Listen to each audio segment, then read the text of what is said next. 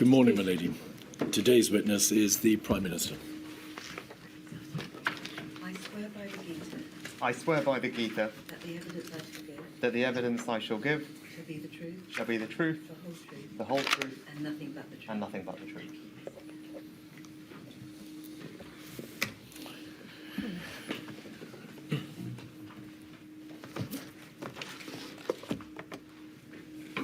Could you commence your evidence, please, Prime Minister, by giving us your full name? Rishi Sunak. Mr Sunak, you have provided a witness statement for the purposes of this module 263374, which has been signed in the usual way with the Declaration of Truth. We're very grateful to you for the provision of that statement. Also, the further written material from members of your team, erstwhile team in then Her Majesty's Treasury, the statements of Mr York Smith and Miss Joseph, all of which will, of course, be considered by the inquiry in due course. Thank you very much for providing the statement and for attending today. We understand that you wanted to say a few words by way of preface to the evidence that you'll be giving. Thank you, Mr. Keith. Yes, thank you for having me here today. I just wanted to start by saying how deeply sorry I am to all of those who lost loved ones, family members through the pandemic, and also all those who suffered in the various different ways throughout the pandemic and as a result of the actions were taken. I've thought a lot about this over the past couple of years. It's important that we learn the lessons so that we can be better prepared in the future, and it's in that spirit and with enormous respect for all of those who were affected that I'm here today, and I look forward to giving evidence in a spirit of constructive candour to help the inquiry with its deliberations. As is very well known, Mr Sunak, you were elected Member of Parliament for Richmond in Yorkshire in May 2015. You then became, in January 2018, a junior minister at what was then the Ministry of Housing, Communities and Local Government. You then became Chief Secretary to the Treasury in July of 2019. And most relevantly for our purposes, in February 2020, did you become Chancellor of the Exchequer after Sajid Javid MP. You remained Chancellor of the Exchequer until July of 22, so after the conclusion of the coronavirus pandemic crisis, and of course you became Prime Minister on the 25th of October 2022 following the resignation of Liz Truss as leader of the Conservative Party. That is all correct, is it not? Yes, it is. Mr Sunak, I'd like to start, please, just with some of the forensic building blocks underpinning your evidence today and the issue of the provision of material to the inquiry. In your statement, you set out how you rarely use text to communicate with colleagues. Your phone, you said, doesn't retain, and nor do you have access to text messages at all relating to the period of the crisis. And in addition, you said, although on occasion you use WhatsApp to communicate around meetings and logistics and so on, you generally were only party to WhatsApp groups that were set up to deal with individual circumstances, such as arrangements for calls, meetings, and so on and so forth. Is that broadly correct? Yes, that is all broadly correct. You don't now have access to any of the WhatsApps that you did send during the time of the crisis, do you? No, I don't. I've changed my phone multiple times over the past few years, and as that has happened, the messages have not come across. As you said, I'm not a prolific user of WhatsApp in the first instance, primarily communication with my private office, and obviously anything that was of significance through those conversations or exchanges will have been recorded officially by my civil servants, as one would expect. Evidence has been given to the inquiry to the effect that Mr Johnson announced the institution of this inquiry in May 2021. And around that time, officials discussed the need for ministers and others to retain WhatsApps. It was a matter of debate, in fact, in WhatsApp communications between officials themselves. Around that time, April and May 2021, did nobody say to you, Chancellor, it's important that you do retain your WhatsApps, or we need to put into place measures for them to be backed up in case they become relevant to an inquiry. No, I don't recall either of those conversations that you referred to between officials, but you might have been referring to officials in number 10 rather than at the Treasury. No, yes, and I don't recall anyone in my office making that recommendation or observation to me at the time. Do you happen to recall, it's probably quite a long shot, but do you recall changing phones around that time as it happened? Not around that time, as I said. I have changed my phone multiple times in the years since then, and as I said previously, every time that's happened, the messages wouldn't have come across. But as I said, I'm not a prolific user of WhatsApp, and with the private office, again, that would have all been recorded formally on the record, or indeed, where I've had exchanges with other individuals, some of those have been part of the evidence that's formed the inquiry's deliberations. They have indeed, and I should make plain that we've got some of your messages from the other interlocutors to the communications. Now, turning to the role of Chancellor of the Exchequer, and it is, of course, because you were Chancellor of the Exchequer that your evidence today is of the greatest importance. You describe how, in your statement, that you describe how there was obviously, throughout the currency of the entire crisis, a clash between public health epidemiological considerations and economic and fiscal issues, both by way of the economic considerations which had to be taken into account by the government, and also the vast economic and societal damage that would be done by decisions such as lockdowns. In that debate, which raged throughout the pandemic, what was the general position of the Chancellor of the Exchequer? What position generally did you and Her Majesty's Treasury take? Well, I don't think I ever referred to it as a clash. I think I saw my role as Chancellor of the Exchequer as making sure that the Prime Minister had the best possible advice, information, analysis relating to the economic impact or consequences of some of the decisions that he was having to make. Obviously, the Chancellor of the Exchequer's role is to be responsible for the country's economic and fiscal policy and the financial services sector. So that was my primary responsibility in the role.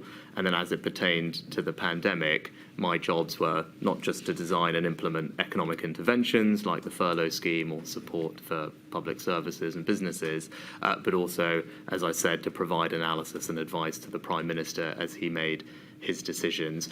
And more broadly, just touching on what you said at the beginning, Mr. Keith, as a senior cabinet minister, one of the consistent arguments or points that I made from the beginning throughout was just making sure that we collectively in the Prime Minister considered the totality of the impacts of the decisions that we were making. It wasn't, as I didn't ever describe it as a clash just between public health and economics. I think that's to think about it in far too narrow a way. As many people have alluded to, and I did at the time, there were a range of impacts, many of them socioeconomic, the impact on children's education, on mental health, on the issue in the criminal justice system, as well as the pure economic impact. And it was important that policymakers consider the totality of those, and that was a consistent point throughout. But obviously, my particular responsibility was the economy and fiscal policy. You do, I think, refer to how the issues confronting the government consisted of highly compelling competing interests. Would that be a fair summary?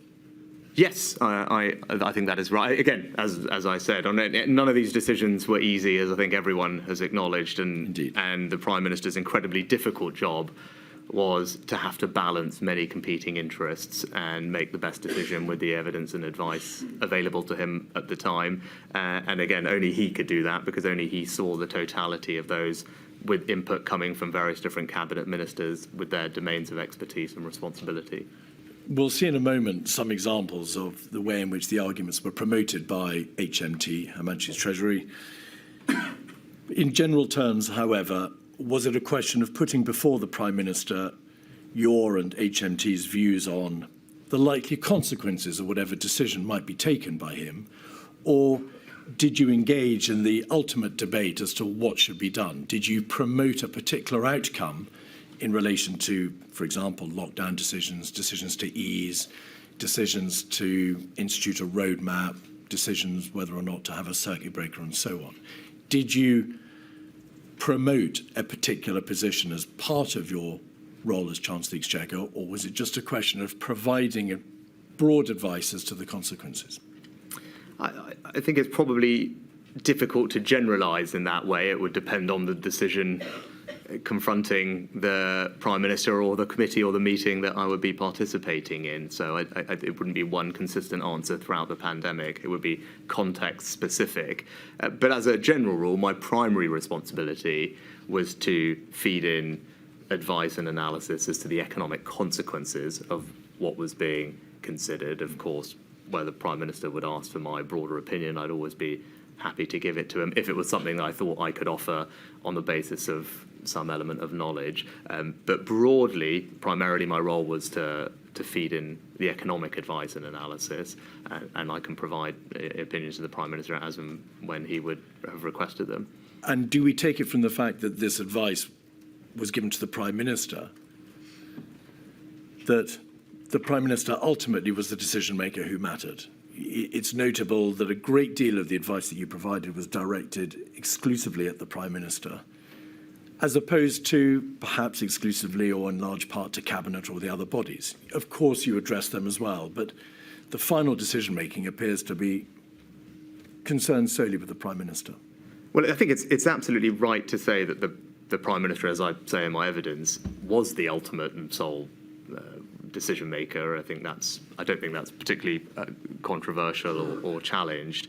Only he has the ability to make those decisions across competing interests. I wouldn't say it's fair to say I only fed advice into him. I mean, I'm sure we'll go on to discuss it shortly, but there were various committee structures that were set up to facilitate that decision making and provide forum for debate and discussion where the Prime Minister could hear different views from colleagues and obviously through bilateral meetings as well. So there was an extensive process by which information was shared.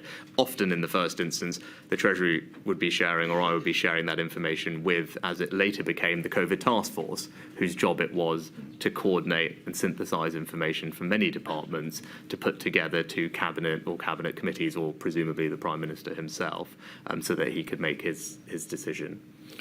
There was indeed a very developed process, and it was a process that altered over time. Yes.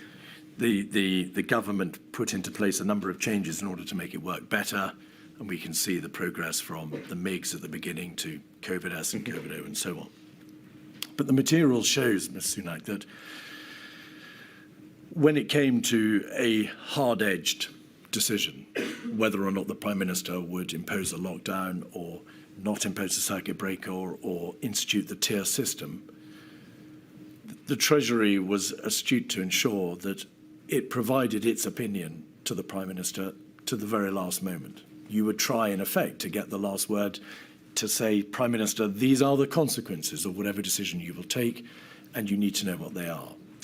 I'm not sure that's a fair characterisation. The Prime Minister obviously is responsible for setting up the decision-making structures that work best for him, and he had done that through the task force, the COVID-Os and S's, complemented by bilateral meetings with different ministers. All of that really is a question for the Prime Minister as to how he wanted to hear the arguments and see the evidence analysis from colleagues. And I participated in all of those, as was my job. And I certainly felt that I always had that opportunity. So there was no point did I feel that I didn't have that opportunity to input analysis or my point of view into the process. But in general, the way that decisions were made was through the committee structures that he had set up, COVID-O, COVID-S and Cabinet for the most part. That's where decisions were taken. Now, there may be an iterative process leading up to that final decision-making meeting. But again, that question for the Prime Minister as to how he liked to organise that. For my part, I would say I was always able to feed in appropriately and adequately into those mechanisms, and ultimately it was up to him how he wanted to hear the different views from different people. But ultimately the decision was made in one of those forums, as one would expect in the way our system of government works. And so that we're absolutely clear about this, there was never a time when you felt that you didn't have an adequate opportunity of making your views plain. Whatever it was that you wished to say about the various difficult decisions that the Prime Minister faced, you had that opportunity. Yeah, as a general observation about my reflection over the period, I don't sit here today thinking, gosh, there were many opportunities where I didn't have that opportunity. As a general rule, I always felt that I could. I mean, I saw the Prime Minister probably more than I saw my own wife for this period of time. We were working very closely together, as I was with my other cabinet colleagues, and as a general rule, I was able to participate in everything that I felt I needed to or ought to in order to get the evidence analysis to him in a way that he could use it to make decisions. Let's look for a moment at the structure of the way by which material was an analysis was put before the Prime Minister. Have you set out in your statement, and we'll have, please, the statement at page 23, the various different ways in which HMT analysis was shared with the Cabinet Office and the Prime Minister. There were shared weekly monitoring products. There was a regular economy update meeting. You refer to particular advice on the 14th of February, a paper in March. There was then a rolling process by which HMT officials contributed to Cabinet Office advice for the Prime Minister on the reopening of non-essential retail. There were obviously publications of your own department's economic analysis. We can see that at paragraph 75. And going back a page to page 22, paragraph 72, have you provided certain particularly important papers around about the time of the first lockdown decision, dated the 12th and 15th of March, and then after the decision, the 15th of April? We'll have a quick look at one or two of those to see the nature at that time of the Treasury intervention. So 232069, INQ 232069. We can see here a document with a readout of a Prime Ministerial meeting on Sunday, the 15th of March, so the day before the lockdown decision. Prime Minister, that's correct, isn't it? For a meeting at 5 p.m, the PM commissioned advice on further options. It was agreed that a package of announcements would be put to COBRA on Monday the 16th. And then you can see at the bottom of the page, summary of papers to PM. And then information about the various options confronting him: household isolation, atypical settings, shielding, social distancing, and so on. If we look at page 5, you'll see HMT position, and did your department set out in relation to each of the particular interventions or social distancing measures what the consequences would be or would be likely to be in terms of impact economically and fiscally. And then if we look over the pages to 6 and 8, we can see what the impact would be fiscally in terms of a number of other particular options. So does that give a fair indication of the sort of information which your department provided to the Prime Minister? I mean, yes. All I'd say is this was very, very early on, as you said. So this was we were weeks into this, and I think what you'll see over the duration of the next 18 months is the quality and I'd say extra granularity of the information that an analysis we were able to provide improved considerably. The focus early on, as you can see, was on labour supply impacts and analysing days that would be lost through isolation policies. Obviously, as the pandemic and in the following weeks, the Treasury was able to significantly increase the sophistication with which it was modelling the impacts of things, not least because they were actually happening. It broadened the use of data that we had access to on a much more real-time basis from non-traditional sources. It procured and developed other models, particularly at a microeconomic level, on firm-level impacts on employment and insolvency, and it extensively engaged with external experts as well. So I think this is very early on. As the pandemic progressed, what you'll see is, as I said, that the detailed nature of the analysis will have improved considerably over time. Would it be fair to say that perhaps on account of the speed with which the first lockdown decision was made, the degree of fiscal and economic analysis that was placed before the Prime Minister by comparison to later was significantly different? There was a much narrower debate, if you like, about the economic and fiscal consequences at that time by comparison to the second and third lockdown decisions. I think that is fair, not least because this was so unpredictable and uncertain. Once we had entered into the first lockdown, then you actually had data as to the impact of these measures, and you could use those to forecast what would happen in the future when you were going to repeat them. But at this point, this was not something that anyone had grappled with before or modelled with any precision, so it was very hard to be precise about the impacts. And as I said, we developed more modelling capability, broadened the source of data over time, and external groups like the OBR, who is, of course, the government's independent forecaster themselves, in about the middle of April published quite extensive independent forecasting of the impact on the economy from COVID. And again, they continue to iterate that, as did the Bank of England and other external bodies. So I think there was just a considerable body of external and internal work that was done from this point onwards. But as you say, this was very early on. In terms of the other economic information that was relevant around exactly the same time as this note was the situation in the gilt markets. We'll come to that. Oh, fine, because it was around the same kind of time, yeah, just days after that from memory.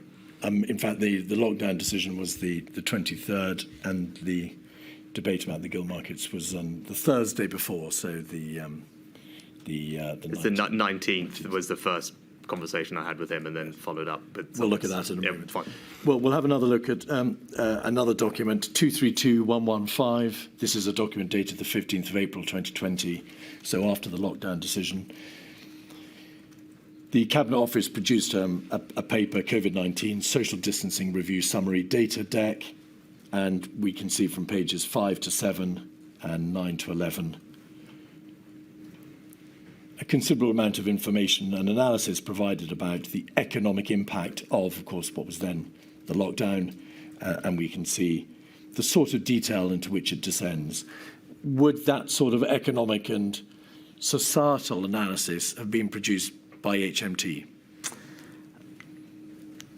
I mean, I think what you'll see from that presentation, I think it was produced by the Cabinet Office rather than the Treasury. So no doubt the Treasury would have fed into that. Indeed. And I would imagine worked closely, particularly with economic departments like BEIS or DFT, for example. And I saw them, or DWP, and I saw those departments, I think at least a couple of them referenced in some of the slides that you showed.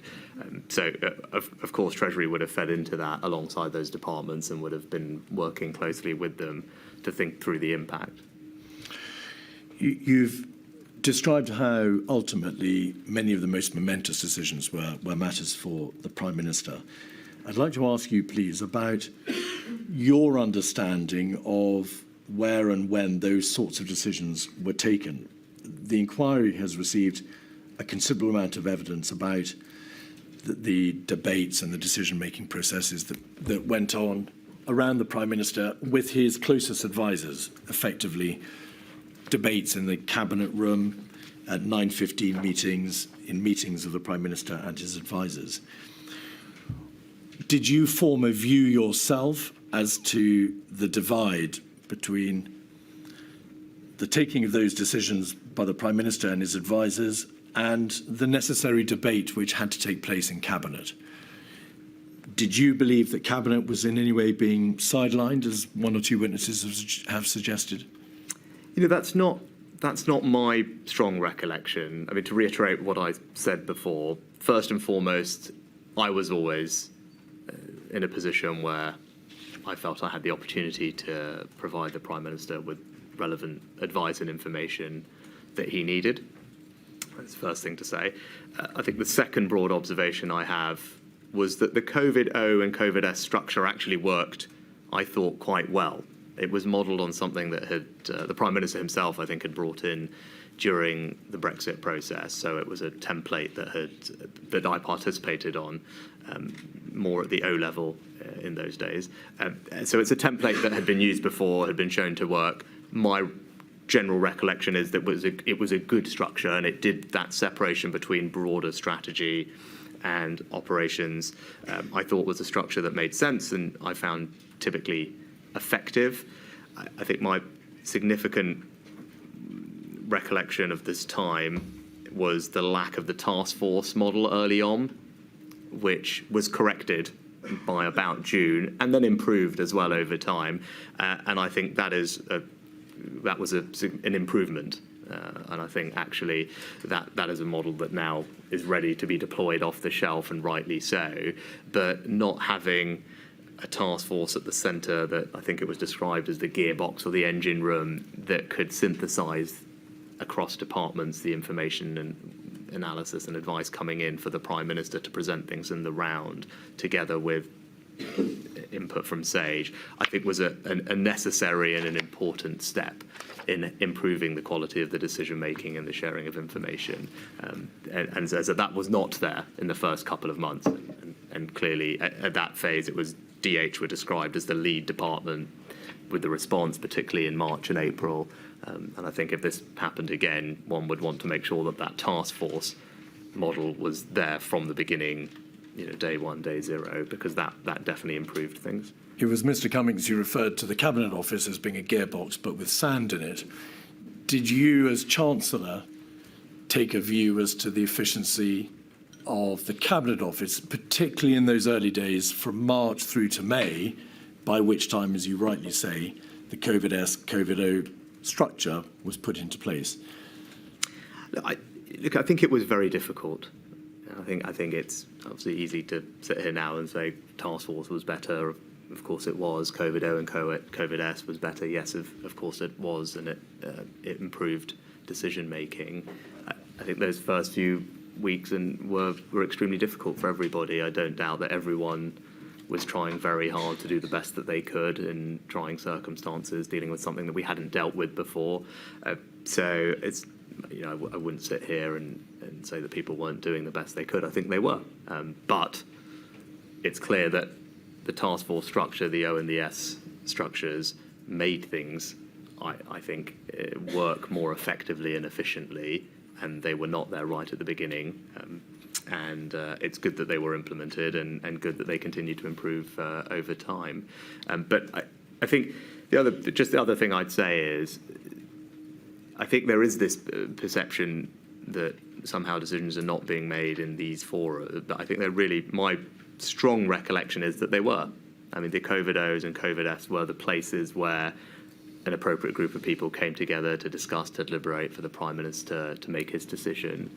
Now, there's obviously a trade-off between speed of decision-making and the number of people involved. I mean, it was ever thus, and I think there's probably no perfect answer. Ultimately, it's for the Prime Minister to himself figure out what the right balance between those two things is. Broadly, I thought the over-S structure did that. But also, decision-making is an iterative process. That's the reality of government. I think what would be normal is that there would be a series of potentially bilateral meetings or a small group meeting leading up to the final decision meeting. I think that's completely fine. Every Prime Minister will have a different decision-making process that works for them. That's the previous Prime Minister, I think, liked that. I think nothing wrong with it, quite healthy. It allowed him time to digest the arguments.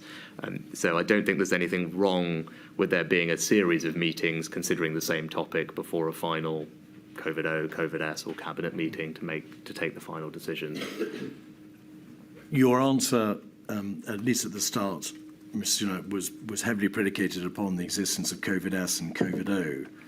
But in the earlier period, particularly around the time of the first lockdown and those decisions in March and April, the evidence from a number of witnesses is to the effect that there was a circumvention of cabinet governance, a certain level of dysfunction, and I emphasise it's only evidence and these are all matters for my lady in due course. But the witnesses have spoken about dysfunction in number 10 in the Cabinet Office and how the system around the Prime Minister was not working well, to put it neutrally. That must have been something that was apparent to you as the occupant of number 11. You could not have seen how number 10 was responding to this unprecedented crisis. So you described, not what people saying about dysfunction in number 10 or the Cabinet Office. Obviously, I didn't work directly in number 10 or in the Cabinet Office. So it's hard for me to comment on that, other than to say that my interactions with number 10 and the Cabinet Office during this period felt fine to me. Again, I go back to, broadly, was I able to input advice to the Prime Minister or when decisions were being made? I felt I was. I didn't feel I'd been shut out or not able to participate. And my recollection of that period, that early period, was a series of, I think as it was then, as you say, not COVID-O, COVID-S, they were probably COBRA meetings, which involved groups of people considering these things. So lots of people were around the table, was my recollection, at the key moments on the 16th of March, the 9th of March. As far as I can remember, at all of those points, there was a COBRA meeting. I was probably at it. There were minutes that were circulated, or SAGE minutes that had been circulated that formed part of the advice pack. Deliberations were made, decisions were taken quite quickly and acted on in all of those key moments. So that's my general recollection of the period. You're absolutely right, and as I've said, the formal task force structure and the O&S structure hadn't been established at this point, but things were moving so quickly, and largely, as I'm sure we'll get on to, the government, the Prime Minister, just largely acted on the advice that was put in front of him from SAGE with regard to what interventions to implement at what time. I mean, that's my strong recollection of this period of those 3 weeks in March, 2 weeks in March. The public health considerations took primacy. Absolutely. In effect, yeah. Which is why, although the arguments about the likely impact of lockdown were made, they didn't assume anything like a comparable strength in terms of the overall. Yeah, you've said that before, and I agree. It was the Department for Health were very clearly, as per all the evidence, the lead department leading the response. My strong recollection of this period is the advice would come in from SAGE. Obviously, that advice changed over the weeks, which I'm sure we'll get into. But largely, my recollection is the government acted on the advice it was given with regard to interventions, and the economic advice, as you pointed to, was provided. I mean, I'd say not just for information, that's to downplay it, but it was not driving the conversation, and that's right in the way that you've described it. In your statement, you describe how you would, in addition to these formal procedures, see the Prime Minister informally, but that no decisions of significance were made in those situations, and you state all major decisions were made within formal structures. But presumably, during these informal debates, COVID was at least part, if not the predominant part of the debate, and how economically and fiscally there were issues to be debated. Yes, I think when I was talking about that, I wasn't referring to this period. I mean, I didn't know the Prime Minister particularly well at this point in time when I became Chancellor. Obviously, that relationship grew over time, and both of us living in the same building. So this went on for almost 2 years. So over the course of that period, as we got to know each other better, there's clearly more opportunities for, we might be sitting in the garden together at the weekend or something. So as is completely normal. So it wouldn't just be COVID, because by the point those types of conversations were happening between us, there were other things as well. That not just COVID, but of course always with an economic or fiscal bent to it. That is, of course, what your role was. You were the Chancellor of the Exchequer. Yes, I would say all our conversations were work-related. We were also able to talk about things that were not work-related. But I'd say my conversations with him on policy would obviously be predominantly based on the economic and fiscal considerations of what Of course, we were doing. there were debates about the matters which were of the greatest concern to the government at that time. That is why, of course, you were discussing them with the Prime Minister. And I asked... I mean, I'd say, Yeah. yes, I think there is a distinction. I think you just work with colleagues, and if you happen to be neighbours, it's impossible not to see each other outside of a formal COVID-S meeting. That's just the practical reality of being neighbours and sharing a garden and living in the same building. So it would be weird not to have had conversations about life, family, friends, work at the same time. But in terms of decision-making structures, as I'm very clear that there was rigorous and proper debate and deliberation with colleagues in those structures after they were set up, and even before that, more generally. And that was my consistent view throughout. I mean, those debates and deliberations did happen throughout with not just me, but with other colleagues as well. I ask, as you know well, because of the article in The Spectator, Rishi Sunak on What We Weren't Told, dated the 27th of August 22, in which the author of the article says that you said that you tried not to challenge the Prime Minister in public or leave a paper trail. I'd say a lot of stuff to him in private. This is, of course, it's on page 8 if you want to see it in all its glory. This is all, of course, in the context of COVID. The article is, of course, about your role in COVID. And as I say, it says he tried not to challenge the Prime Minister in public or leave a paper trail. I'd say a lot of stuff to him in private. There's some written record of everything. In general, people leak it and it causes problems. Why, if you were debating these hugely important topics with the Prime Minister, was it important not to leave a paper trail? Well, I think, as the article says, that's not something that I've said. The quote from me is, I'd say a lot of stuff to him in private. And in fact, there is some written record of everything. So, I mean, of course, I had conversations with the Prime Minister. As I said, you share a garden, your neighbours, you live together. Of course, there'd be conversations I'd be having with him. And in terms of written records, I mean, I'm sure we'll get onto it. At multiple moments, I would write to him with just so that he could have it in one place, a set of thoughts or analysis from me with regard perhaps to exit roadmaps or the 2 metre to 1 metre, and there'll be others, or travel. So there's there is actually, in fact, lots of different bits of evidence that you have and that we've provided of when I did actually write to him formally at particular points where I thought it made sense to lay out a set of arguments from me to him. And we will look at some of the bilateral. There are many, many bilateral meetings where formally your officials and yourself and the Prime Minister and his officials met to talk about COVID-related issues as well as all the other economically related issues you raise. It's just that what is the inquiry to make of the suggestion here, to which you do appear to lend your support, that there was a form of communication between the Prime Minister that was not recorded and was obviously of significance? Well, I think the point I'd probably challenge is of significance. I think it is genuinely impossible for every single conversation between 2 cabinet ministers, whoever they are, to be recorded.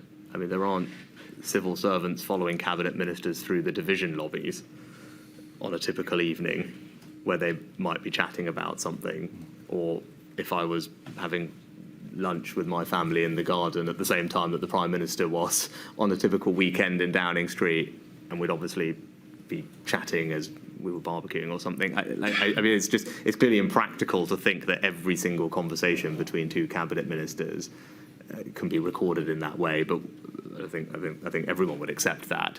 But I think that's obviously fine, because what is happening is when there are formal decisions to be made and formal conversations to be had, those are happening with officials, they are minuted, they're happening in cabinet committees or COVID-Os or COVID-Ss or in cabinet itself or in bilateral meetings, and the decision itself is made in those forums, and that's ultimately what matters.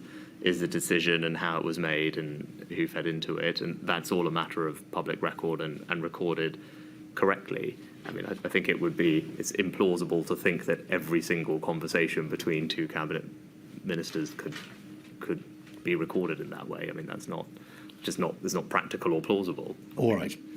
Page 3 of the same article, and maybe you've got something to say about what should be taken from this article generally, but on page 3, you refer to in general terms, you refer to the conversations that you had with the Prime Minister and to the debate that went on constantly around the Prime Minister as to what decisions should be taken. You say a cost-benefit calculation, a basic requirement for pretty much every public health intervention, was never made, or at least that's what the journalist has said you were implying. I wasn't allowed to talk about the trade-off, says Sunak. Ministers were briefed by Number 10 on how to handle questions about the side effects of lockdown.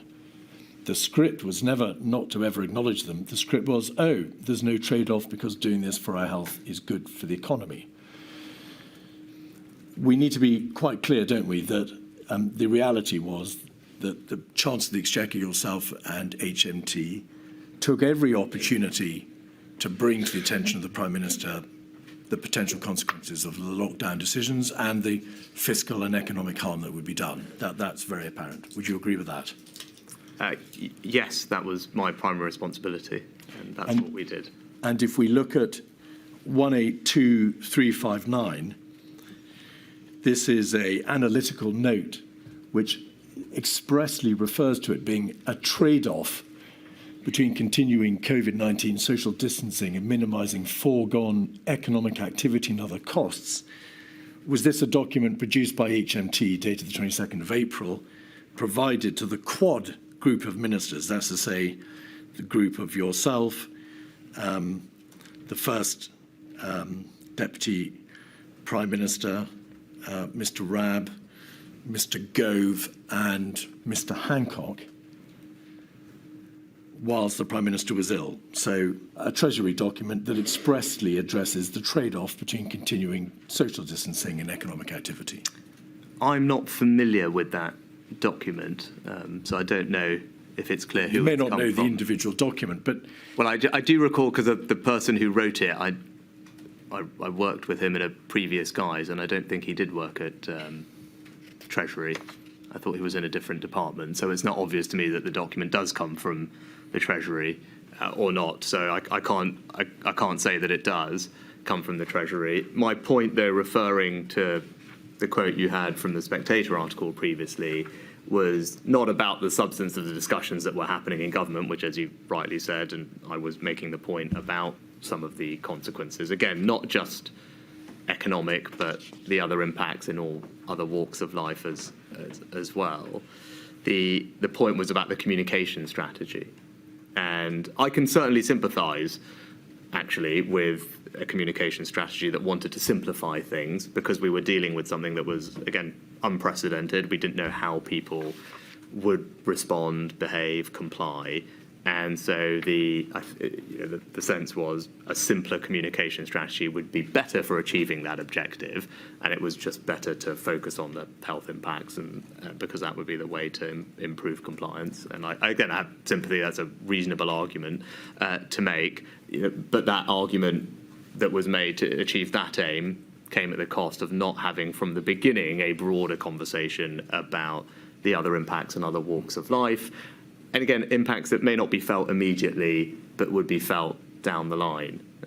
And I think that was the approach of the communication strategy. That's what I was referring to in the Spectator article. And again, it doesn't mean that it was wrong, by the way, because I think it's a reasonable position to have taken that it was better to have a simpler communication strategy that didn't talk about all those other things, because we wanted people to comply with what we were asking them to do. Reasonable position. I was making the point that, I think you could have said, actually, we could have had a broader conversation from the beginning about some of these things.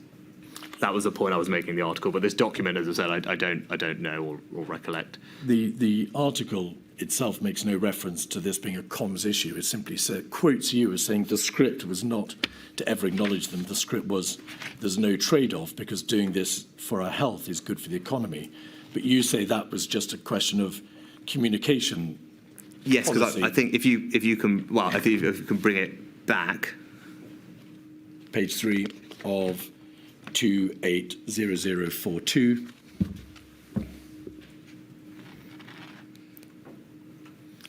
And it's the top of the page, Mr Sunak. Yes, that is talking about the common strategy, because it's what you're allowed to talk about. It says very specifically, and then again, not my words, but the author's words, ministers were briefed by number 10 on how to handle questions about the side effects of lockdown. That again is briefing before people do media appearances, and the script in a generic sense probably refers to the standard what number 10 produces and still produces to this day as a kind of broadcast script or broadcast brief that has the government's overall public-facing narrative. So that is very much what those comments are talking about. But there was no doubt whatsoever, as far as you could tell, in the public's mind that as Chancellor, you were warning of the economic and fiscal consequences of lockdowns, that your position and HMT's position was that there is a trade-off. If you make a decision to lockdown, it's going to be enormously damaging. I mean, that was your raison d'etre, was it not? I think that, maybe I wouldn't quite put it like that, but I'd say almost constitutional responsibility as Chancellor of the Exchequer was to make sure that the Prime Minister had the the analysis and the advice relating to the economic and fiscal implications or consequences of the decisions that he was considering. Of course, that was my job, and of course, that's what I did. I don't think it's controversial, and indeed, even I see now in the evidence that's been submitted to the inquiry by many of the scientists from SAGE acknowledging that the benefit, I think the chief science advisor at the time former chief science advisor said that the benefits of imposing lockdowns had to be balanced by policymakers against the social, health, and other economic detriments that they would cause. I think Professor Edmonds said policymakers had to weigh up many other ethical, logistical, and economic constraints. And again, I could quote, actually the previous chief science advisor also said there were costs in other domains of life, economic, people's well-being, education, all those needed to be analysed. So I don't think it's particularly controversial to say that, of course, there are lots of other impacts that come from decisions. My particular responsibility was to make sure that the economic ones were considered, or the Prime Minister had an opportunity to consider them. It is obvious that you've spoken. There's a separate question. Sorry to interrupt, and then there's a separate question about how much it is appropriate to talk about those in public, which is what this refers to. We need to be clear about this, Mr Sunak. You made no bones about the fact that there was a trade-off, that there were huge, it's self-evident, devastating economic and societal consequences from the lockdown decisions. That is obvious. The whole country knows that. The Chancellor of the Exchequer yourself made no bones about it. The Treasury raised quite properly, perhaps constitutionally, all the concerns that needed to be raised. But you reject the suggestion, which appears to be given by this article, that full debate, the nature of the trade-off, wasn't properly identified, or at least wasn't properly ventilated by you, perhaps because of briefings by number 10. And I want to ask you whether that was in fact correct. Sorry, I'm not sure I understand the question. Did ministers brief you, or rather did number 10 brief you, that you couldn't raise the obvious issue of the economic and fiscal harm that would be done by a lockdown decision? Was that not, in fact, a debate that was obvious to everybody, and it was a debate in which you played a full part? As I said, that debate was certainly something that happened in the deliberations. As we've previously been discussing, it didn't happen particularly extensively for the first lockdown because everything happened very quickly at that point and was driven, as I said, largely by the public health advice. Over time, that debate became I'd say more a feature of the discussions, particularly because we started to have more understanding and evidence of the impact on the short term, at least, of what lockdowns were doing, or the MPIs were doing in other domains or other walks of life. So that was the kind of evolution of the debate inside of government. As I said, from a comm strategy, very understandably, as I said, reasonable people can disagree. Simplicity of message is often important, and the simpler message was just to focus on the public health side of it earlier on. And again, I think that evolved over time. And if you compare what was said in press conferences in the autumn, for example, when these debates were happening, it had evolved by that period of time. Earlier on, it was certainly not a feature. I think you can just see that if you watch all the press conferences. And then when you get to the autumn, you have, I think, in the press conferences, a much more open discussion about the fact that there are all these other things that policymakers have to take into account. These aren't easy decisions, they're balanced decisions, they're all different types of impact. You had, whether it's Chris Whitty or Patrick Vallance saying all the things that I've just said in press conferences in September and October. I don't think you would find those that type of communications or forming part of the message earlier on in the pandemic. I think that's probably fair to say. Right. Can we have 236586, page 1, please, which is an email from your principal private secretary, Elizabeth Perelman, dated the 6th of June 2020. The subject, Prime Minister, is read out Friday bilat. Is bilat a shorthand for the meetings that you had bilaterally with the Prime Minister? Yes. On NPI, non-pharmaceutical easements, non-pharmaceutical intervention easements, no actions for teams, just for info only. Your principal private secretary says, following the inconclusive strategy meeting, the Prime Minister, Chancellor met and discussed the plan for NPI easements on Friday. No other minister included, shows the strength of the Chancellor's voice in these discussions. This email, did you see this email after the event? Did you see the readout? Do you recall? No, I wouldn't typically see these readouts. She does appear there to be referring to how, as the Chancellor, because of your ability to meet bilaterally with the Prime Minister, your voice carried a particular strength. Would you agree? I'm not entirely sure. I would agree in any disproportionate sense. It's completely normal for the Prime Minister to meet with the Chancellor bilaterally. I do the same now in this job. Previous Prime Minister did the same. I mean, that's unsurprising. So that we're not at cross purposes. There is no suggestion, any impropriety meeting with the Prime Minister bilaterally. You are the Chancellor. He is the Prime Minister. It's a vital relationship to the workings of government. But I want to ask you to assess the strength of your voice in those discussions on the issues which directly concerned the pandemic, because of the debate about SAGE and the NPI easements and so on. As I've already said, I felt I always had the opportunity to convey my thoughts and provide advice to the Prime Minister. I said that early on, and that happened in a range of forums, whether in these bilateral meetings or through the smaller group meetings or the COVID-O or the COVID-S. I've been, I think, consistent in my evidence that I always felt I had the opportunity to provide the Prime Minister with advice. Indeed. I wouldn't read anything particularly into the fact that I had a bilateral meeting with him. I'm sure he was having bilateral meetings with other ministers as well, all part of how he would like to make decisions, and that ultimately is a question for him. But for my part, of course, I had the opportunity to feed in. If we look at page 2, we can see a reference to next steps. And after a list of next steps or actions which are envisaged to be taken, your principal private secretary says this: on Monday, I'm just going to check where number 10 have got to and ensure on track for Tuesday. Until announced, you never know.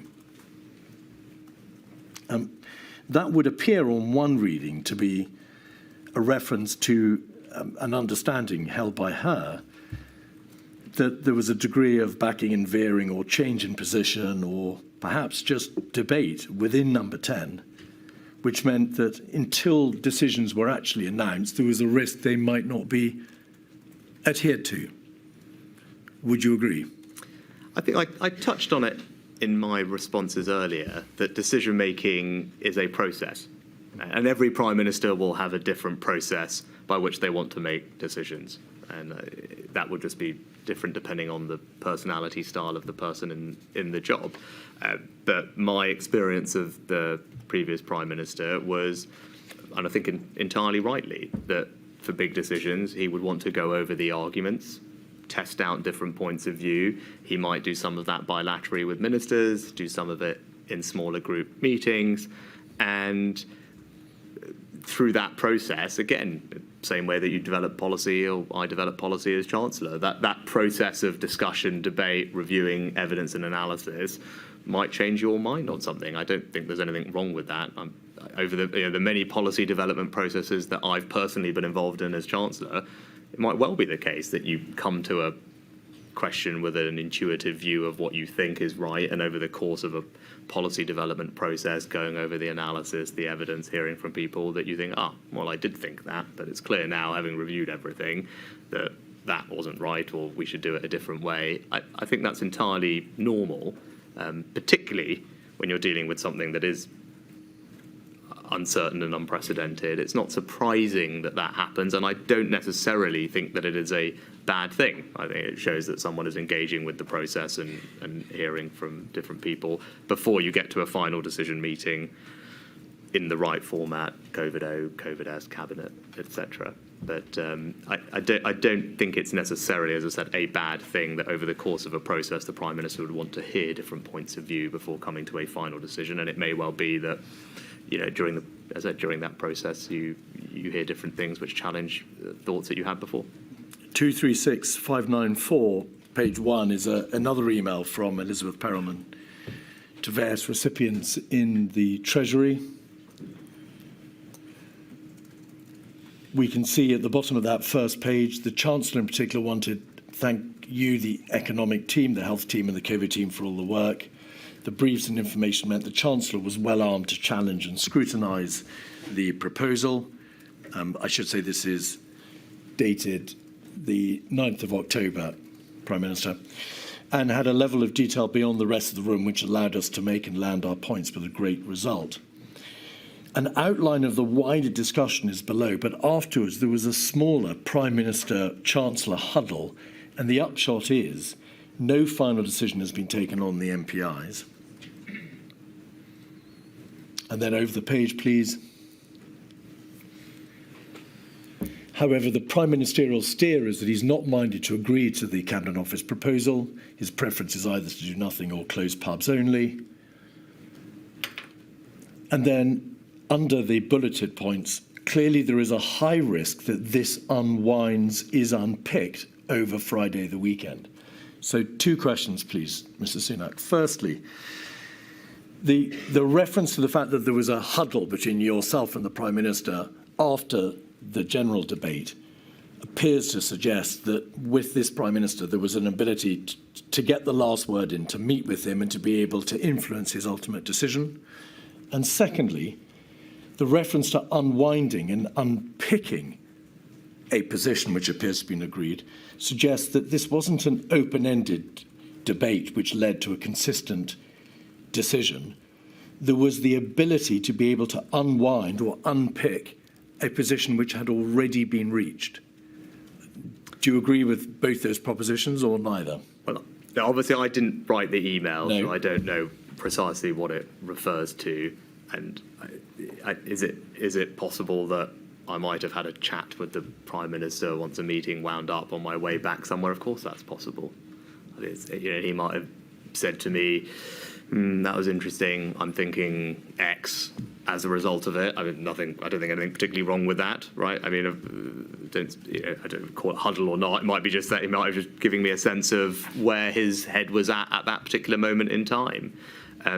But again, I don't think there's anything particularly untoward about that, to be honest. And as I've talked previously about decision-making processes, and ultimately there would be a final decision taken at an appropriate forum. It might well be that there had been an iterative process leading up to that. But again, I don't think in and of itself that is necessarily a bad thing. And again, I'm not entirely sure what this specifically refers to.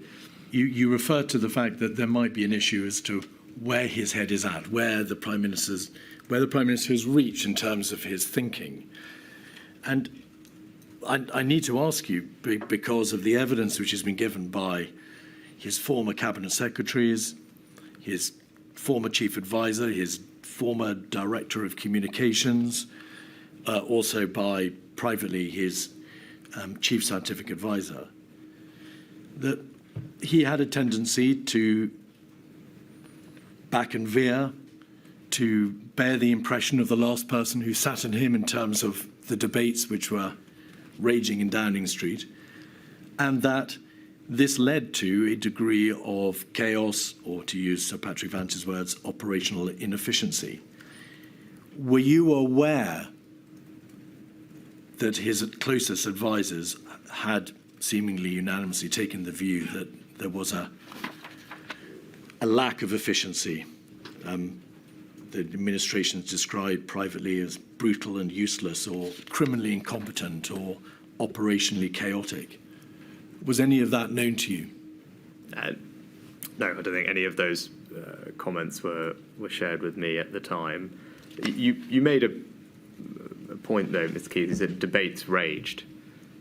I don't think that is necessarily a bad thing. No, indeed. I mean, these. It's right that there was vigorous debate, because these were incredibly consequential decisions for tens of millions of people in all spheres, whether it was health, whether it was education, whether it was economic, whether it was social, whether it was the long-term impacts. These were incredibly big decisions, the likes of which no Prime Minister had taken in decades, if ever, like this. So the fact that there was debate and that people were passionate about it and they had different points of view is I think, A, unsurprising, and B, good, because it would be worse if we were having this conversation and all the commentary was, well, there was no debate about any of this whatsoever. It was all just signed off straightforward. Someone put a piece of paper, someone checked, and that was the last we heard of it. I think that would actually be far worse, quite frankly. It's good that there was debate about these things. Now, in terms of operational inefficiency, again, there is no perfect amount of deliberation versus speed. That's a trade-off that only the Prime Minister can make. Again, and it will be context dependent, it will be decision dependent, so it's hard to generalise what the right amount of deliberative time is. But as I've talked about the process, I don't think it's a problem that the Prime Minister gets advice from different people, mulls over it, tries out different arguments, assuming there is the time to do that before coming to a final decision. I think it's a good thing that there was debate, because debate was required when you're dealing with consequences of the sort that we were. How often, if at all, Mr Sunak, did you leave Downing Street, or leave number 10 Downing Street, after debating issues with the Prime Minister, perhaps in a bilateral or multilateral conversation, and been told that a decision had been reached or that his view was X, to find out later that his view had changed or that a decision had been unwound or unpicked? Can you recall any such instance of that happening over this particularly fraught period from March through to October? I'm sure it did. I mean, we make so many decisions over the course of 2 years. We know which decisions are the most important. We know the momentous decisions, Mr Sunak. Did he change his mind when you had been given to understand that he had reached a view on the decisions which you and his closest advisors were debating at such ferocious length? Again, I think if you could be more specific, if we talk about the first, there were many momentous decisions, right? So, that's why this is an important piece of work that is extensive. But we'll get into, if we talk chronologically, the decisions around the first lockdown. No, I don't think that happened, because we haven't got into it yet, and we haven't touched on the economic analysis, which I think we'll come to later. You said, where I can talk about the economic context we're operating in, but. My strong recollection of those few weeks in March was that advice was put to the government, to the Prime Minister from Sage, and advice was followed pretty much imminently on the same day in most cases, if not all cases, during that period. The advice changed from Sage during that period, but the government, when the advice changed, the government acted. The Prime Minister didn't say, I'm going to do this and then I'm going to change. We were sitting there, we got the advice about when we should implement self-isolation, household isolation, originally not to close schools, not to ban mass events. Things changed, particularly on the 16th of March. That's when the advice from Sage changed considerably about the speed of implementation. But again, Prime Minister reacted. Schools were closed on, I think, that was announced on the 18th, because that was put before the committee at the time, and again, that was just acted on immediately, I think the same day, both on the 16th and the 18th. I think the Prime Minister stood up the same day and announced those decisions. And again, even up to about, I think, the 19th of March, the view from SAGE, the view from the Chief Medical Officer was that the existing measures that had been announced, if there was, in their words, 75% compliance, they should do the trick. Right? And again, then it was clear that compliance maybe wasn't high enough and further interventions had to be put in place. But my strong recollection in that period of all those decisions is there wasn't a, we do one thing and then change our minds. It was just the government responding to the advice from their scientific advisors. The scientific advice changed, and then the government obviously changed with it. But there wasn't, I think that's not, again, that's what the government did at that time. It followed the advice from the scientists and didn't change its mind. And may we take it, because you've referred to the first lockdown decision by way of your answer, may we take it that the same position took place, the same position was reached in relation to the later decisions, for example, roadmaps and easements, circuit breakers, package A, tiers, and so on and so forth? Are you saying that there was a consistent, clear position adopted by Downing Street after the debate that obviously took place, and decisions weren't made, which were then unpicked, or that there was a consistent approach adopted? I mean, for those later periods. I mean, you just named, I think, almost 6 different decisions, all of which probably merit, and I'm sure we will have a fulsome discussion on each of them. But so I'm asking you just generally, your impression as the Chancellor. Were you a Chancellor in an administration in which there was an absence of clear, consistent decision-making following full and robust debate?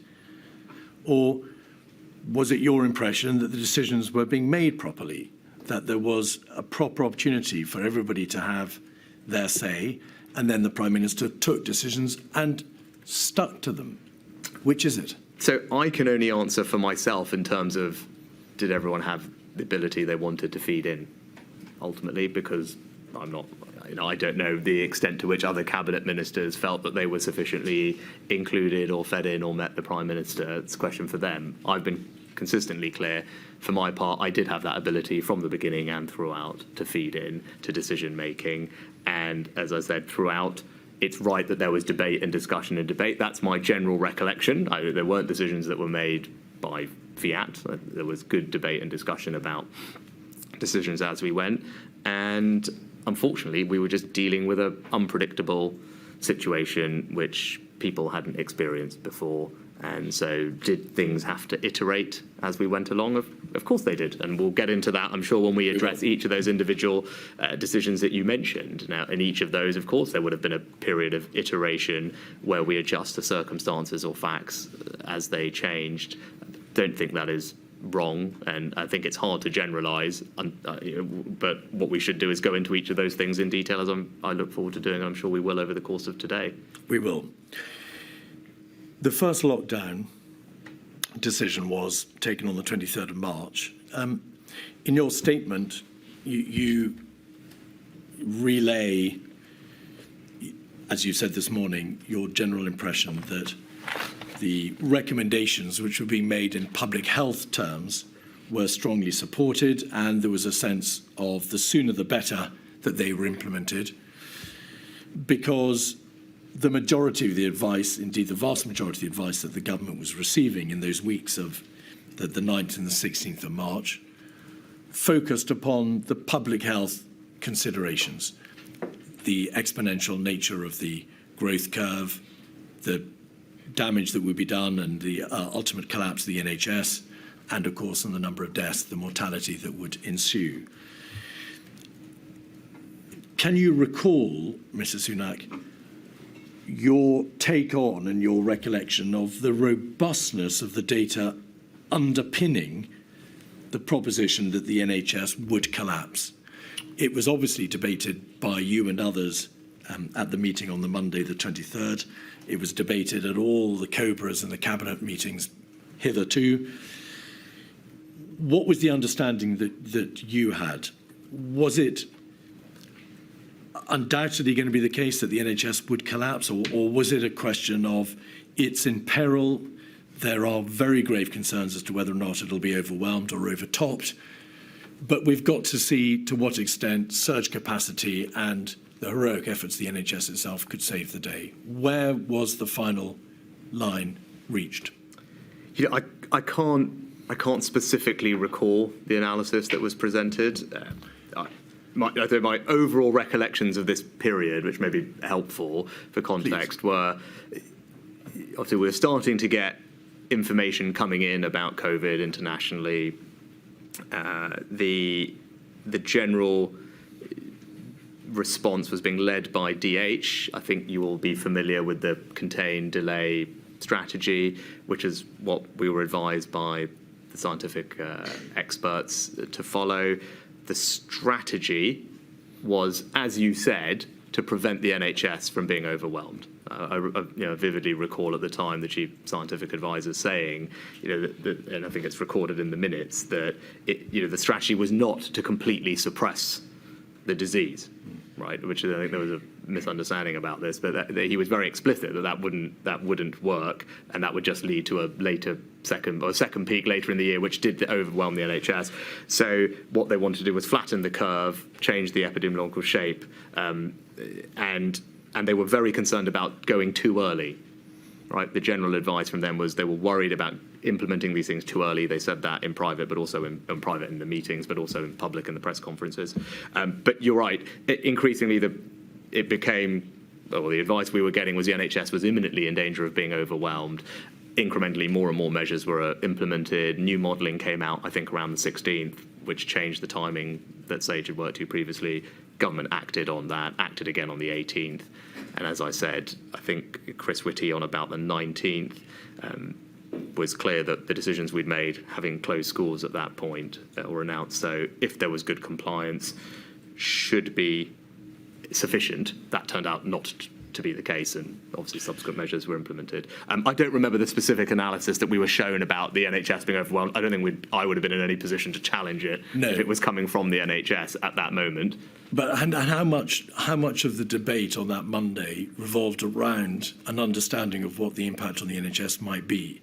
The reason I ask, so that you can understand the genesis of the question, Prime Minister, is that there was a great deal of information about beds and ICU beds and the number of beds and so on, and how many would be needed and whether they'd be overwhelmed and so on.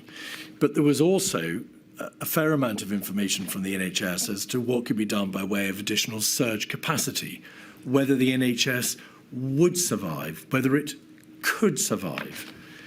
And given that ultimately the decision to lock down rested, at least in part, on what the impact on the NHS would be likely to be if that decision were not taken, we need to know to what extent the actuality of the impact on the NHS was debated. Was it taken as said that there would be a collapse and therefore you had to act? Was there a detailed debate about the reality of the NHS and whether or not, in fact, an alternative position could be taken which wouldn't inevitably lead to the collapse of the NHS? So I can't specifically recall. You're absolutely right. There was a lot of talk about ICUs and monitoring of ICUs, what was happening.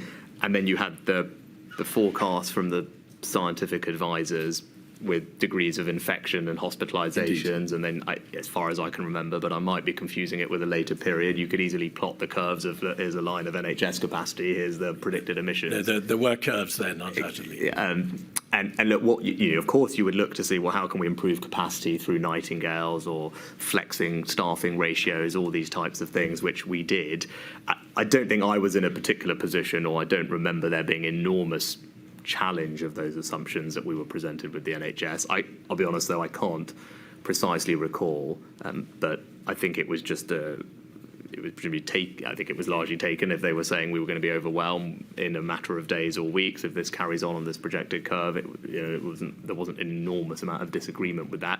Regardless, we should do everything we can to increase capacity, and I think we did, investing in Nightingales in particular, and changing staffing ratios was the other thing that helped. But I don't precisely, as I said, recall the data that was presented and the debate that was had around it. But you are right that was what was driving Of course. everything. I said it was not a total suppression, and I think this is where this issue of herd immunity came out. I'm so sorry for interrupting. Can we address herd immunity and the other strategic or the conceptual issue separately? Sure. Just finally on this question of the NHS.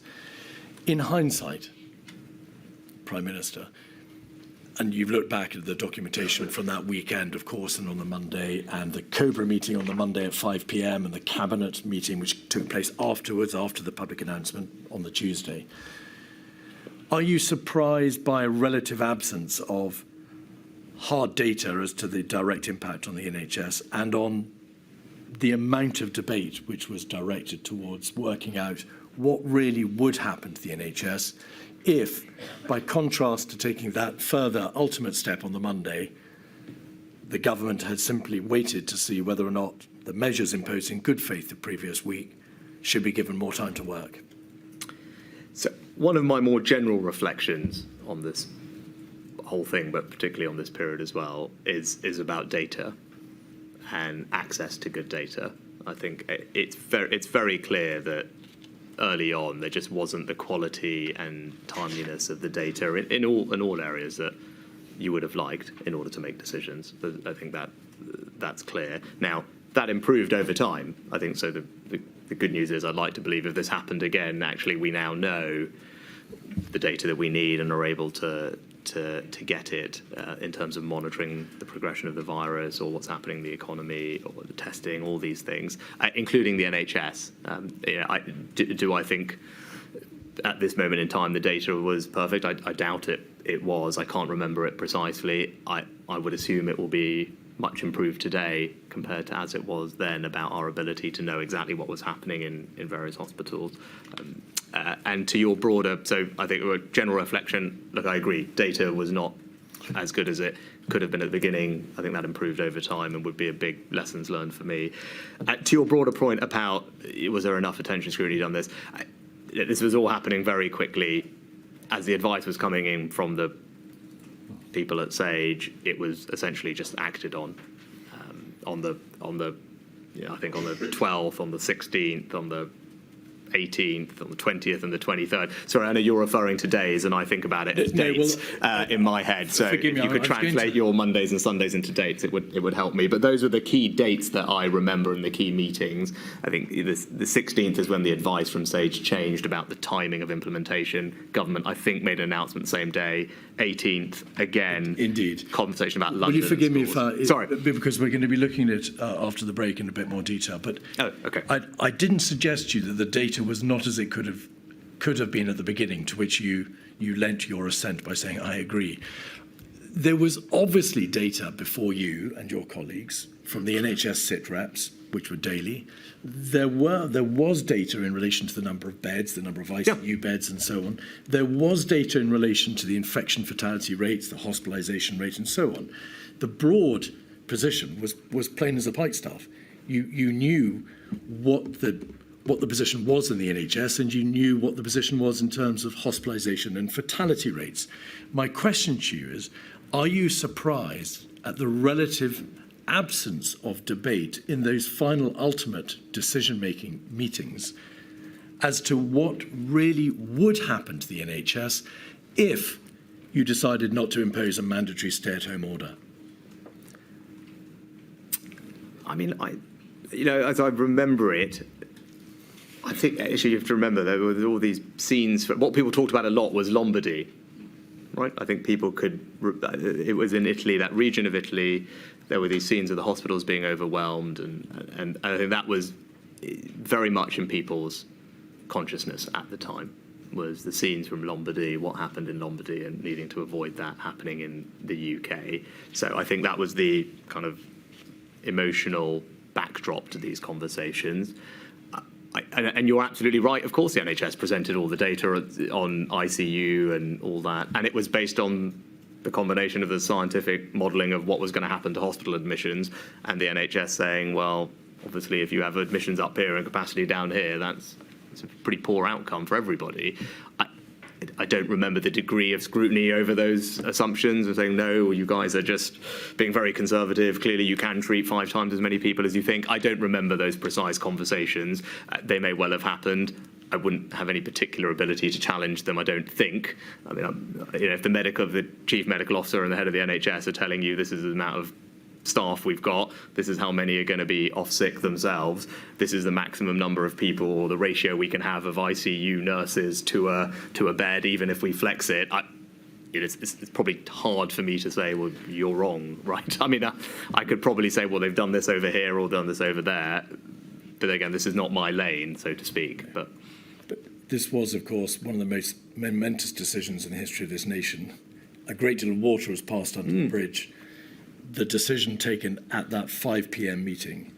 On what when you say the 5 p.m. meeting, what date? Monday, the 23rd of March, the decision to impose a mandatory stay-at-home order, followed by the Prime Ministerial announcement, and then the Cabinet meeting the following day. It all revolved around that decision. My suggestion to you is that debate just didn't take place, or if it did, it didn't take place to the degree to which it should. I can't precisely recall that particular meeting, but as I said, the track record of all those meetings, 16th, 18th, 19th, or 20th and 23rd, was the government following the scientific advice that was put in front of it about the right MPIs to implement and at what time. Based on protecting the NHS, as you said. Thank you. Mairead, is that a convenient moment? Certainly. We'll break till 12:05. All right.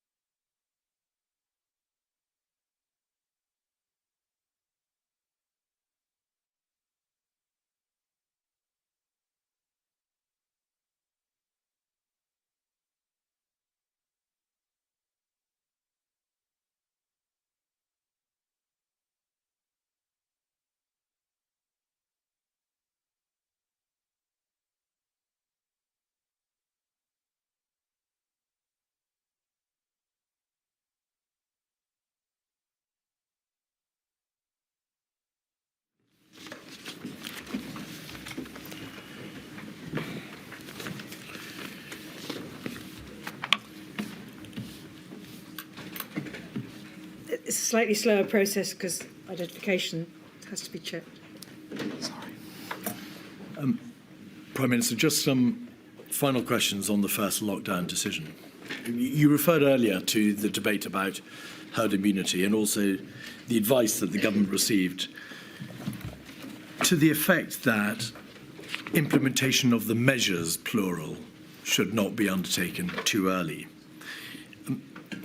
A great deal of evidence has been received about the nature of the debate about herd immunity, the danger of suppression, which might lead to an uncoiled spring, and the issue of the timing of measures, which then led into the wider debate about behavioural fatigue. You'll recall all these debates.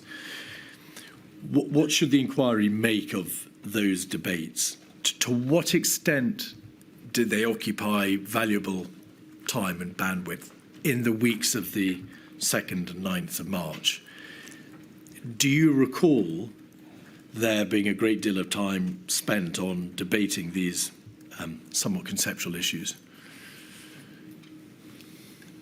You know, I don't precisely. I think I was probably a receiver, as it were, of information on that topic. The Department for Health were the ones who were the lead department presenting the information. The delay contain strategy was one that, to best of my knowledge, had been signed off by our scientific health advisors. That's what we were told, I think, at Cabinet. So I had no reason to particularly doubt it. That was a document that was published on the 3rd of March. It had its genesis in a commissioning email from the Secretary of State on the 10th of February. I'm more concerned with the weeks leading up to those you mean after the decision to implement the measures of the 12th, 16th, and then the 20th of March.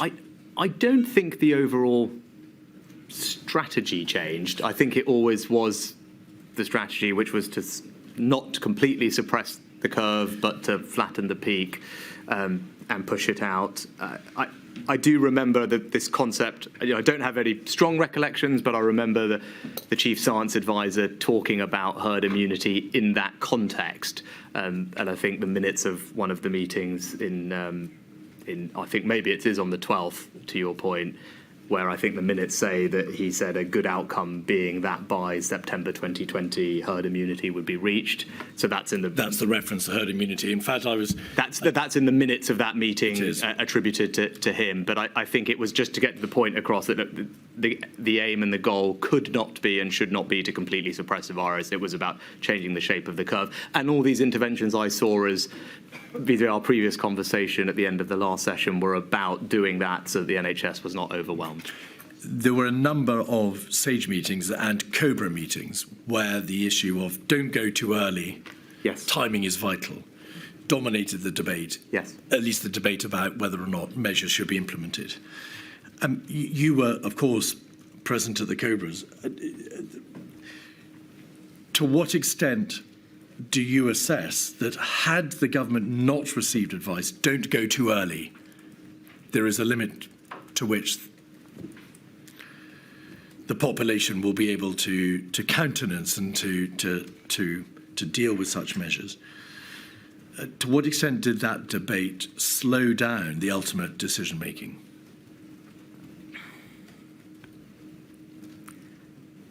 Okay, my strong recollection from this period is that the government acted, I think, almost immediately on the recommendations from SAGE.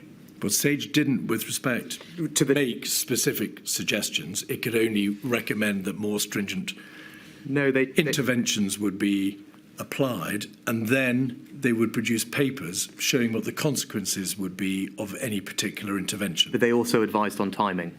They did, ultimately on the 13th. Both on substance and timing. So I think on the 9th of March, from memory, I have to check, was the meeting where they said, look, here are 3 things that we think you're going to need to do, but we don't think you need to implement even the first one until later in the month.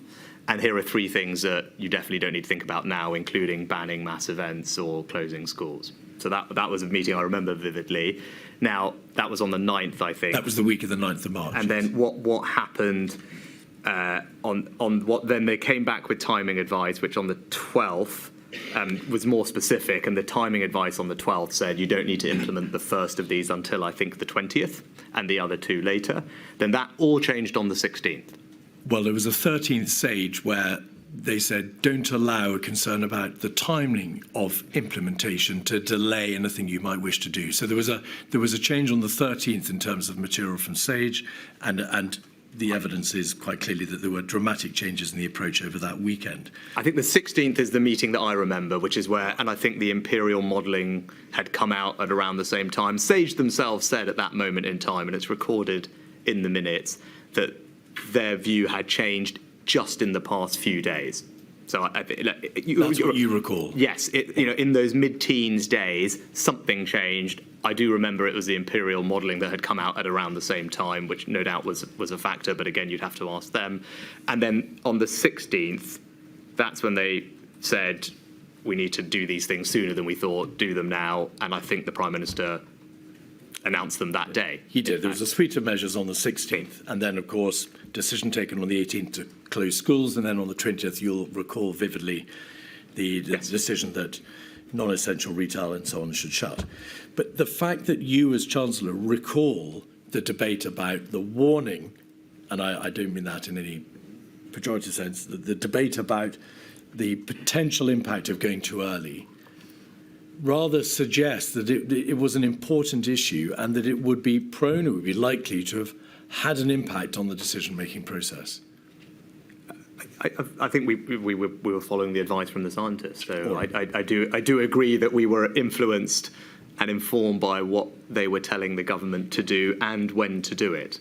And they definitely earlier on, as you've mentioned, they talked a lot about timing and not going too early, in their words, in the press conferences and with us in meetings.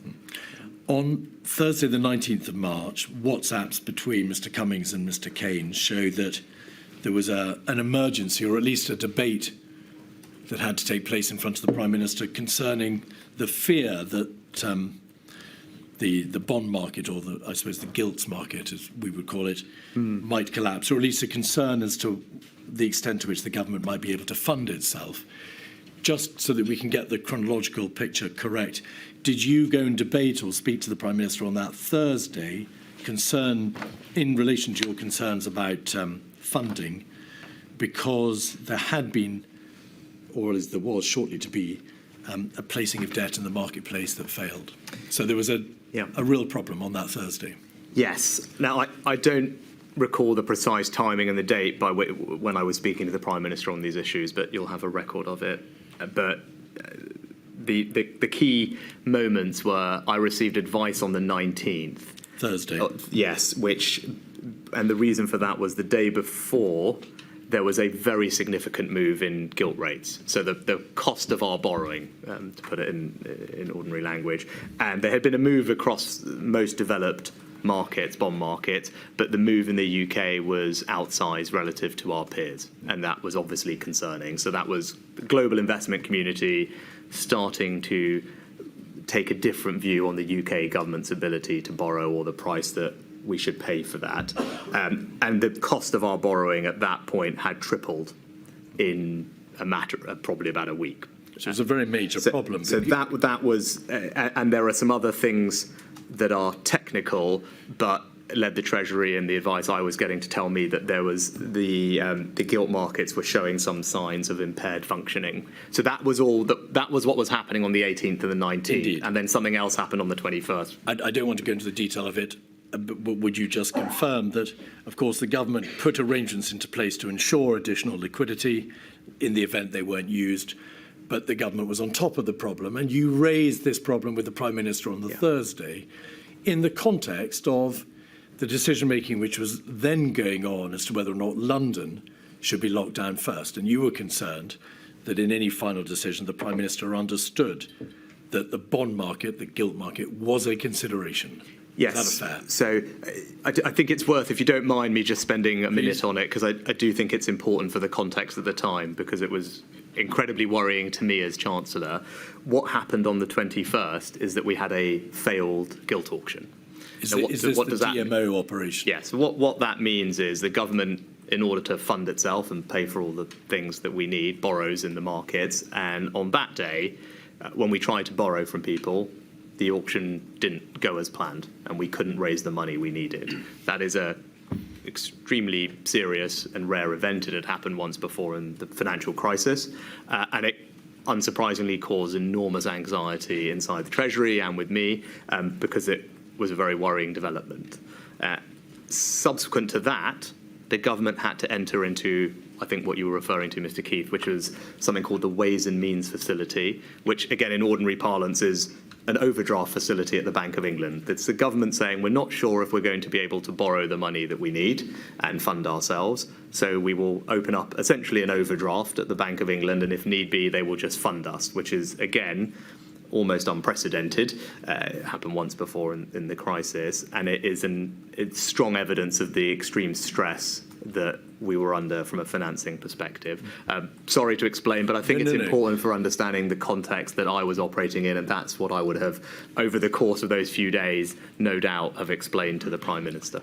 And what did you understand to have been the impact of you telling the Prime Minister about your concerns? So in the context of the debate which was running on, of course, during those days as to the extent to which further measures would need to be imposed, and, of course, ultimately whether there should be a lockdown decision, what impact did your concerns about the gilt or the bond market and the government's ability to fund itself have on that decision-making process?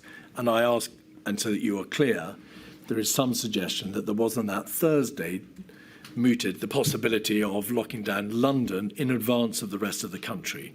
And we want to know to what extent that decision was influenced by the concerns about government borrowing. I think probably a question for the previous Prime Minister, really, because he would have been hearing lots of different things from lots of different But you must have expressed a view on it to the Prime Minister when you spoke to him on the Thursday.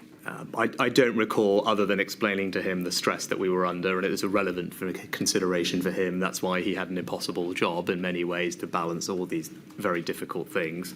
But with regard to London specifically, I recollect that meeting, and I recollect that the priority intervention that had been recommended, suggested by SAGE, was to close schools. And we did that. The Prime Minister announced that, I think, on the same day as the meeting, on the 18th, not just in London, but nationally. Yes. So in terms of the substantive, here are these set of options for London, the one in the papers that it says would be most effective was closing schools. That was announced the same day by the Prime Minister, acted on.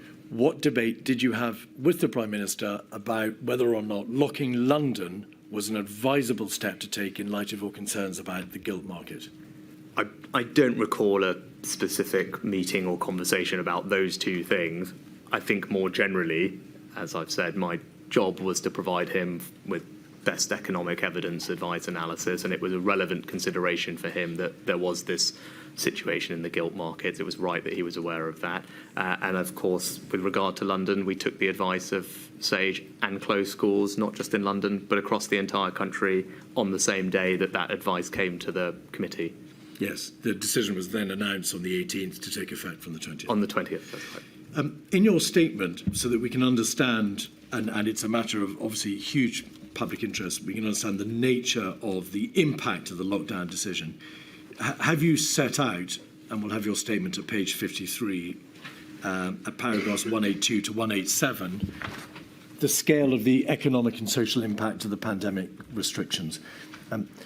Mr Sunak, I'm going to respectfully ask you to try to keep your answers as concise as you can. Perhaps you might just agree with the following proposition. Do you set out in those paragraphs the damage that was done in terms of the impact on GDP, the damage on the economy, the government's borrowing, the costs, of course, the fiscal impact, and the scarring, that is to say, the long-term damage that was done to the economy through alterations in labour supply and the like? So you've attempted to set out in very broad terms what the lockdown decision did.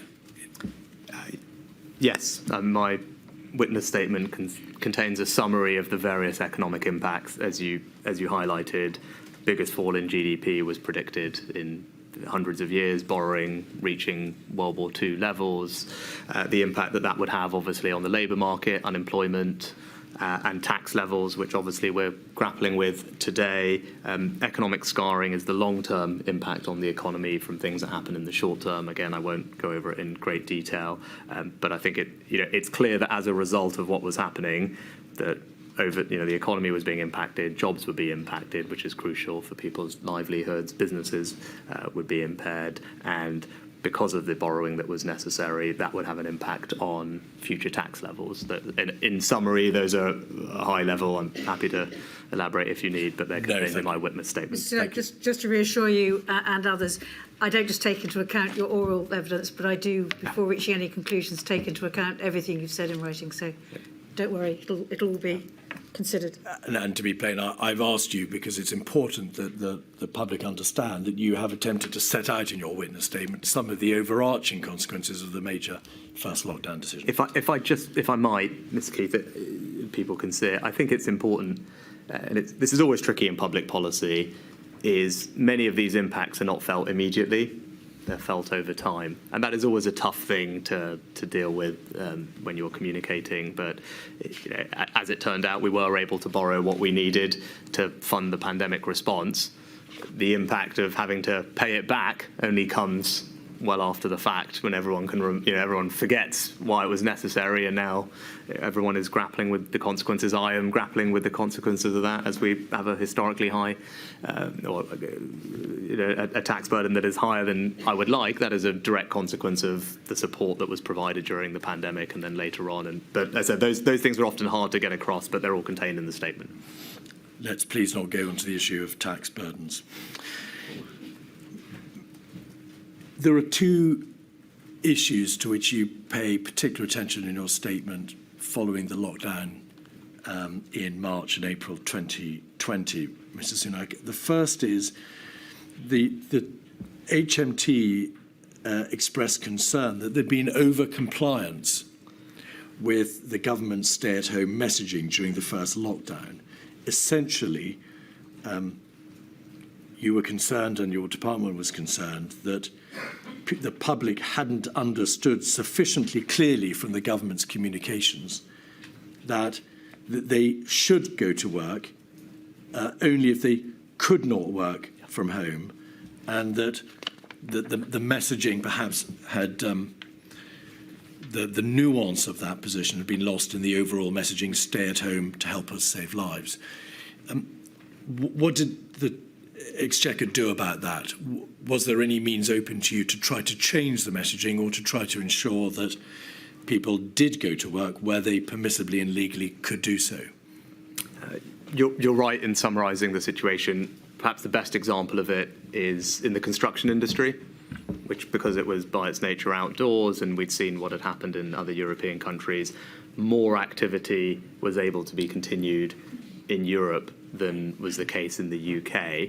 And so that was a good example of the messaging being slightly lost. I don't think there was anything that we could do about it particularly. It was a relevant point when we came to the exit roadmap in the May plan and trying to get that messaging right. And because the scientific advice and the modelling was predicated on an amount of people who were working from home and amount of people who were at work, and what ended up happening is those assumptions were essentially undershot and fewer people were out at work than had been anticipated. Indeed. Could I ask you, please, also just to slow down a little bit when you give your answers, Prime Minister? There's a record, of course, being kept by our stenographer. If we could just look at 236583, it's an email from, again, your Principal Private Secretary in the Treasury to various recipients. And as you rightly say, this is in fact dated April, but it's on the cusp of the debate about the recovery plan. So, as you say, the debate about coming out of the lockdown. The email, it says, the Chancellor is considering the paper for the Cabinet Office process. Quick readout of the discussion in the meeting this afternoon, and then obviously references to your position in relation to the various issues which are being debated within the Treasury. How difficult it is to argue that the MPI should be lifted while the number of cases and deaths is still rising. but that you are broadly supportive of the strategy that encourages return behaviour back to the economy.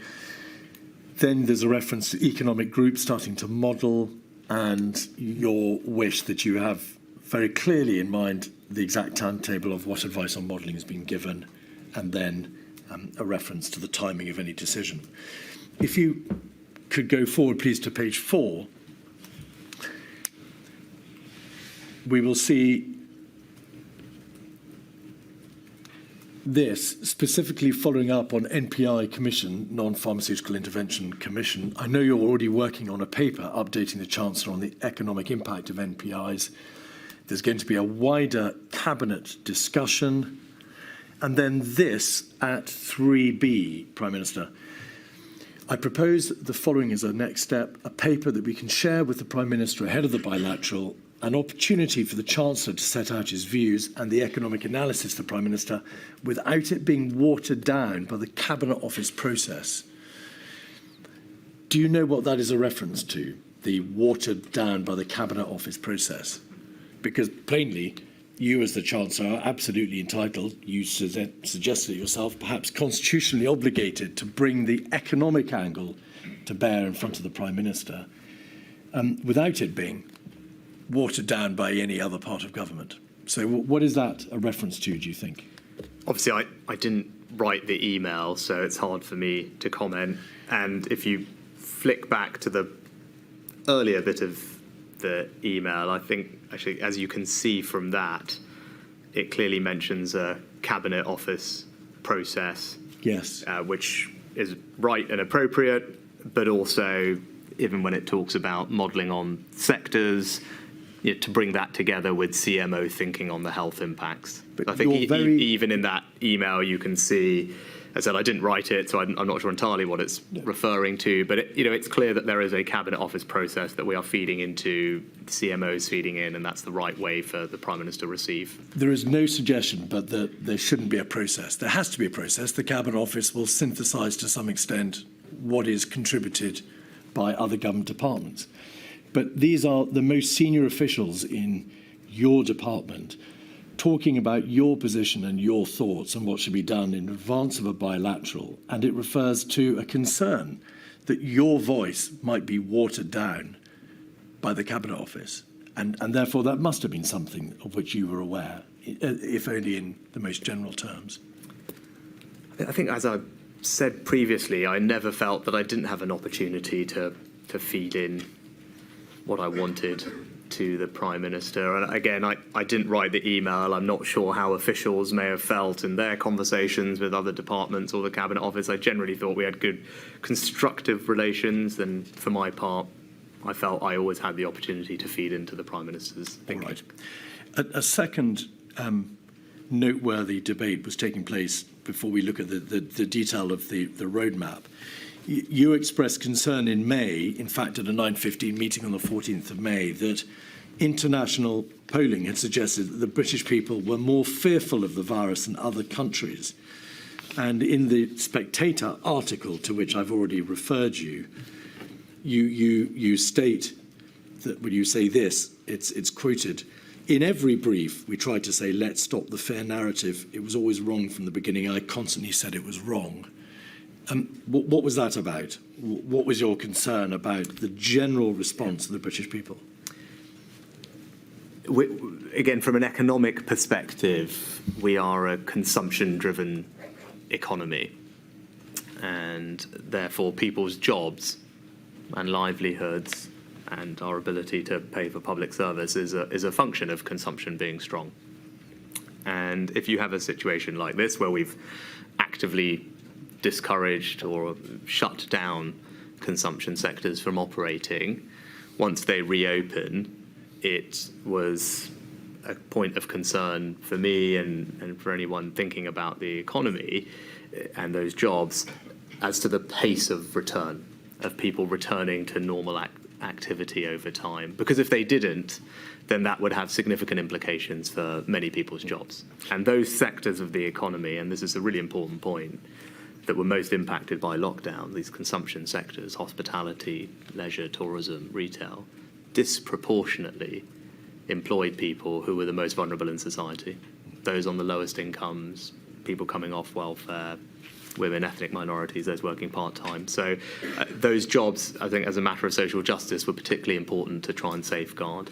And polling was clear. I can't remember the exact polling firm, but there was international polling, Ipsos. Ipsos, that demonstrated there seemed to be, or there was, a much greater reticence for people in the UK to want to return back to all those activities, even once things had been reopened, and that would have genuine impacts on people's lives and their jobs, and and everything else that we'd want to do as a country. So that was their concern.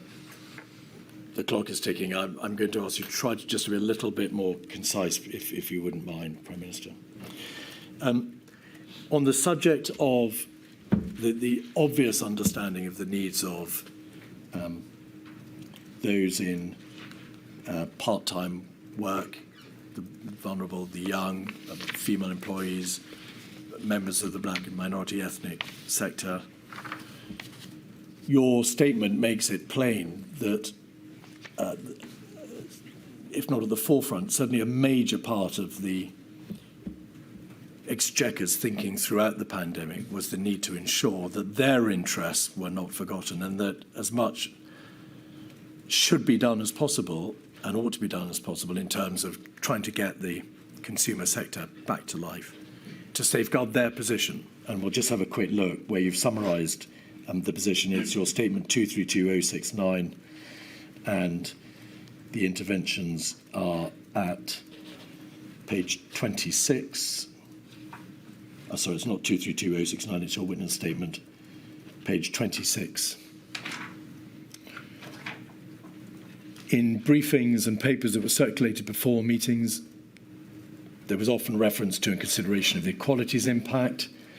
You received equality impact assessments in relation to HMT policies. And then if we scroll back out, paragraph 82, you were obviously aware from an early stage that less well-off households were particularly vulnerable to the economic shock. How could you not, of course, be aware? And consideration was therefore purposely given to at-risk and other vulnerable groups in your economic decision-making. So that's clear. I think in paragraph 83, you also refer to long COVID. Do you recall at what time long COVID presented itself on the Exchequer's horizon?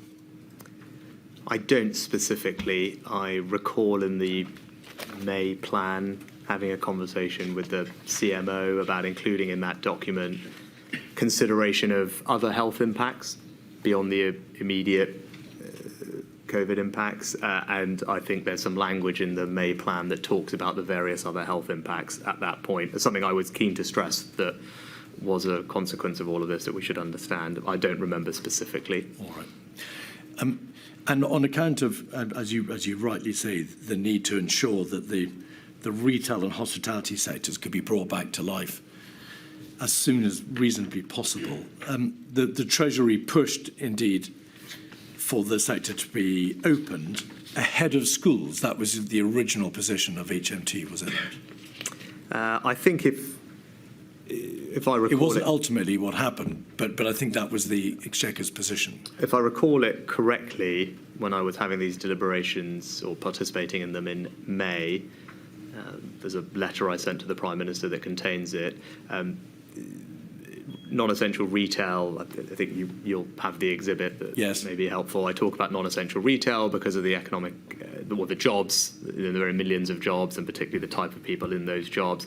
But also, as we later discovered, and was my sense during, Sage themselves later said that non-essential retail had a very minimal impact on R.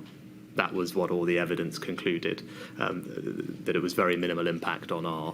And now, with regard to schools, I've said in that May thing, they should be opened, particularly the early years, alongside or immediately after non-essential retail and before hospitality, because I care very much about the impact on children and their educational attainment and development, and that letter talks about those things. So retail because of the jobs and because it had minimal impact, immediately alongside that, particularly the early years education of schools and nurseries, and it was only after that hospitality. So that was the sequencing in the Indeed. letter I wrote in May.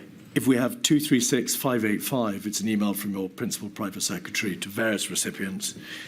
And on the first page, there is a reference to the Chancellor focusing in, perhaps it's on page 2.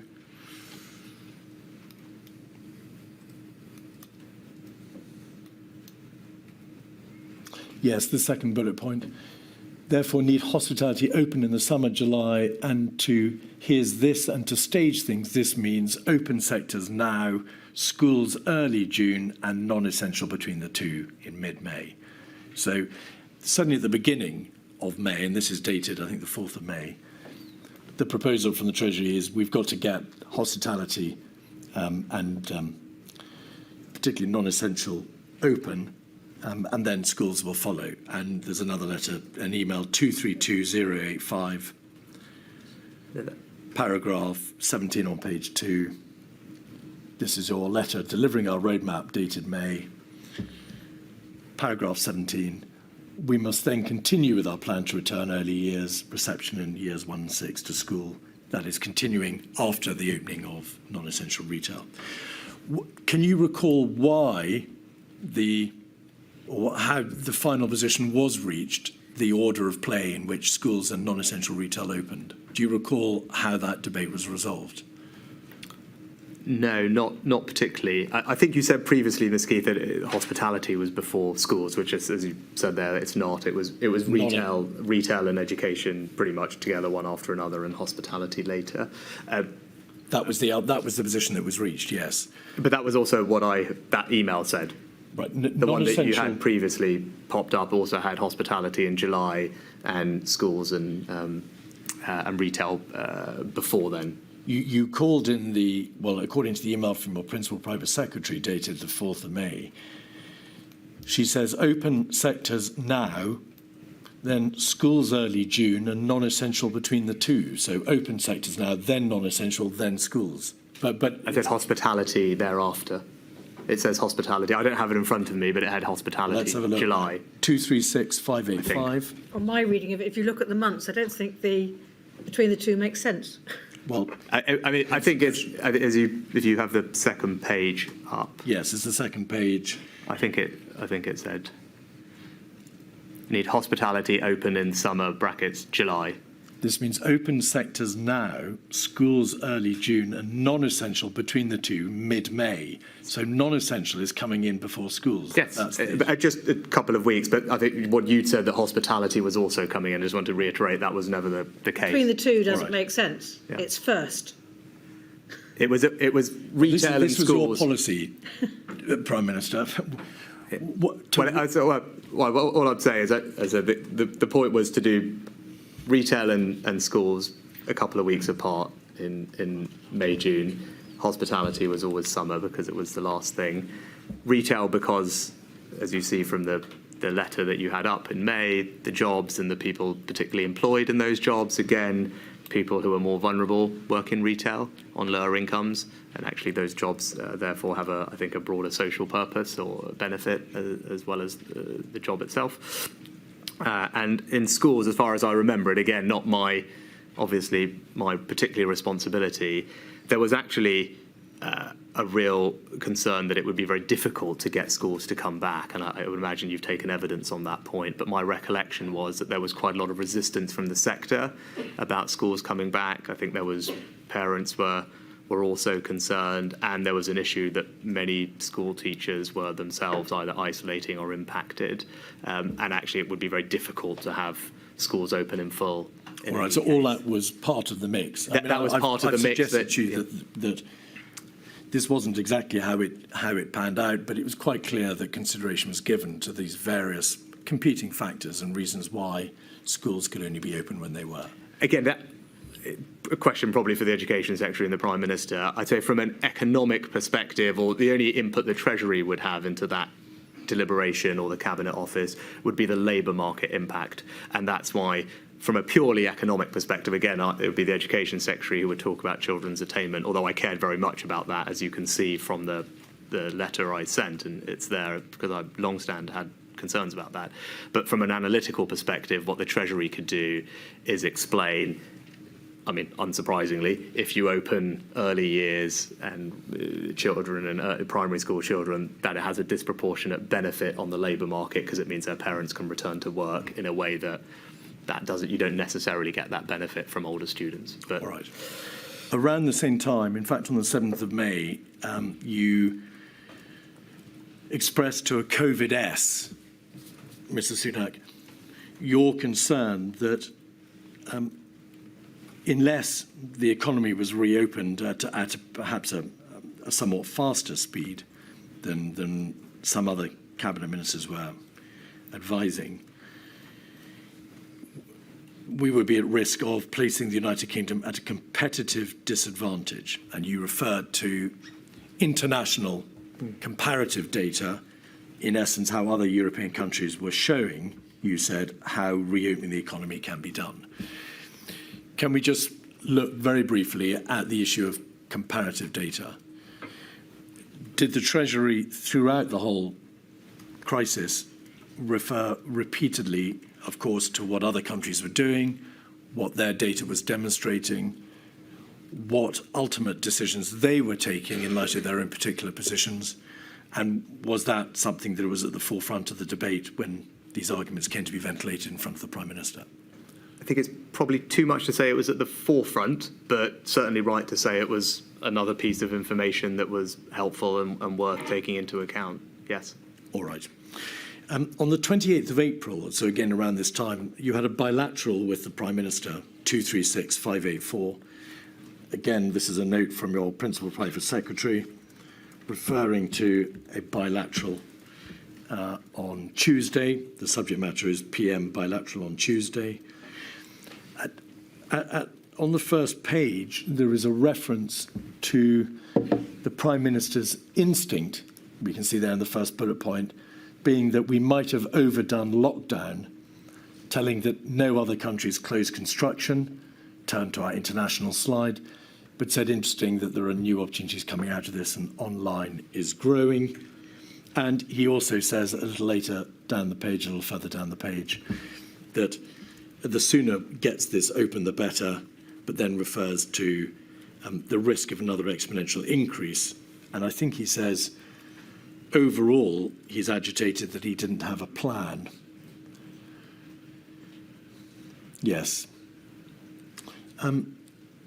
To what extent in these early days of the roadmap, Mr Sunak, what was the Prime Minister concerned as to how he would equate the imperative of making sure that there be no unnecessary risk in growth in prevalence and the need to get the economy back going? It must have been a source of perpetual anxiety, and you had these debates with him as to how he should resolve them.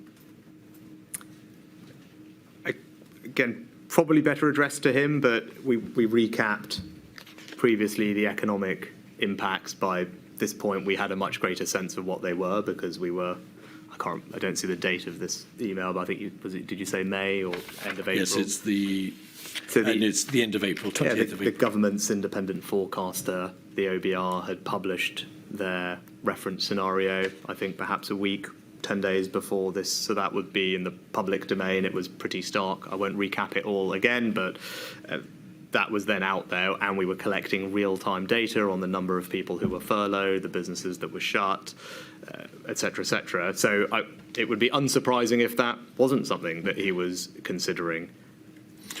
There is an email from, again, the same Elizabeth Perelman on the 21st of May, 232168. This is an email which follows yet another meeting with the Prime Minister, in which she says, I think probably on page 2,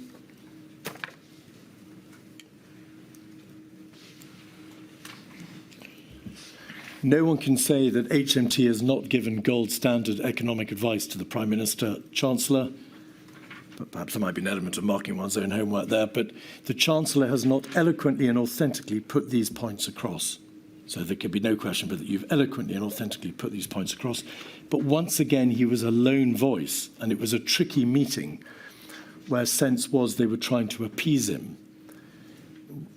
Do you recall what that is a reference to? No. Was it, do you think, a reference to the fact that in this particular meeting, you had argued for an opening up of the economy, but the majority of the room had expressed its combined view that the risk of opening up too fast would have terrible consequences further down the road? What, was that not the debate that was going on at the time? I can't comment on the particular meeting because I don't recall it. In general, I was making the points at this time about the economic impact, what was happening internationally, the fact that we were investing in test and trace and the Joint Biosecurity Centre as new institutions that would allow us to manage an exit. And I was also concerned at this point in time about the data that we were receiving on transmission and admissions. And I think it was exactly around this time that it was clear that we had probably been overestimating R. That's something that SAGE themselves acknowledged a bit later. And also the issue of nosocomial transmission, where a large amount of the transmission that was happening not in sectors of the economy that were open or closed, but in hospitals or care homes, which requires a slightly obviously different response. Those weren't well understood issues earlier on, but it was clear that they were starting to become issues. So those were the types of conversations that I was having at that moment in time. Do you recall in June how an HMT official who attended SAGE provided a readout which referred to the fact that the CMO, Professor Sir Chris Whitty, and the government's chief scientific advisor, Professor Sir Patrick Vallance, began to warn that the package of measures for reopening, in particular the beginning of July, was at the riskier end of the spectrum and therefore had the potential to increase R above 1. Do you recall that warning being relayed to you or to the Treasury at the end of June?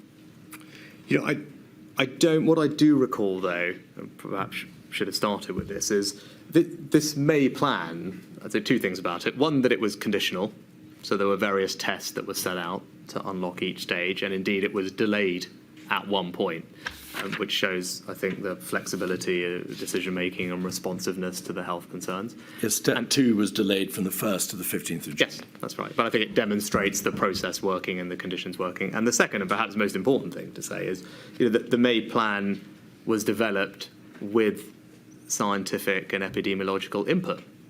And it was modelled at SAGE in early May.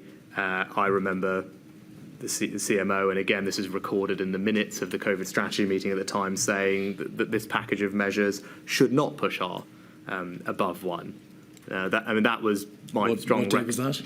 That was in the COVID strategy meeting, I think, I haven't got the exact date in front of me, in May. I'm happy to send it. It's in my witness statement. By June, Mr Sunak, wasn't the scientific evidence, the epidemiological evidence from SAGE and from the CMO and the GCSA, was that the measures which had been agreed, first proposed and then agreed, were at the riskier end of the spectrum? And I'm specifically asking you about the stage which had been reached by then, late June, which was step 3. Were you not aware that the scientists were beginning to question the speed at which the roadmap was operating? Do you recall that being brought to your attention? No. I think they always thought that from the beginning. I think they thought it was consistent with R not being above 1, but I think from the beginning they thought it was, you know, at that end of the spectrum. It was closer to 1 than it was to 0.1, if I could put it that way. But they were involved and modelled the package of measures that was announced in May. I think that's important. Well, they didn't model the package, Mr Sunak. They gave advice through SAGE on what the consequences would be of the package.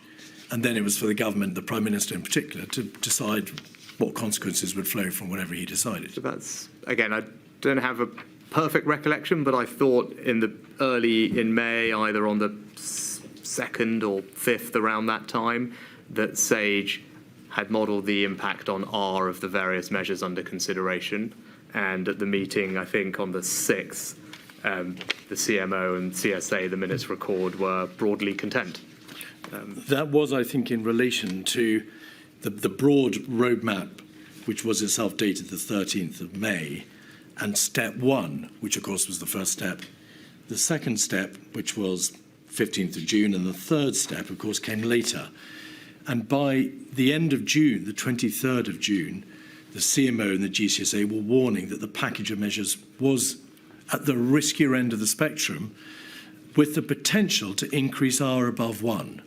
Shall we have a look at 232181? It's a readout of SAGE from your Principal Private Secretary.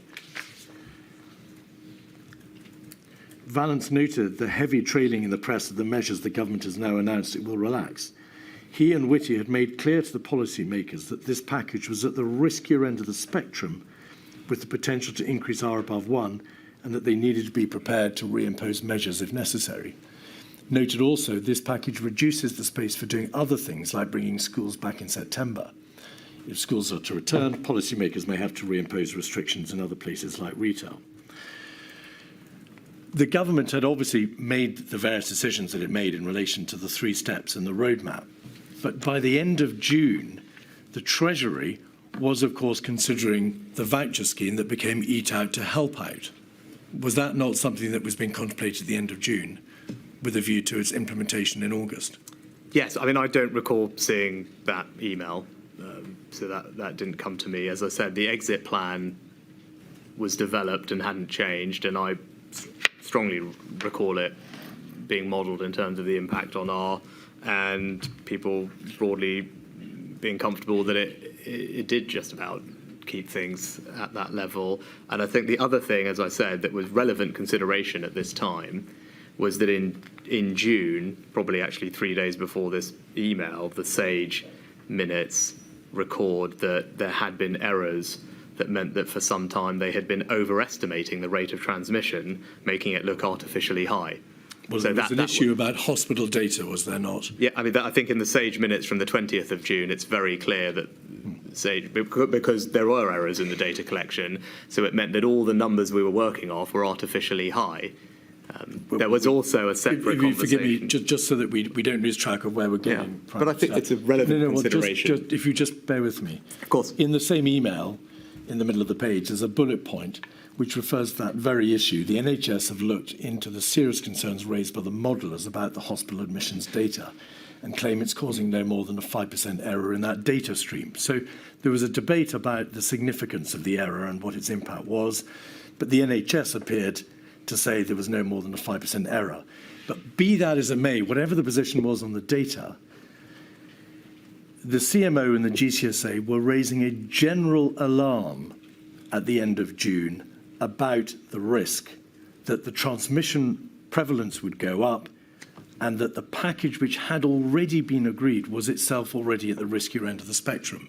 So the question for you is, to what extent did HMT understand at the end of June that whatever it proposed to do thereafter came with significant risk?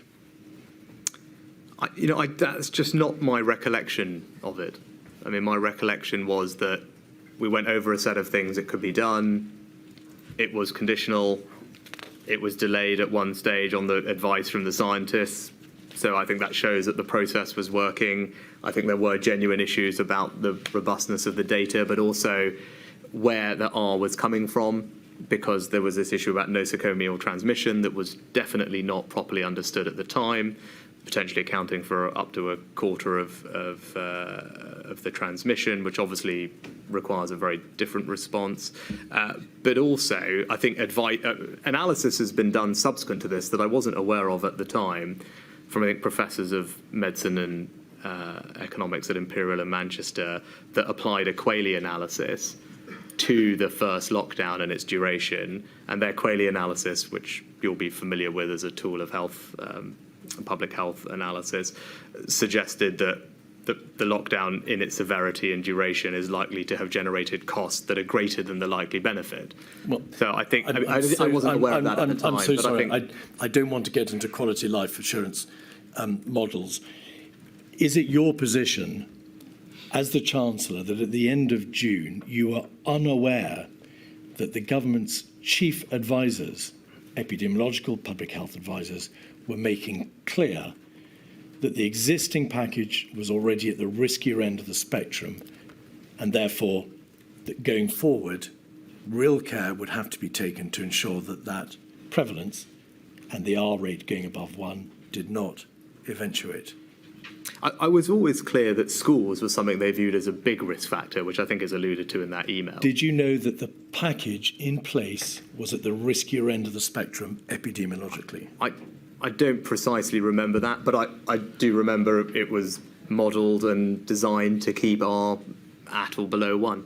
All right. And as I said, I'm sure it was closer to 1 than it was to 0.1. But remember, as we've discussed in the first session, policymakers are taking into account a whole range of considerations, and the objective strategy here was not to completely suppress the virus. It was to make sure that the NHS was not overwhelmed. That is consistent with a range of R ratios. The point is well made. Ultimately, the Prime Minister has to make the final decision, and he'll take into account the risk, he'll take into account the economic and fiscal consequences.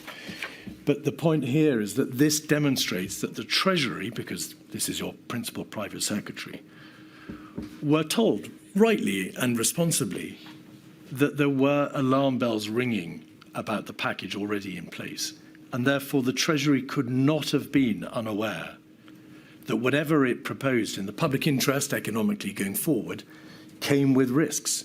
I mean, there is no way which any responsible Treasury could consider implementing plans without having at least half an eye on the epidemiological consequences. Otherwise, she wouldn't have been writing to you in this term. I said I didn't write this email. And you didn't see it? I ever saw these emails. That's just not something that I would have done, right? I would have been briefed here and there on things that I needed to know, but I definitely didn't see these emails on a regular basis. Questions like risk and whether or not Treasury plans would have an impact upon prevalence and an increase in transmission and ultimately hospitalisation and death were obviously issues which were brought to your attention. Yes, and my strong recollection is that the set of measures that were announced in the May plan was one which the scientists had fedded on, had modelled, and was consistent with R being at or below 1. And on their advice, one step of that plan was delayed for, I think, a fortnight in June. And there were measures that were continued with after this email, which rather suggests that there wasn't a significant concern raised, because when they had raised a concern previous to this, the government acted on it with regard to delaying whichever step it was, step 2 or step 3. So I think there is a track record of the government responding to the concerns that the scientists had and actively delaying a stage of the unlocking. All right. So that's all I can remember about that event. Yeah. That's clear. Can I squeeze in one further topic before the break, and it's this, and we can deal with it very shortly. Your statement refers to the issue of PPE. Prime Minister, that is, as you know, a matter for a later hearing, but you address the issue of PPE from a high-level Treasury perspective. Is this a fair summary of the position insofar as the Exchequer was concerned? Plainly, HMT involvement in the issue of PPE commenced right at the beginning. It commenced in March 2020. Is that right? Yes, that is right. All right. And although at the beginning the Treasury was obligated to approve individual PPE contracts at the request of the DHSC, the Treasury agreed to depart from the usual process and put into place a flexible spending control envelope. So the DHSC were given an envelope within which they could spend and within which they could enter into PPE contracts without having to go to the Treasury or the Chief Secretary to the Treasury or you. And that funding envelope started, I think, at £100 million on the 25th of March, but by the 11th of April, it was £1 billion. Is that a fair summary of the envelope position? Yes, it's probably worth me expanding on it. Well, only if you think that we'd be greatly assisted by it, given that there is another module looking at it, but it may or may not be the case. You'll have to give evidence in that module, and I'm trying to cover the possibility you might not, Mr Sunak, by asking you just to agree with my general proposition now. I think that the first thing to say is I wasn't involved in it day to day because it was led by the Chief Secretary. Yes. Generally, we aim to move at pace given the urgency of the requirements. And as you suggested accurately, we put in place a new way of doing it so that rather than individual contracts being agreed, as would be normal with the scrutiny that would come from that, HMT gave to the Department of Health a budget that it could spend. It raised that budget, I think, 5 different times. It ended up being close to £14 billion in the end, so that there would be no blocks and there would be speed of approval so that PPE could get to the people who needed it. And the last thing to say was no issues were ever substantively raised with me about blocks in that process or delays at all, including, I think we had a meeting in April on the PPE plan, and there's no minutes or anything recorded of there being any issues about that. I think it worked very well from our ability to give Department of Health the cover it needed and the funding it needed to buy the PPE that it wanted. The approval process was amended at great speed, very rapidly. Yes. And lastly, the Treasury was properly concerned in the process as to what sort of checks and balances should be put into place, and that was something then that was negotiated between yourself and the DHSE. So you might suggest, well, these are the sorts of conditions which you need to apply when you enter into individual PP contracts. So you kept a controlling hand on the overarching system of checks and balances whilst not being concerned with the individual deals. Yes, but those overarching conditions were deliberately flexible. And they changed over time. So that there could be no issue with Department of Health procuring the PPE that it wanted at the speed that it wanted. And as I said, led primarily by the CST, but there was a deliberate change to the normal processes to enable pace at the expense of the same normal amount of rigour and scrutiny that would go into those approvals. Thank you. Right. I've been asked to take a shorter lunch hour. I'm very sorry. Sorry, lunch break. So I shall return at 5 to 2. All right.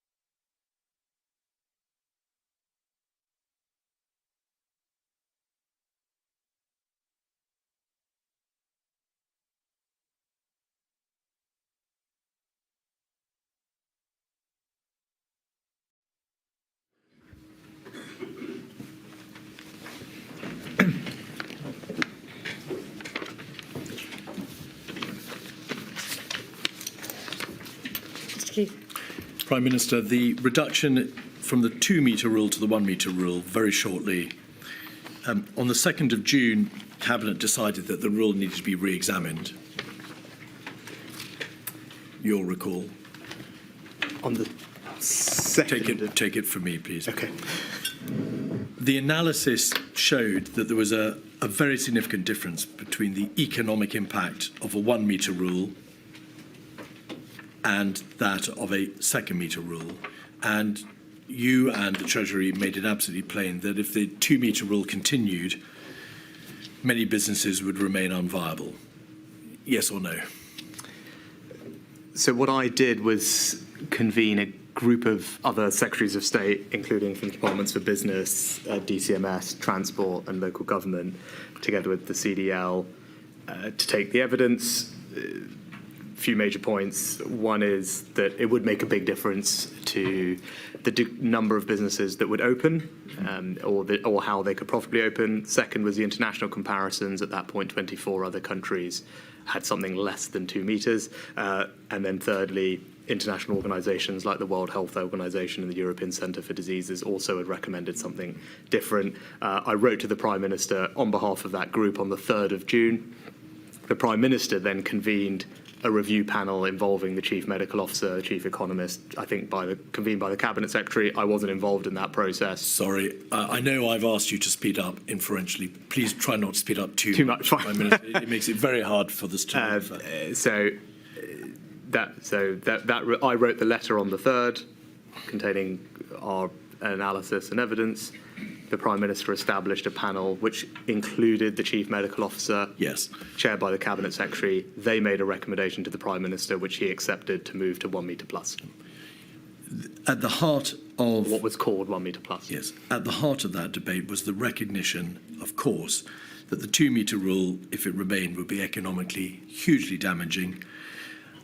But that, while sage, and it was made absolutely plain to you in an email from your Principal Private Secretary on the 4th of June, while sage adhered to the view that science clearly supported the 2 metre rule, the scientific impact was what was described by sage as a continuum, not an absolute rule, and that mitigants could be put into place when it's not possible to adhere to 2 metre rule at all times. So the science lent towards and in favour of the 2 metre rule, but it recognised itself that it was a movable feast, that there could be mitigants put into place, and that it was a policy choice for the government, and that was a matter for government to decide.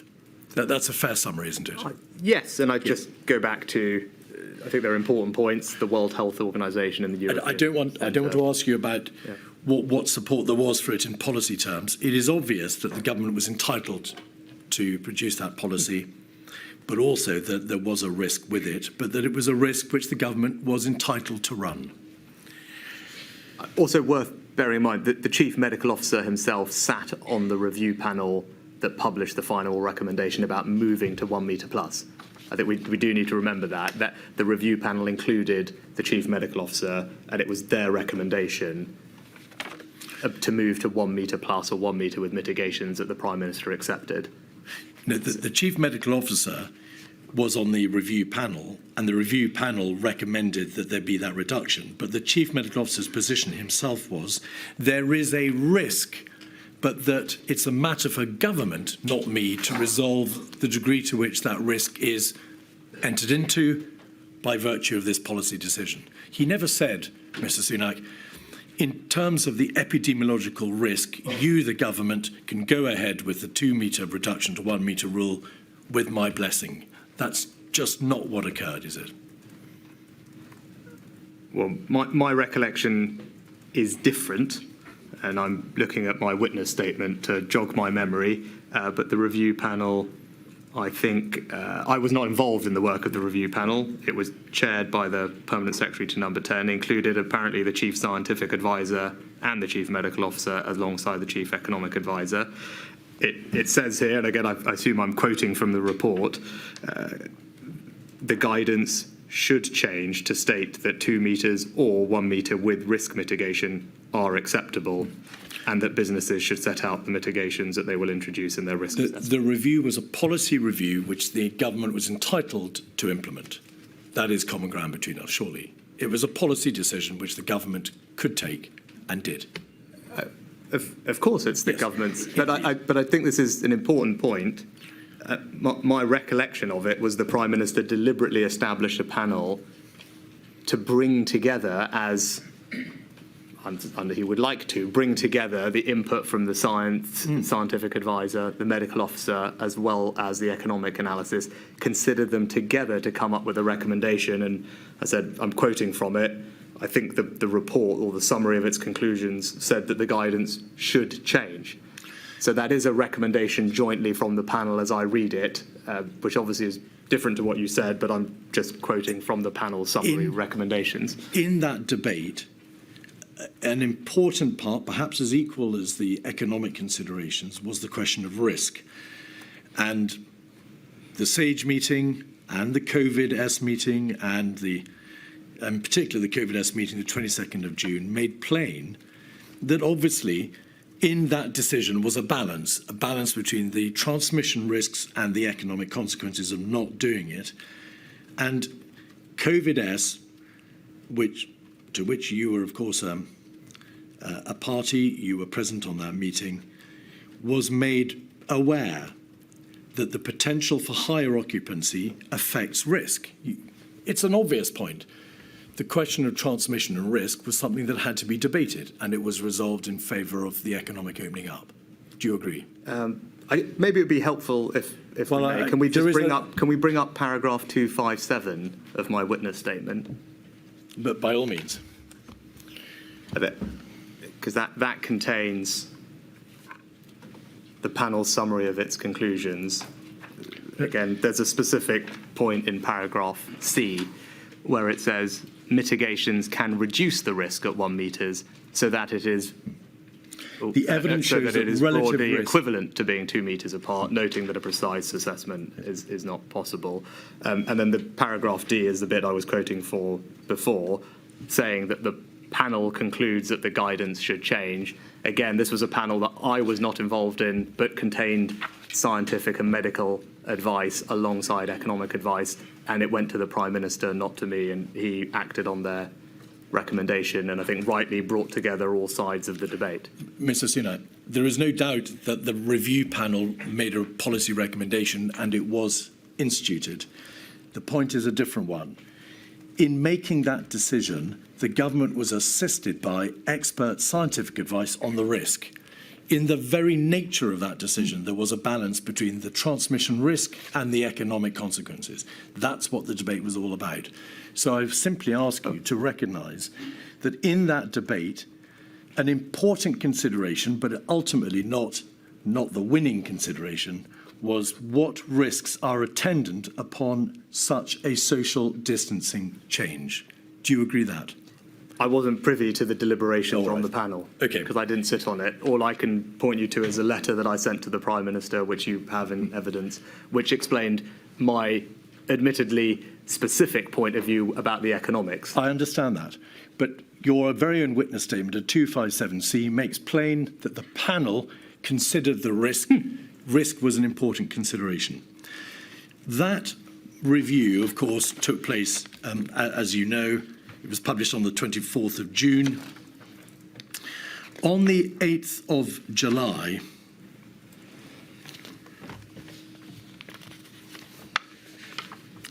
you presented your plan for jobs to the Cabinet, and Mr Hancock said in evidence, when he gave evidence on the 30th of November, that it was at that Cabinet meeting on the 8th of July that he heard about the Eat Out to Help Out scheme for the first time.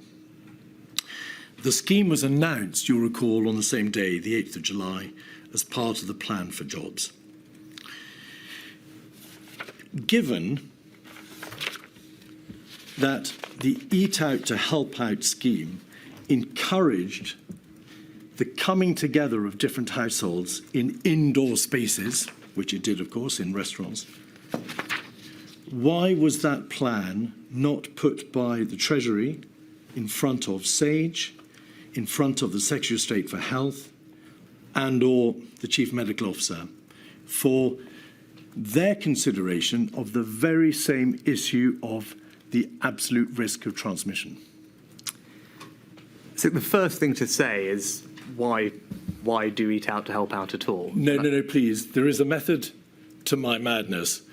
I'm asking you why, in light of the obvious issue of risk of transmission inherent in any scheme that encouraged households to come together, did the Treasury not consult with SAGE, the CMO, the Secretary of State for Health, or anybody else outside number 10? Because Eat Out to Help Out had been designed specifically in the context of the safe lifting of MPIs that had already been signed off, as we talked about before, as part of the May plan, which had reopened hospitality, indoor hospitality. That had already been part of the approved May plan. Eat Out to Help Out only operated within that context. And indeed, there were a significant range of other MPIs that were in place, including social distancing, COVID secure guidance, table service, contactless ordering, one-way systems, all of which had been put in place. But the overall reopening of indoor hospitality had already been implemented and, as we discussed before, modelled and all the rest of it, and involved scientists in that. And Eat Out to Help Out was designed to operate within that context of the safe lifting of MPIs. It didn't do anything further than that.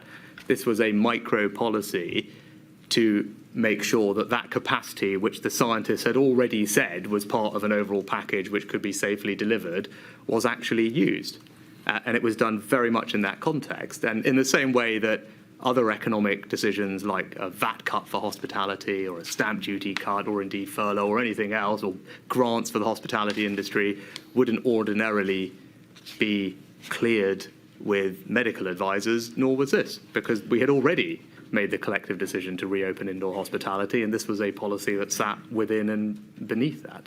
In addition to the obvious economic policy, which was to encourage consumption in the hospitality sector, to encourage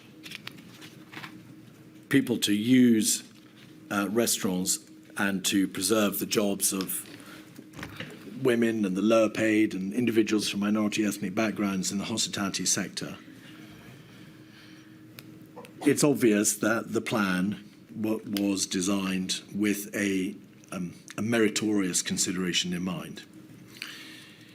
But it was also part of that plan, was it not, to address what you had called the fear, the fact that data showed that our country was far and away the least likely to get back to normal, and to promote what you've described in your Spectator article as an optimistic counter-narrative.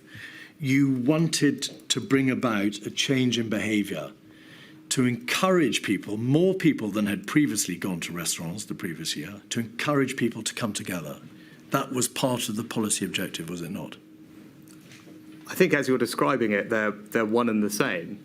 My primary concern was protecting millions of jobs of particularly vulnerable people who worked in this industry.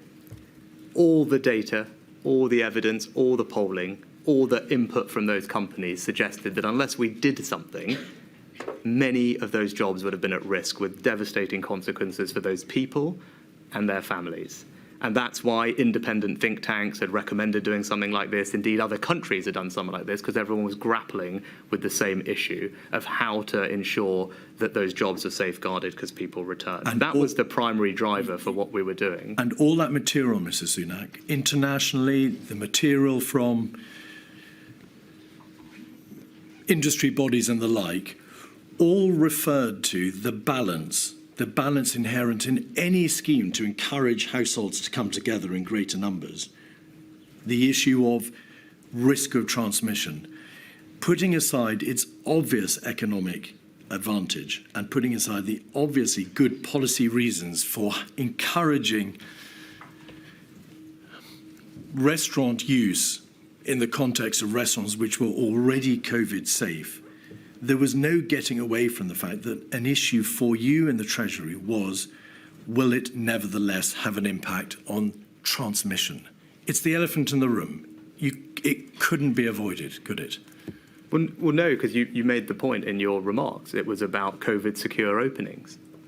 Indoor hospitality had been opened as part of the May roadmap, and not opened in a casual or wanton way. It had been opened with a significant set of restrictions, including social distancing, which limited and reduced significantly the typical occupancy of a restaurant, with one-way systems, with signage, with screens, with shift work, with contactless payments. Indeed, there was 55 pages of government guidance for the hospitality industry, supplemented by 100 pages of guidance from their trade association, UK Hospitality, including the need for individual risk assessments at an individual restaurant level. So there was an extraordinary amount of work that had gone into the safe reopening of hospitality in a way that it was not previously, right? And it was an entirely different set of hospitality. And within that context, this policy was designed to ensure that the capacity that was available, that had been deemed to be safe, would actually be used in order to safeguard the jobs of some vulnerable people. The minutes of the meeting of COVID-S, which you attended on the 22nd of June, make clear that Professor Sir Chris Whitty, in the context, you'll recall, of the debate about the reduction from 2 metres to 1 metre rule, said the most risky areas of the package were indoor hospitality and the prospect of reopening schools in September. So there was a clear flag, of course there was a flag, to the issue of transmission in the context of indoor hospitality. Why did the Treasury not raise expressly the scheme for Eat Out to Help Out in the COVID-S meeting of the 16th of July, the COVID-S meeting of the 22nd of July, the COVID-S meeting of the 6th of August, all of which were concerned with transmission risk, August planning, self-isolation periods, schools, scenarios, September return dates, but nothing about Eat Out to Help Out. Why was that? But I think that exactly illustrates my point, because I think what people have missed in this conversation is that there was almost a month between the announcement of Eat Out to Help Out and its commencement. A month. A month for people to raise concerns that they may have had. And actually, it's precisely in those 3 meetings that you mentioned. COVID-S on the 16th of July, the Chief Medical Officer in the minutes talked about 2 significant risk moments, schools and winter. He did not mention Eat Out to Help Out. On the 22nd of July, if I could just finish because it's important, on the 22nd of July, the agenda item is August planning. And again, it was not raised by the Chief Scientific Advisor or Chief Medical Officer. On the 6th of August, the COVID-S meeting that you acknowledged, again, the minutes show that returning to schools was the single riskiest element of the government's plan.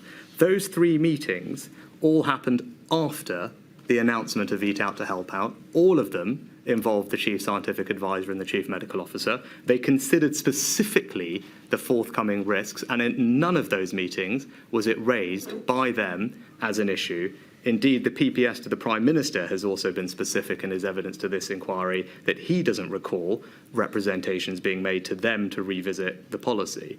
So I know there's been a lot of commentary on this point, but there was almost a month between announcement and commencement. I've outlined my reasons for why we implemented the policy and why we thought it was the right thing to do, and I believe it was the right thing to do to safeguard those jobs in the context of the safe reopening that had already been agreed. But at none of those moments, in those meetings, there was plenty of opportunity for people to have raised it either with me or with the Prime Minister. I don't recall, and the minutes do not suggest, that it was raised at all in the 3 precise meetings that you mentioned. Those meetings, Mr Sunak, were raised by you in your own witness statement as examples of meetings in which no concerns were raised. But do you accept that the issue of Eat Out to Help Out was never raised by you or your department expressly at those meetings or at any other earlier meeting, and that by the date of those meetings, the scheme had already been announced following the Cabinet on the 8th of July and announced to the public the same day? It was already in place. But why would I raise it as a risk when I didn't believe that it was? Because it was designed in the context of a safe reopening. The onus is surely on the people who now believed that it was a risk to have raised it at the time when something could have been done about it if they felt strongly. I'm very clear that I don't believe that it was, because hospitality had been deemed to be safe to reopen with a considerable, as I said, hundreds of pages of guidance, changes in practice, and had been recommended by think tanks and had been done by countries elsewhere. This was a very reasonable, sensible policy intervention to help safeguard those jobs in that safe reopening. That was my view. I didn't believe that it was a risk. I believed it was the right thing to do. But if others are suggesting that they didn't, they had ample opportunity to raise those concerns in forums where I was or where the Prime Minister or others were, and they didn't. Why didn't you tell the Secretary of State for Health in a public health crisis before the 8th of July that you were planning on announcing, once it had gone through Cabinet that day, a scheme to eat out and help out? Why didn't you, bearing in mind that this was a scheme to encourage households to come together, and you'd been debating at the very same time the reduction in the 2 metre to 1 metre rules, say to the CMO, we have this plan. It's to encourage the economy to open up, to help the hospitality sector. There are very strong public policy reasons in support of it, but it's obvious there are transmission risks. Of course there were, but our position is it's all right. We are just simply going to have to do this in the greater good. But you never raised it at all with anybody outside Number 10. Because, as would be completely normal for all economic policy before fiscal events, that's long-standing practice. It always has been so. I wouldn't have discussed the VAT cut on the hospitality sector with the Secretary of State for Health, or the stamp duty cut, or the grants. These are all either market-sensitive or economic issues. Mr Sunak, forgive me, those are all fiscal measures. The Eat Out to Help Out scheme encouraged more people, additional numbers from different households to come together in restaurants to eat. It wasn't just a fiscal issue, it was a behavioural matter. Was it one that was applied across the whole of the United Kingdom? Yes, but so were many of the economic interventions. But again, the point remains, indoor hospitality, all the points you made about people coming together and eating was already part of the May plan, had already been collectively agreed and announced. It had been said to the country, restaurants were safe to visit with all the extra COVID secure systems that had been put in place. That was the message, so much so that the Cabinet Office ran a national campaign entitled Enjoy Summer Safely, backed it with considerable funding and national advertising, partnered with brand name companies, because the overall approach was to tell the country it was now safe to return to doing these activities because we had made progress on the virus, because we had track and trace, because we had the JBC, because we had all this COVID secure guidance. That was the very clear message backed by a national advertising campaign. It just wouldn't be entirely normal to discuss individual fiscal measures with people that sat within that context. Do you acknowledge that the evidence from Professor Chris Whitty, Professor Sir Patrick Vallance, Professor Sir Jonathan Van Tam, respectively the CMO, GCSA, Deputy CMO, is unanimous that had they been consulted, they would have advised it was highly likely to increase transmission. And whilst, of course, it's a policy matter over which they wouldn't have had the whip hand, it was an issue on which they would have expected to be consulted, given the behavioural aspect of the scheme, the bringing together of more people from different households. Do you acknowledge that? But they've not said that to me. I've not seen that. And as I said, they had ample opportunity to raise those concerns between the announcement of the scheme and its implementation. None of them chose to do so in any fora that they were in. And I think all of them have said on the record, as the evidence also conclusively demonstrates, that this was in way, no shape or form responsible for a second wave, which was predicted by the CMO and CSA as early as my first conversation with them in March, we'll come and to that happened in every other country in Europe. That is a different issue with respect, and we're going to address that in a moment. The scheme itself, was it brought to the attention of the devolved administrations? Did you ask for their input or consult with them in any way before the scheme was imposed and introduced in the other four nations, the other three nations? Again, that wouldn't have been ordinary policy. It wasn't on things like the furlough scheme or other support that we did. These are competencies of the UK government are competencies of the UK government, and they are announced in the normal way. Now, on the question of impact, it is absolutely right that you make plain that whilst there is some slim evidence to suggest that there was a correlation between the take-up of the scheme and new cases of COVID, there is other evidence, primarily in fact a paper prepared by HMRC, to suggest that there was no correlation. Some local authorities with very high Eat Out to Help Out take-up had relatively low levels of new COVID cases. Some other local authorities with high take-up had higher take-up of the COVID virus. So the evidence doesn't significantly support the proposition that there was an impact on infection rates.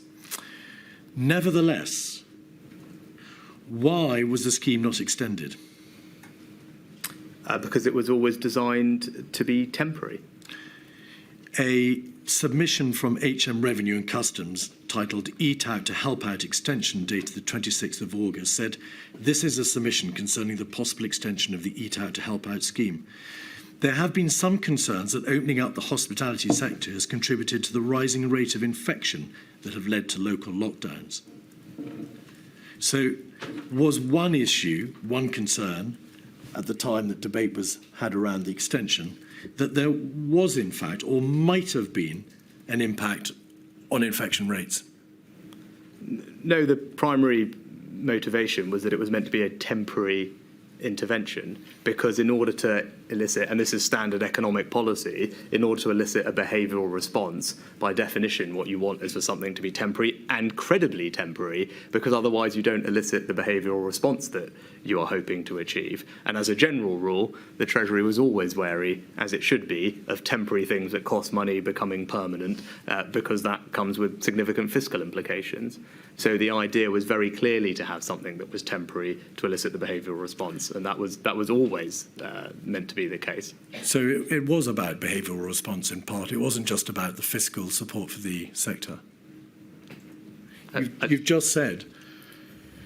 I mean, that's exactly right, because in order to safeguard the jobs of 2 million people working in the sector, you need people to go and use those businesses. And all the evidence analysis and general view of everyone was that it was unlikely that that was to happen, because people were not likely to return to those old behaviours, and this was designed to help encourage them to do so in a safe way. I mean, that is the explicit purpose of it. You can't safeguard those jobs without people being at the businesses so that they have the money to keep those jobs and employ those people. That's the whole point. One codicil to this, please, Mr Sunak. Mr Hancock told this inquiry that he'd received feedback that the scheme was, quote, causing problems in our intervention areas. And he said that he'd told HMT about those concerns.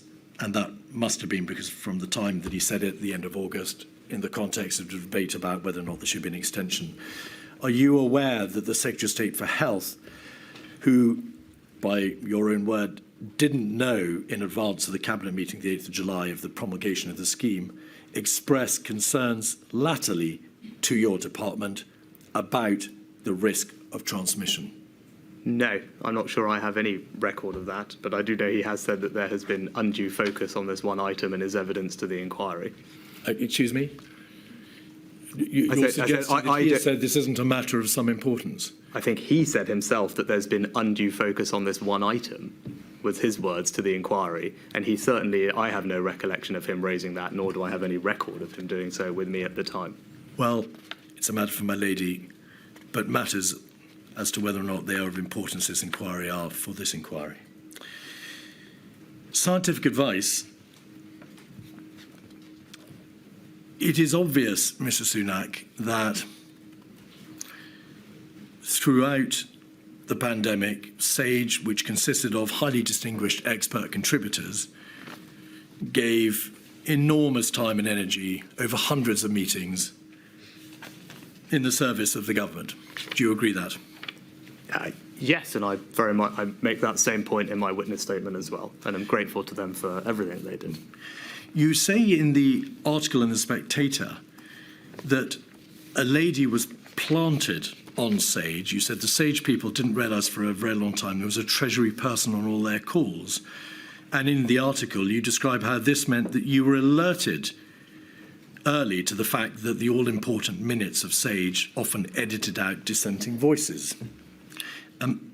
It's difficult to know how much of that is journalistic flourish, but would you accept that everybody who attended Sage, or the identity of everybody who attended Sage, was known to Sage and the Secretariat that ran Sage, because, of course, they all had to give their identities and their phone numbers for the purposes of the calls that took place? Well, as I said there, it wasn't apparent to me in some conversations with them that they did realise, but I mean, it's almost by the by. The point was there was someone there who was feeding back information which is incredibly helpful, and you've shared some of it before, summaries of which were often given to me verbally. Vanessa McDougall, who was a member of your department at that time, was encouraged to attend. In fact, Sir Patrick Vallance had encouraged the attendance of somebody from Treasury on Sage in correspondence with Sir Tom Scholar. Was Sir Tom Scholar the permanent secretary in your department? Yes. Right. In that same article, you also say, for a year, UK government policy in the fate of millions was being decided by half-explained graphs cooked up by outside academics. That wasn't a reference to Sage, was it? No, sorry, where is that? It's page 6. UK government policy in the fate of millions was being decided by half-explained graphs cooked up by outside academics. Those aren't my words, just so we're clear. Why would they appear in an article with you exclusively devoted to the issue of your performance during the pandemic crisis? That's a question for the journalist, I think, Mr Keith. Would you accept that whilst the science was highly complex and uncertain, and obviously not susceptible to clear outcomes, that the advice given by Sage was, over the entirety of the pandemic, given in good faith and at the upper limits of all their professional abilities? Yes, I make that same point in my witness statement. But having considered this, and there's again some reflections looking back at this time with regard to Sage, I think there are a few things that I've reflected on over time that I probably was less focused on at the time. I think the first one was, and this is the point that I was getting at in the article, Sage's views were presented as a consensus or a single view. I think there was definitely not an accurate perception of the degree of debate and perhaps lack of consensus within Sage. I think that is how it was presented. Again, not to take away in any way from them, but it was presented as a more singular view when in fact there was more debate within Sage about most things. I think secondly, can I ask you to pause there and just ask you about your views on that first point, Mr Sunak? Okay. Evidence has been given to the effect that indeed the consensus minutes were relatively short, designed to allow people to read them. Evidence has also been given as the extent to which they were read. But it's obvious that number 10 had officials attend Sage. Mr Warner attended, and it's obvious that HMT had an official attend as well, in order precisely that the wider range of views could be made clear to their sponsoring departments, number 10 and the HMT. Did that not suffice? You were aware of Sage. I don't think that was the explicit reason that someone was on the calls. They were just there more generally, and I'm making the point that I think just more generally in the policy debates that were being had and in the external communications, I'm not sure the country probably understood that there was less consensus within Sage than was being presented, because this was an inherently tricky subject. And on that issue, some evidence has been given to the effect that, of course, Sage responded to commission requests from the government. The government would raise issues with it, to which it responded. And, of course, Sage advised while government decides. That's self-evident. In your reflections, do you think Sage could ever have been put in a position of making specific recommendations, that is to say, giving specific advice on policy outcomes off its own bat? No, I think that they're conflating two different things there. The first is, even on the advice, not the specific policy recommendations, even on the scientific advice that they were putting, I think as many of them have now said, that they themselves were deeply divided over the scientific evidence. That's from one of them that was there at the time. I think that was underappreciated. And I think in hindsight and on reflection, it probably would be good to have made sure that there was a broader awareness of that point. I think the second thing is the science itself, as you pointed out, Mr. Keith, was itself uncertain. I think people hear science, and I reflect on it, and they think science, okay, 2 + 2 = 4, that's what this is. It clearly wasn't like that. This was uncertain science, as the scientists themselves say. It would be too simplistic to say that there was one answer on these things, and itself was prone to change. So SAGE's advice on asymptomatic transmission, the benefit of face masks or schools, all of that changed over time. So science itself was not certain. It was not singular. There was more debate about it. I'm not sure that nuance was communicated perhaps as much as it should have been, so that people could understand the decisions we were making.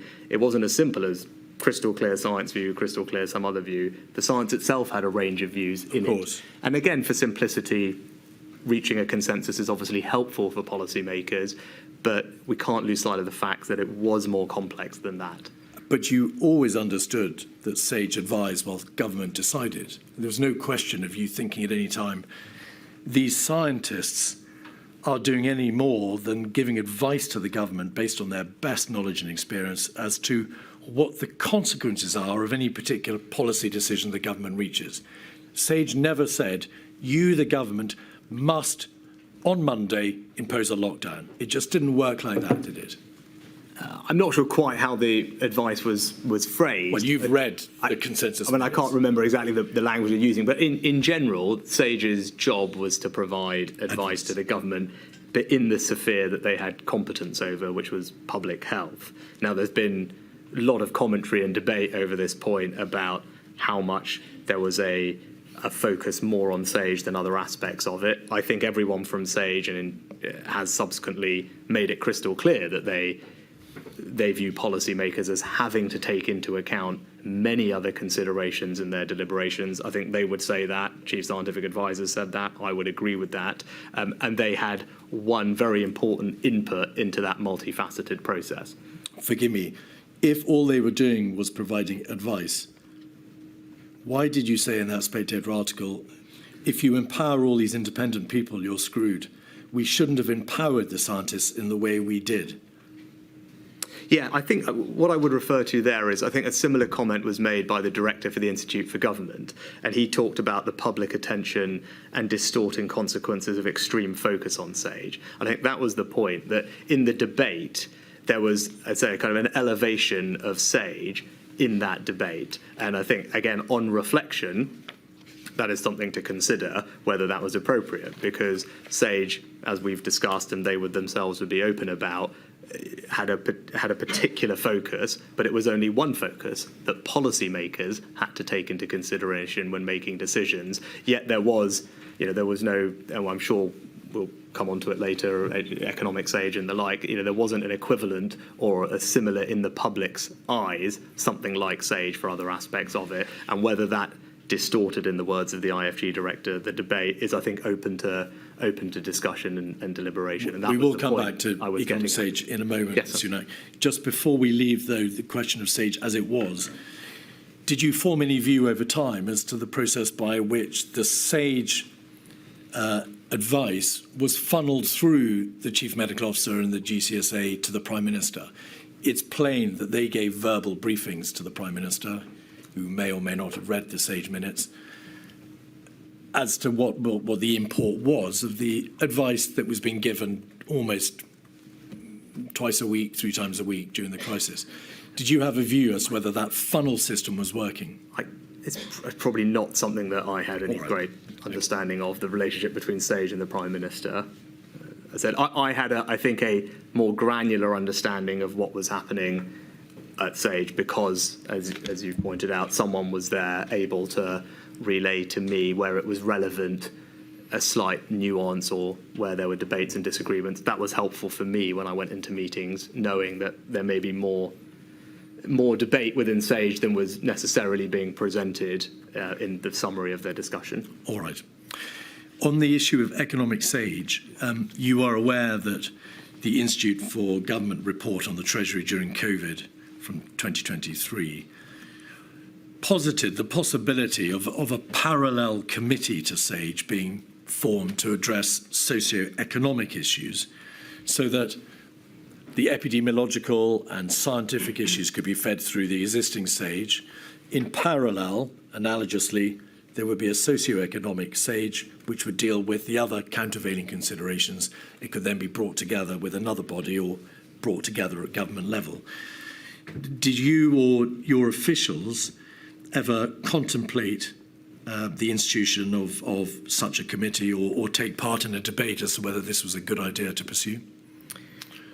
It was never something that was raised with me, and I think the evidence that you've heard from the Treasury corporate and the Chief Economic Advisor makes clear that it was never put forward as a formal proposal, nor was an official HMT view ever sought. So that's the evidence that you have from the Treasury.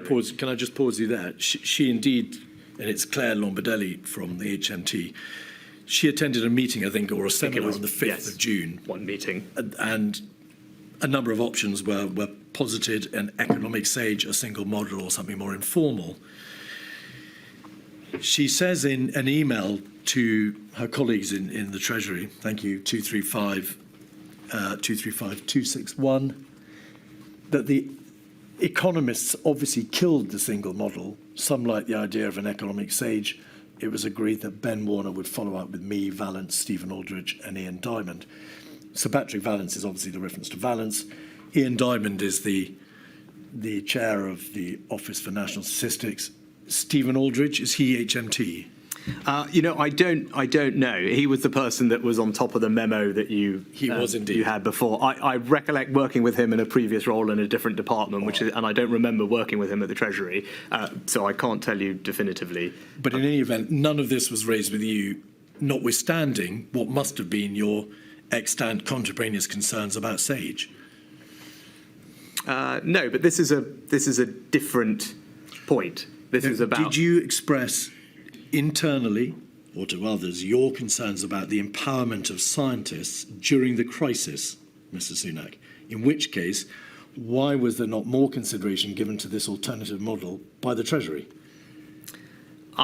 So I think the question is, there are different, as I understand the debate on the economic Sage, which again, just for the record, was not something that I remember being raised with me at all, or the Prime Minister during this period. I think we should just be clear about that. I don't think he has any recollection of it being raised, nor do his office, nor do I. But I think there are different rationales to why people think an economic Sage might have been helpful. And it's important to separate them because they're two very different rationales. One is that the modelling expertise, or more generally the expertise, didn't exist inside the Treasury to do the job. Now, that is something that I don't think is true. I think the Treasury did have the capability to do the analysis that we needed. It improved it over time, but it also engaged extensively with external people and economists, as it should do, to build that advice, use new forms of data. And the second thing is there exist already independent organisations, principally the OBR, but also the Bank of England and others. So HMT is not operating in a vacuum. There are many other independent bodies doing very similar job and doing it at a very high level. So I don't think that reason for an economic Sage stacks up, and I'm happy to elaborate. There's a separate rationale, which I think, Mr Keith, is a bit more what you were alluding to, which is that it might be helpful as a counterweight in the narrative, because if you had a public health Sage, then you needed an economic Sage. Now, that's a different reason. I'm not personally particularly persuaded by that, because I think the expertise exists. It's more for government to decide how it wants to appropriately balance these things. You are, with respect to the government now. You must have formed a view as to whether or not, in the light of this crisis, the optimum system was put into place and whether or not there is, in fact, a very good argument for having a parallel body for dealing with other non-scientific So I said I'm not particularly persuaded that it's necessary because unlike SAGE, that expertise exists within government departments. The Treasury has the ability to do the modelling and the analysis that's necessary on the economy, and it works with external bodies. Indeed, you mentioned Ian Diamond. He himself has said that he worked closely with the Treasury during this period. I think is indicative of their approach. There are other organisations that do the same type of thing. And ditto in other departments, that expertise will already exist. The difference with SAGE is that expertise did not exist within DH, as I understand it, which is why it was necessary. So I don't think that rationale really supports the need for an economic SAGE. There's a separate point, though, about titles, structures, not to develop extra information, but just how they are weighed in the debate and the discussion. Now, again, I've expressed some views about reflections about how SAGE was perceived, which I think I tend to agree with the Institute for Government comment that there was kind of, as I forget his exact words, but there was a slightly disproportionate focus. I think that's right. That doesn't necessarily mean you need to create countervailing structures elsewhere. You can just choose to communicate or think about SAGE differently, or the science SAGE. Again, people may have different points of view on that. I think reasonable people could disagree, but my reflections are that it wouldn't necessarily have added to anything. It's obvious that the Treasury provided detailed analysis to Number 10, relayed through you, relayed through these bilateral meetings, relayed as part of emails to Number 10 in the Cabinet Office. But that advice, of course, was not transparent in the same way that the SAGE advice was. Would you agree? These weren't reflections of an HMT committee, the minutes of which were then condensed and published and made known to the world. Yes, I think that is. Well, actually, it's not quite right because HMT did publish a considerable amount of information. Of underlying data. But the data, the information, the advice and the analysis which was given directly to Downing Street by HMT was never itself published, was it?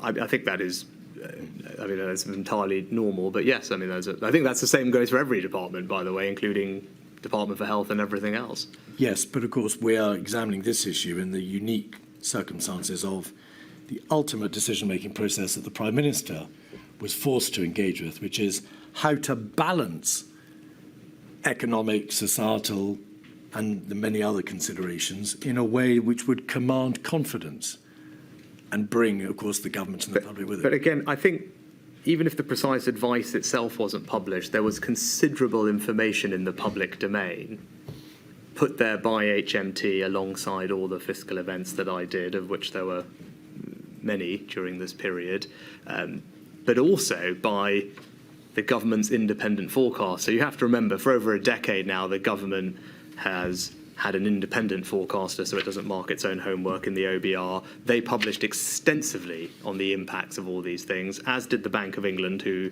contain probably more people engaged in forecasting and modelling the UK economy than anyone else. And then again, you had the IMF, the OECD, investment banks.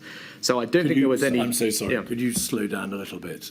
Sorry, I was taking your steer to move along. Sorry, I misinterpreted the signal. I didn't tell you to go so fast. We can't keep up. So I think my point would be there was considerable information about the economic impacts on the economy in the public domain, not just from HMT, but many other independent expert bodies.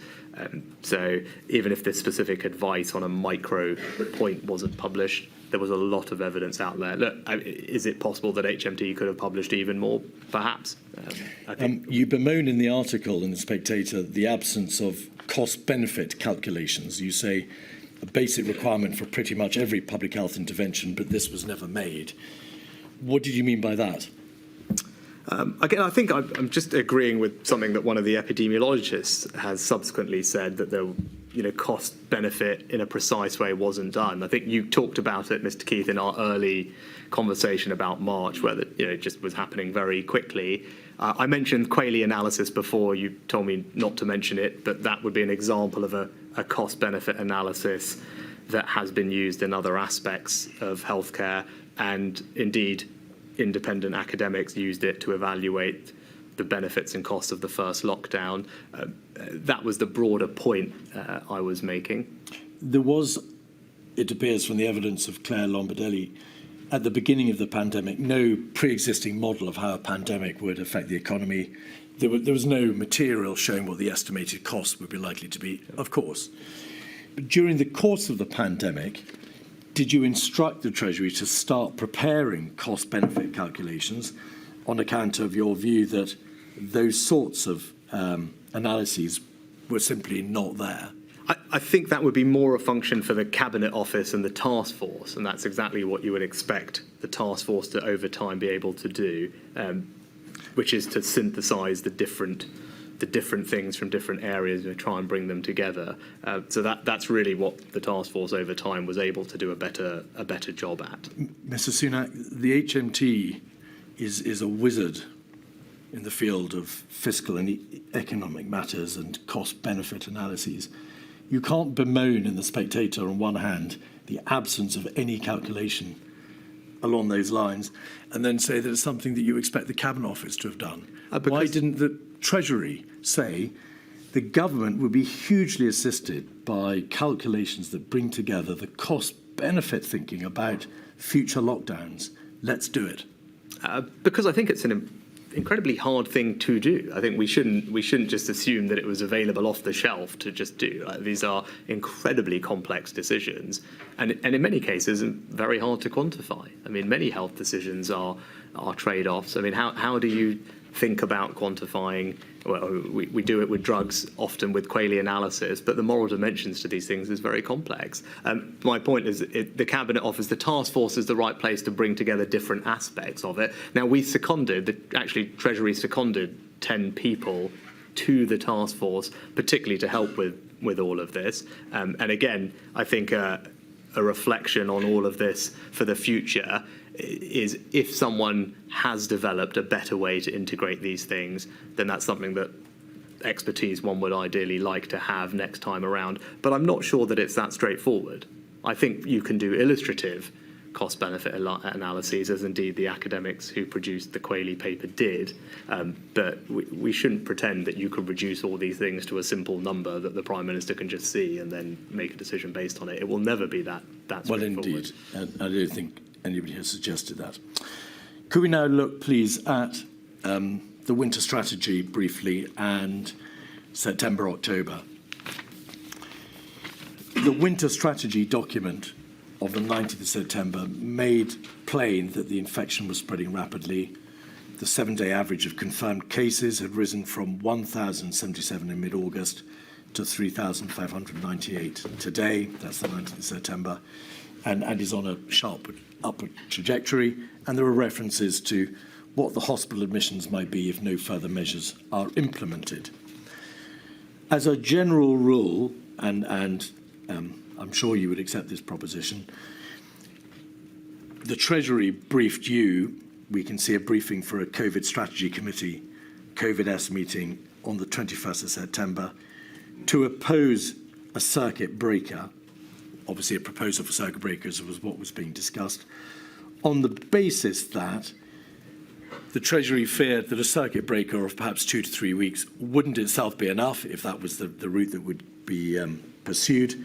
And also there was a risk that if it was only 2 to 3 weeks, the government might find itself in the awful position of coming out of a circuit breaker whilst the number of deaths is still going in the wrong direction.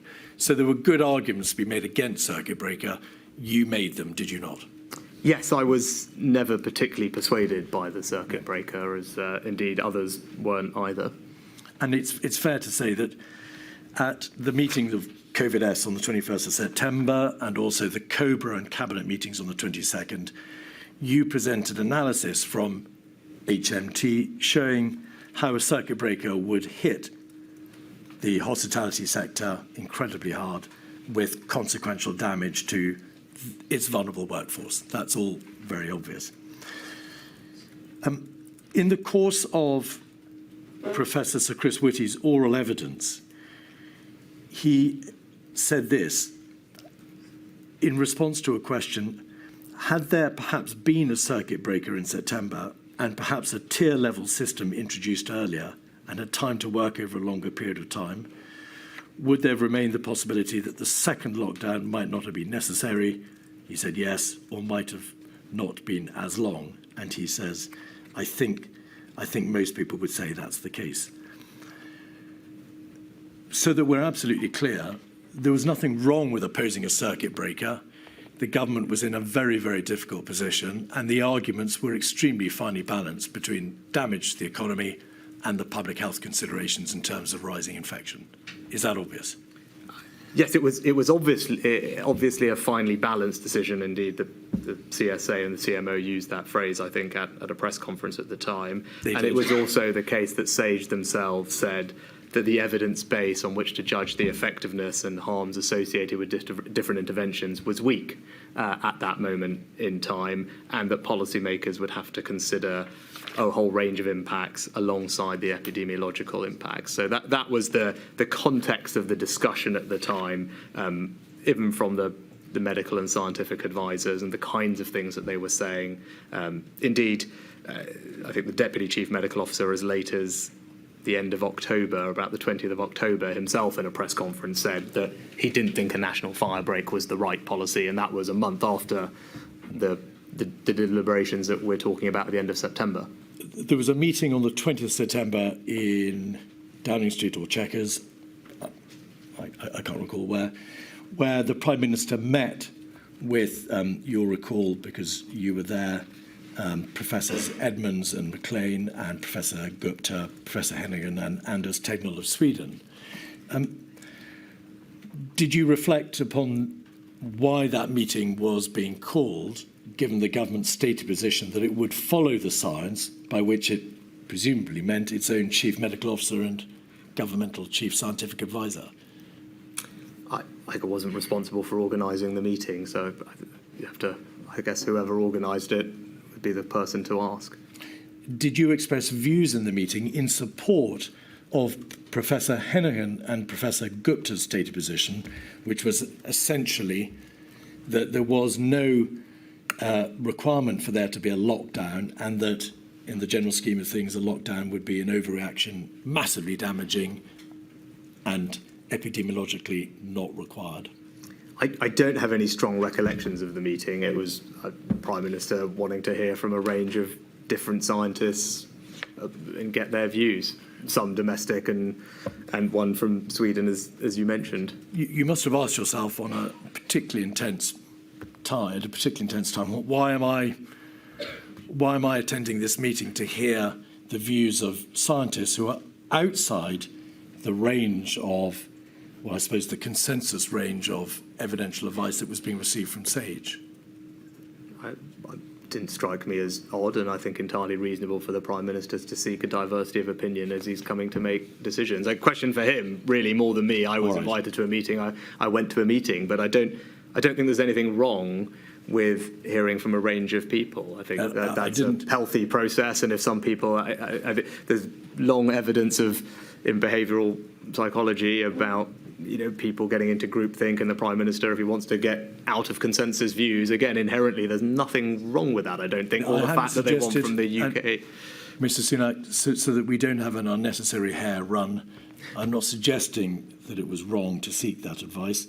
I'm merely asking you whether or not you wondered why you had been asked to attend alongside that scientific advice from the range, the spectrum from which it derived. You didn't think about it? No. All right. The tier system, we can deal with this very briefly because it is obvious that there were a number of meetings in front of COVID-S to consider the recommendation from the COVID task force that there be a tier system. You discussed on the 8th of October with the Prime Minister directly the health and economic arguments, and then following that day, I think perhaps that night or the next day, the Cabinet Secretary briefed officials that you and the Prime Minister had agreed that the government would seek to negotiate the restrictions which were a necessary part of the tier process.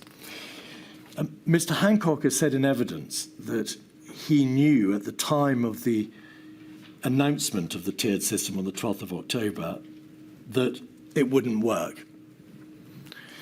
What was your view as to the likelihood that this tier system, which, to remind ourselves, of course, was imposed from the 12th of October and required these detailed local negotiations to take place, would work? Did you have a view on it? I think, I mean, well, the strong, I'd say strong maybe, I mean, the general consensus, I think, amongst our medical and scientific advisors on going into the autumn was that a local approach was the right approach. You can see that in the SAGE minutes consistently from the end of June. They talk about an emphasis on local control. I remember the chief medical officer in cabinet, either at the beginning of October or end of September, making the point that actually the UK's national outbreak in the first wave had been an exception to the pattern across Europe, where Italy and Spain in particular had seen more localised outbreaks. And I think he said in the minutes it's recorded that it's possible the second wave will be localised. And again, that even once we ended up going into a second, I think the proof is here actually, even once we ended up going into a second national lockdown, the cabinet minutes, I think from the 10th of November, reflect the CMO's views that reintroducing the tiered system after the national measures seemed entirely rational. So I think the strong point of view of everybody was that a local approach was sensible to try. He thought that even after we'd gone into a national lockdown. I think. Forgive me, you referred to the SAGE minutes consistently from the end of June. By October and the time of the introduction of the tier system, the CMO and the GCSA had made it absolutely plain that this would simply not suffice to reduce the R below 1, and that the only epidemiologically justified route was a more stringent circuit breaker or lockdown. The position had changed, had it not, by October. Well, in the minutes of the 20th of October cabinet meeting, the CMO is recorded as saying that the country remains split into 3 broad categories. This justified the government's approach of 3 tiers of local alert level. Yes. So that's in the cabinet minutes on the 20th of October. And at that meeting and on the 11th of October, he made it plain that epidemiologically there was a very high risk that the tier system would not work to bring R below 1. You were aware of that? I said on the 20th of October, he said that it justified the government's approach of 3 tiers at a local alert level. That's in the cabinet minutes on the 20th of October. All right. And even after the national lockdown, as I said, he said that it would be entirely rational to reintroduce the tiering system. Yes, but that, of course, is after the lockdown. But I'm saying it goes to the point that the principle of a tiered system is one which had, I think, wide support amongst scientific and health advisors. We may be at cross purposes. Yes, I feel Obviously, we are. there is a justification for a tier system within its own parameters. But was it not apparent that it was, bluntly, a bit of a chance as to whether or not epidemiologically it would work? Right. Well, I mean, there is a system in place concerning the negotiations. No, I understand your which question. were difficult. Well, in which case I would just point you to the remarks of the Deputy Chief Medical Officer on the 20th of October in the press conference, where he was asked, and he said, this national fire break you talk about, no, I don't think that's right, and I don't think that it's consistent with the epidemiological picture we are seeing. I think it would be very difficult to justify. The chief medical, I think not the chief medical officer, but maybe the medical director at the NHS also made a point after that in the same press conference about the varied epidemiological impact they were seeing around the country in hospitals. So at the end of October, exactly on the date that you're talking about, in public, the Deputy Chief Medical Officer was saying that he didn't think national action would be justified given the varied epidemiological picture across the country. And that was backed up, I think, by Steve Powis in the same press conference. Forgive me, in the Cabinet and the COVID-S meetings which you attended as the Chancellor of the Exchequer, you were aware that epidemiologically this was a bit of a chance. It was quite likely it would not work to bring R below 1, but it was, in policy terms, a position open to the government to take and one that you supported, because, of course, you would be violently opposed to a lockdown. I think that's not a fair characterisation of my position. I was opposed to a circuit breaker in September because I didn't think it would have achieved its stated objectives, something that I think most people now acknowledge to be the case, and I've seen in evidence people now accepting that it wouldn't have prevented the need for a second lockdown. Indeed, it didn't work in Wales when it was tried. So I was specifically opposed to a circuit breaker, again, as...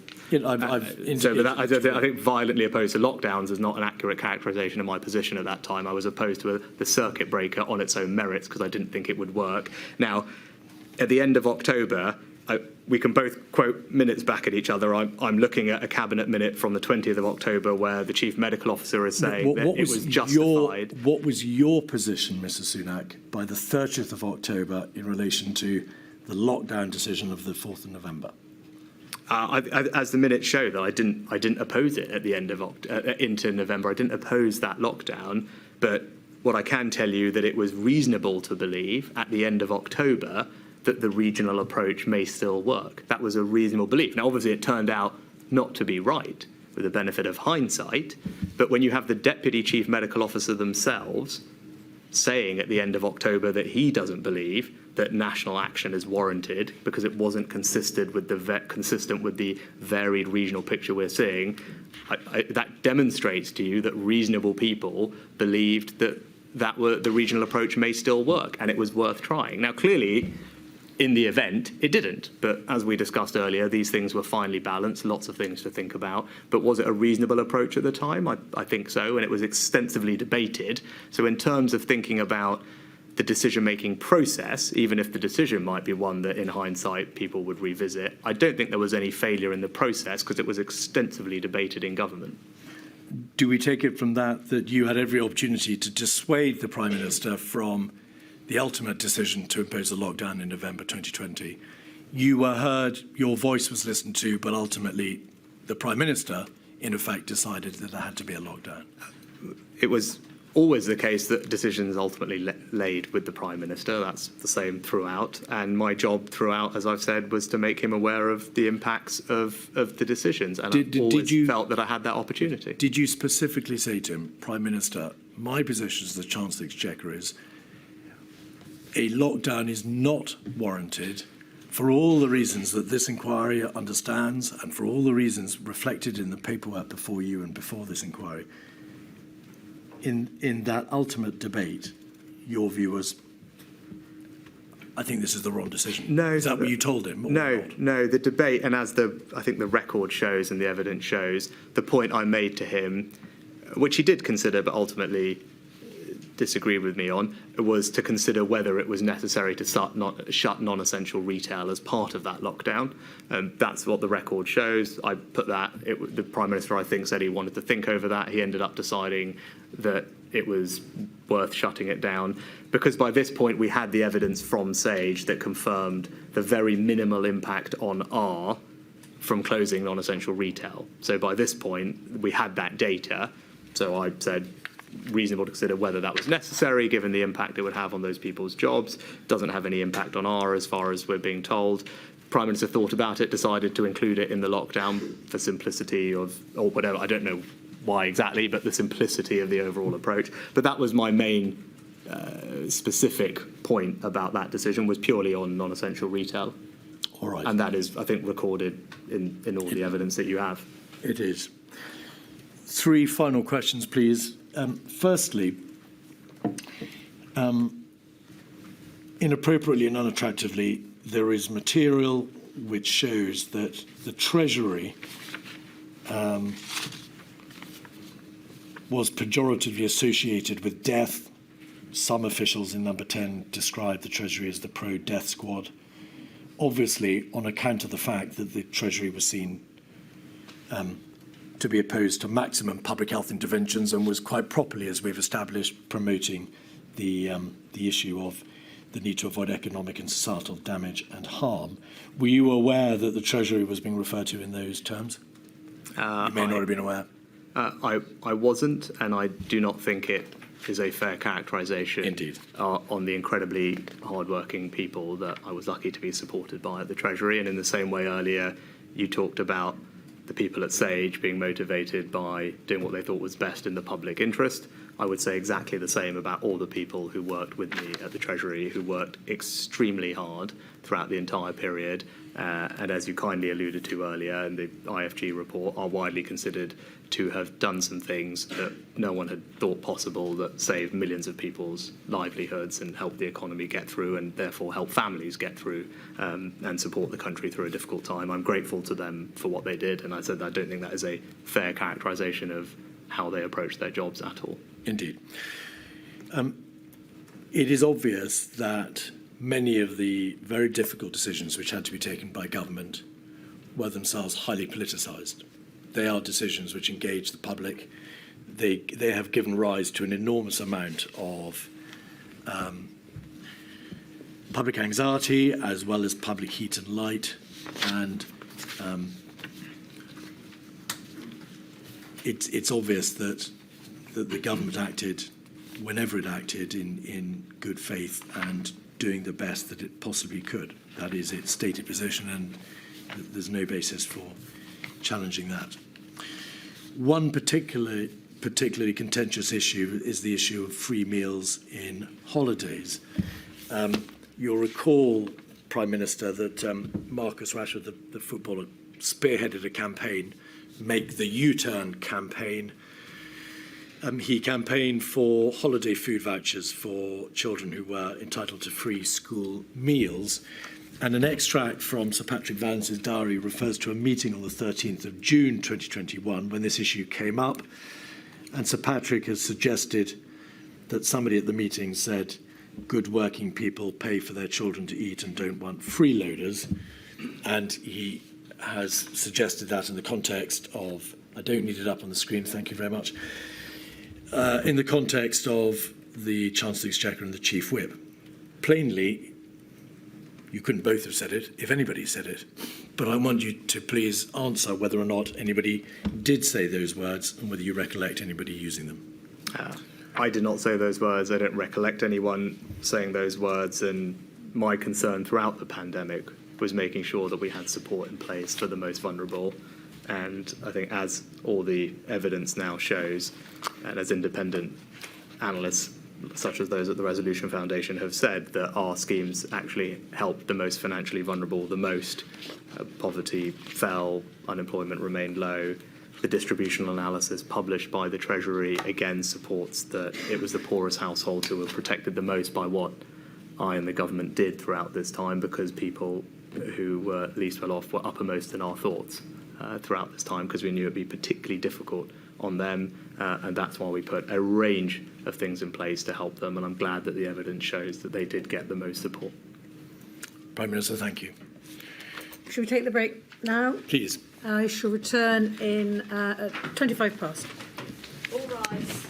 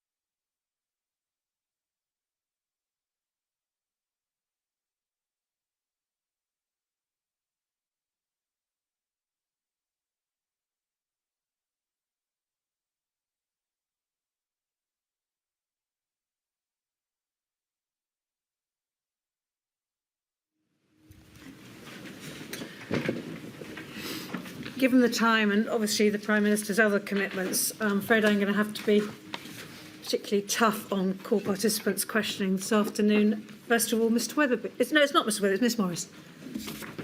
Thank you, my lady. Mr Sunak, I ask questions on behalf of COVID Bereaved Families for Justice UK. And I've been given permission to ask questions on one topic, and that is financial support for care home workers. So I'm going to put a short number of propositions to you from the evidence already before the Chair, and I'm going to ask you 2 short questions about them. First of all, the inquiry has already heard from Mr Hancock, and according to his second statement, it had been realised by early June 2020 that agency workers moving from one care home to another was a key pathway through which the virus was entering care homes to devastating effect. According to him, at a COVID-0 meeting on the 15th of September 2020, it was agreed that regulations would be brought in to prohibit staff movement between care homes as a matter of law. And the proposals were drafted and then went out for consultation. By December 2020, he described how DHSC had finalised proposals which included a compensation package for such workers' foregone hours, which required Treasury agreement. That's clearly where I'm going to ask you about your involvement.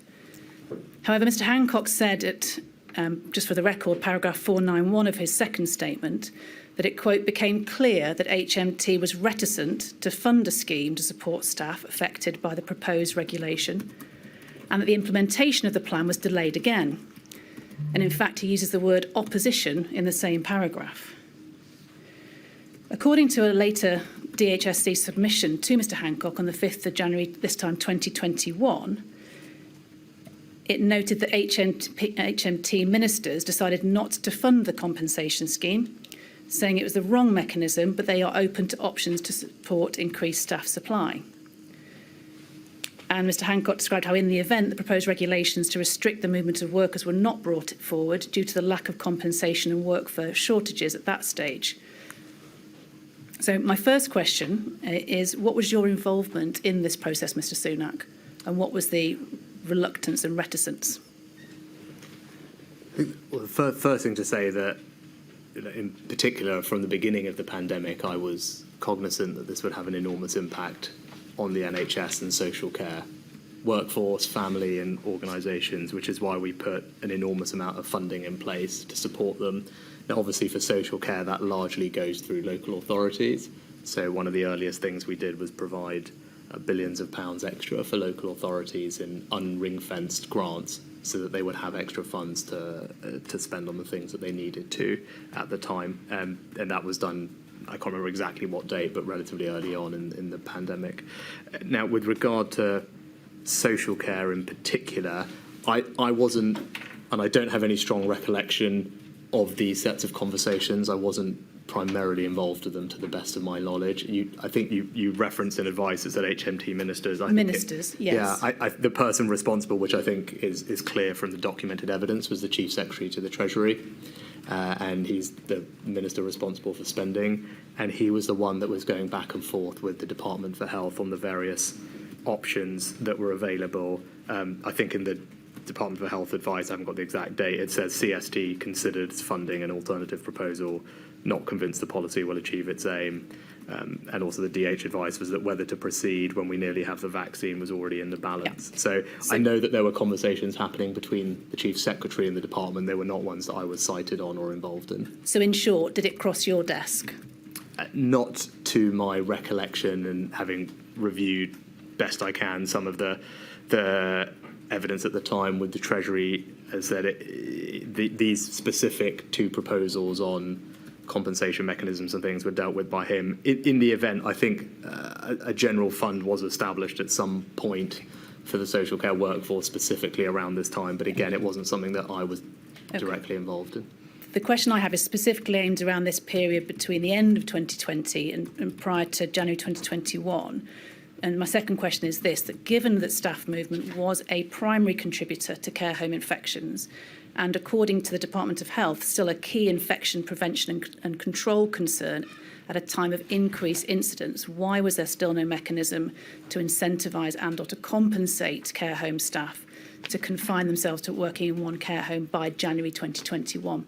Well, I think if I check the details, I think there was some new funding announced on the 16th of January, and the CST had considered a proposal from DH about a general fund to boost the social care workforce, and had approved it, and it was precisely to support providers to restrict staff movement between care homes and other care settings, etc., etc. So I think that those conversations were happening and a fund was announced, as far as I can tell. But again, it wasn't something that I was directly involved in. That was the Chief Secretary to the Treasury's primary responsibility. And you'd agree from the documents that you're referring to and that I'm referring to that that wasn't in place before January 2021, despite the conversations taking place between the departments and the Chief Secretary for the Treasury? Yes, I don't remember these conversations, again, happening until immediately before then anyway, having reviewed this pack from the Treasury. It sounded like those conversations were predominantly happening in and around December, with an announcement in January. Okay. And I think there's another point that's worth making, that in the end, I think key system partners no longer supported it, and that's something that I think the Secretary of State for Health and his officials have also said in their evidence. It wasn't just the funding, it was actually the mechanics of making it work, I think, weren't, as I said, key system partners no longer supported it, was the conclusion they had come to as well.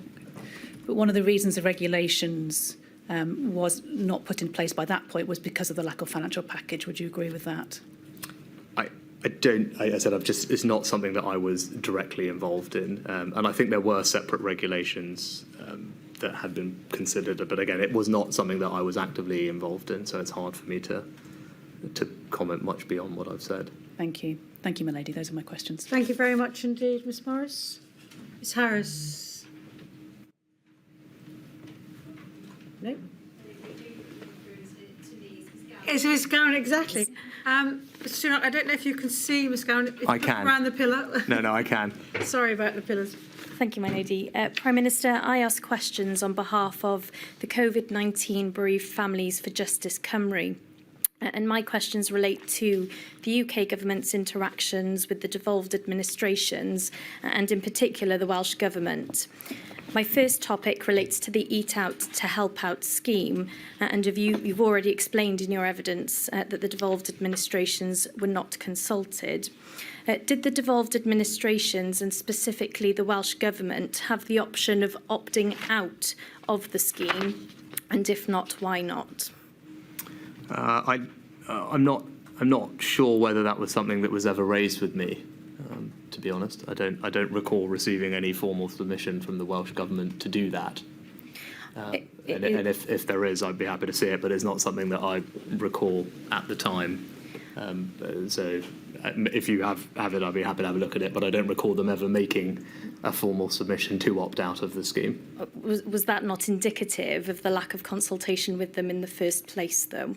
No, because, as we have a devolution settlement where obviously the UK government is able to make policy on matters that are reserved, and devolved governments make matters on policy which is devolved, right, without, I wouldn't expect them to consult me on things that they were doing that were within their devolved competence every time they were making a budget decision. Ordinarily, again, they wouldn't expect to consult the UK government on that. That's how our devolution settlement works. But I said I don't recall them ever, after announcement of the scheme, and as we've discussed, there was almost a month between announcement and commencement, them formally saying to me or the Treasury that they wanted to not participate in the scheme. I don't think they ever did that. I don't recall them doing so. I think, Prime Minister, you've answered my second question on that topic, but did the Welsh Government have the opportunity, in your view, to raise concerns if they had concerns? I think that they always have an opportunity, and they frequently do. So if that was something that they wanted to raise, I'm sure they would have raised it through the normal channels that they had. Thank you. My second topic relates to the funding of public health decisions in Wales during the pandemic. And I'm going to put two particular paragraphs that are contained within the first witness statement of the First Minister for Wales, Mr Mark Drakeford's statement. This is Exhibit 273747, page 40. Before we turn to Mr Drakeford's statement, it's important to set out two points of context that you set out within your witness statement. You say in your statement that the UK government provides most of the devolved administration's funding with quantum to be determined by the Barnett formula. And you also say that the UK government provided the devolved administrations with an upfront funding guarantee in July 2021, and that was further uplifted on 3 occasions to enable the devolved administrations greater flexibility to respond to the pandemic. And with those important points of context in mind, and turning to Mr Drakeford's statement, at paragraph 136 of the statement, he says this, and I hope that it's on the screen in front of you. On the 23rd of October 2020, the Welsh firebreak came into effect. Had we had the confidence that the UK government would provide the money needed to support people during the firebreak, we probably would have implemented the lockdown earlier. However, it was hard for Wales to take the initiative because that meant we had to take the decision without financial support provided by the UK government. Now, I'm not asking about the merits of the firebreak or otherwise, but do you agree with Mr Drakeford's views in respect of the lack of financial support? No, I don't. We have a constitutional settlement in the UK whereby funding for devolved administrations comes either through their standard block grant, their own tax-raising powers, but then also the Barnett formula. So when the UK government decides that it's increasing spending in areas on England, that triggers what are called Barnett consequentials or extra funding for Wales, Scotland and Northern Ireland, because they're obviously funded at a larger level than in England.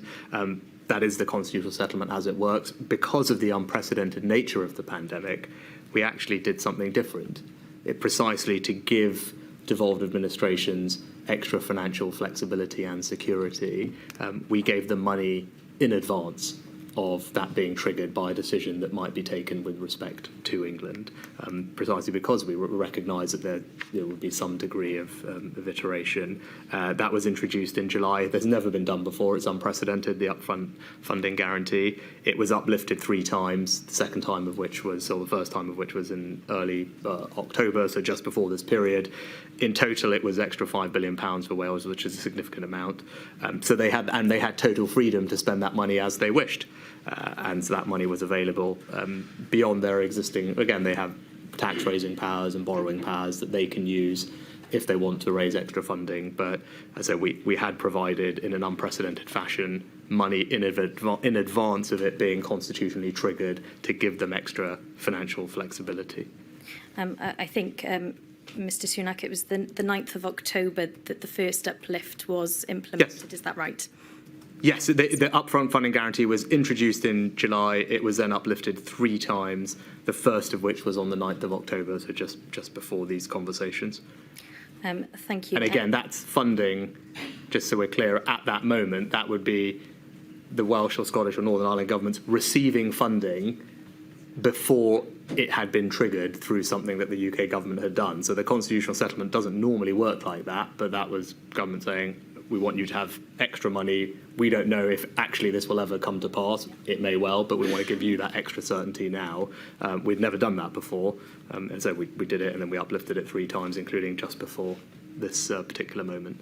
And you said in your evidence as well that Wales and indeed all of the devolved administrations had their own tax-raising powers in addition to any of the additional funding that would have been made available by the UK government. Yes, I was giving an explanation more generally of how the funding settlements work and borrowing powers as well. There was a bit of a primer in there about how devolved funding works in general. Thank you. Moving on, in a similar vein, Mr Drakeford goes on at paragraph 138 of his statement to say that October 2020 was a challenging month for intergovernmental relations. And then at paragraph 139, he concludes as follows. The Chancellor of the Exchequer refused to fund the consequences of a public health decision taken in Wales. That decision was, in my view, one of the most misguided decisions of the whole pandemic. It demonstrated that the 4 nations of the UK were to be treated differently by HM Treasury. It was, in effect, acting as a treasury for England, not a treasury for the UK. This was vividly illustrated when, within a few days of the Welsh firebreak, a similar set of measures were adopted for England. Funds to support that cause of action were then released by the UK Treasury. Those funds were extended to Wales, but only because of decisions taken in response to the public health position in England, not because of the public health needs in Wales. So the same question, Mr Sunak, do you agree with Mr Drakeford's views? Is he being fair? No, I don't. It's the same answer I gave before. It precisely had funded extra money for Wales in early October in advance of that being triggered, as is normal.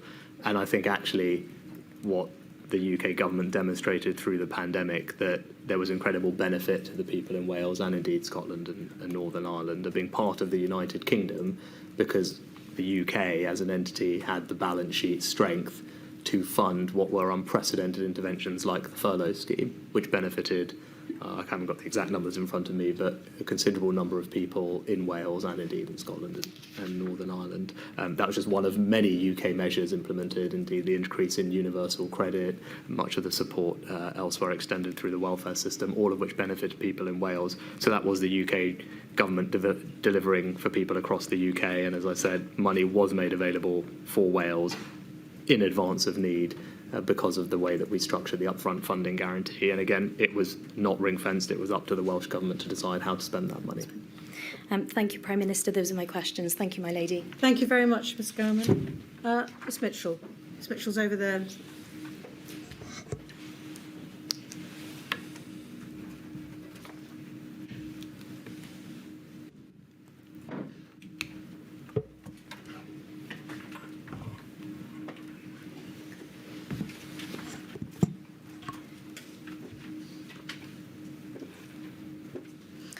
Prime Minister, I appear as instructed by Amar Anwar and Company on behalf of the Scottish COVID bereaved. You've given evidence this morning in relation to the difficult job of balancing economic consequences of the pandemic with the decisions that have to be taken on health by those who have to make those decisions. Health obviously being a devolved matter, the First Minister of Scotland was tasked with that responsibility, and the funding of that matter rested with the UK Government. Can I have inquiry number 217057 up, please? This is a letter from the then First Minister Nicola Sturgeon to the then Prime Minister Boris Johnson. At page 1, just for the date, we get that date on 23rd September 2020, and can we go to the top of page 2? Now, I appreciate you won't have received this letter directly unless it was forwarded on to you, but what this says on that date, the 23rd September, is, and third, if it's not possible to reach a Four Nations agreement on further restrictions with associated support, what arrangements can be put in place to ensure that devolved administrations are not constrained in making what we judge to be essential public health decisions because we lack the financial flexibility to provide support to affected sectors or individuals? Now, you've already touched, obviously, on that issue with my learned friend who's already asked you questions. The first question I would like to ask you about this was, were you made aware either by Mr Johnston or Mr Gove as to the concerns the First Minister had at that time? Yeah, I can't recall this specific letter. You may not recall the specific letter, but were you made aware of concerns either by Mr Johnston or Mr Gove about that particular concern of the First Minister?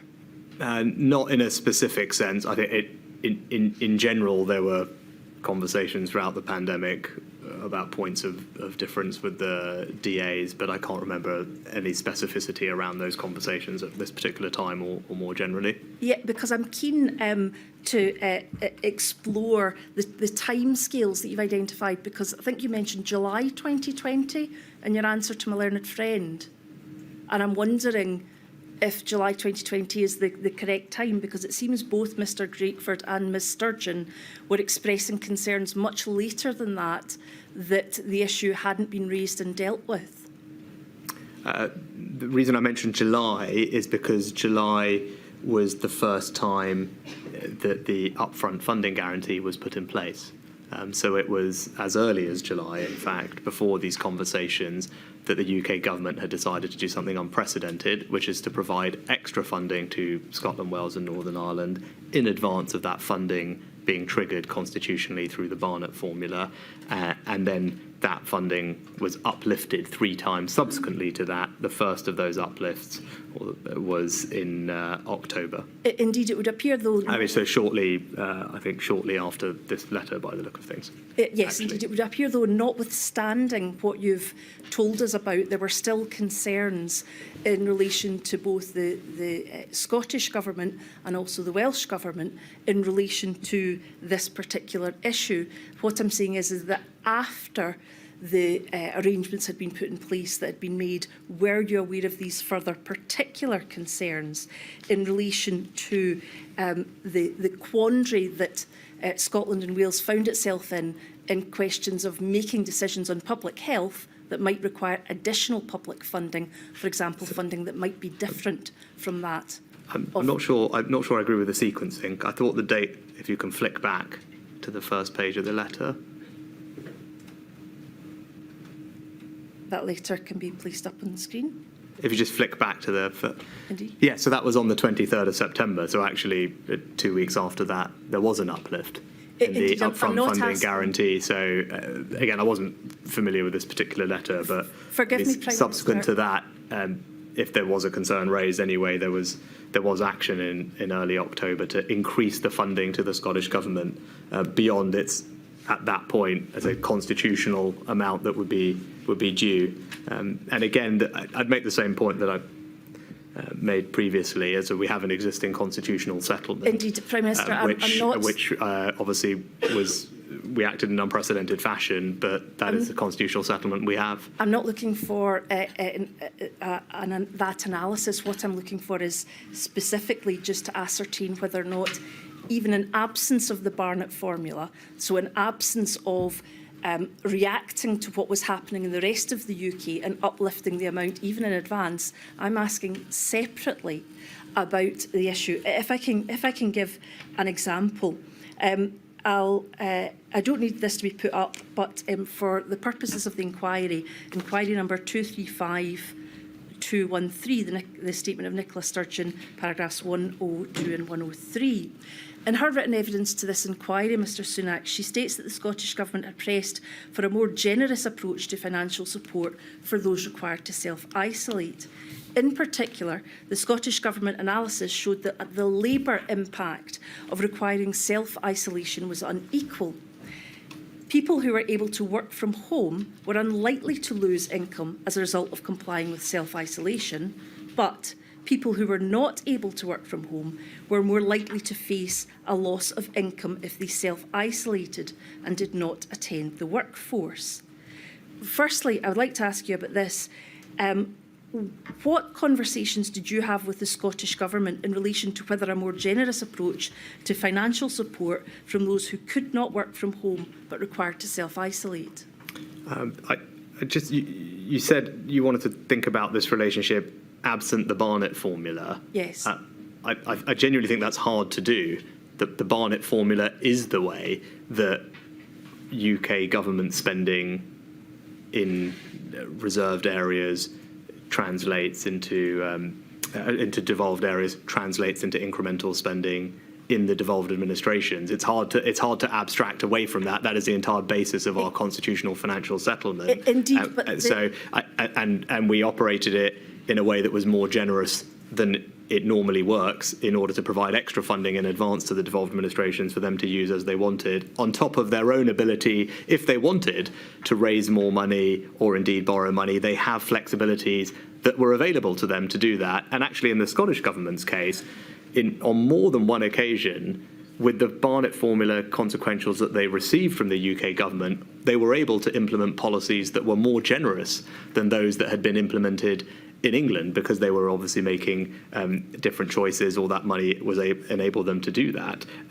So I think that is important. Mr. You Sunak, can't abstract away from it. I think that's the entire basis of how it works. Well, that is the basis of how it works, but I think the difficulty was that in a pandemic, the First Minister was in charge of health and was asking the Prime Minister what assistance can we get rather than waiting for the rest of the UK if we want to? And my point was the upfront guarantee was put in place precisely so that they didn't have to wait. The whole point about it was funding in advance of that funding being triggered by something consequent down the line. So it was precisely because of that the upfront guarantee was put in place and can I increased return to regularly. my question, which was, what conversations did you have with the Scottish Government in relation to the issue that was raised about the unequal labour impact of requiring self-isolation to those who could work from home and those who couldn't? I don't recall any specific conversations. Most of the financial engagement with the DAs happens via the Chief Secretary to the Treasury, and there's a standard Finance Minister's quadrilateral that happens at that level between the DA, Finance Ministers and the Chief Secretary. That happened, as I believe, regularly during the pandemic, which would be the forum for those discussions. Were you aware that such analysis was done? As I said, more generally, the UK government did implement a scheme for self-isolation payments, and right at the early part of the pandemic, I introduced a scheme to support those who are self-employed. Yes, but I'm asking considerably. this specific issue of inequality between those who could work from home, who self-isolated, and those who couldn't. Were you aware of that inequality, and were you aware of that problem? I think it's, I guess, self-evident that there would be an inequality between those things.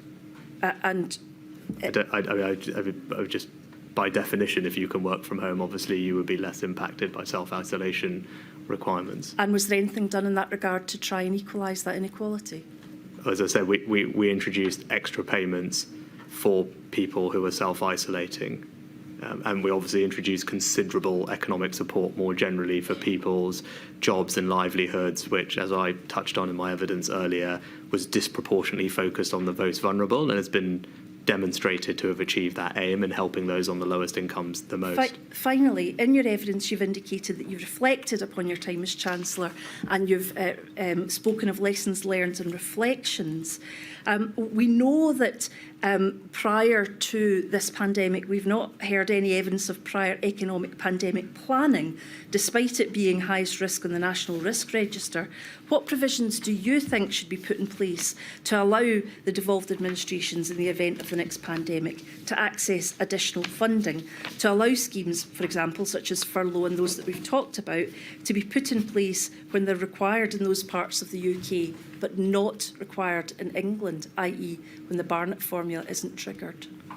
I think that speaks to our overall constitutional and devolution settlement, and I think it's quite hard to completely unpick that. It may speak to it may speak to a need to do more things on a UK-wide basis next time around. The upfront guarantee system, I actually think, worked relatively well in providing that funding in advance to devolved administrations. And as I said, at broadly, over the course of the pandemic, most things happened at similar places at similar times. I think that if you step back from all the debates and discussion, broadly, that is what happened, as my general recollection of the time during it. And therefore, of those lessons learned, you think that broadly there isn't a need to change anything? As obviously the inquiry will no doubt have helpful suggestions, but from an economic support perspective, which was my role at the time, I'm confident that the economic support that we put in place achieved its objectives. It protected millions of people's jobs, livelihoods and businesses, and it did so in a way that disproportionately benefited the most vulnerable across the United Kingdom, and that's something that I'm proud of, and I'm glad it worked. Obviously, I'm sure there will be helpful suggestions as to how to improve on it in the future. But you yourself don't have any helpful solutions that you could give the inquiry?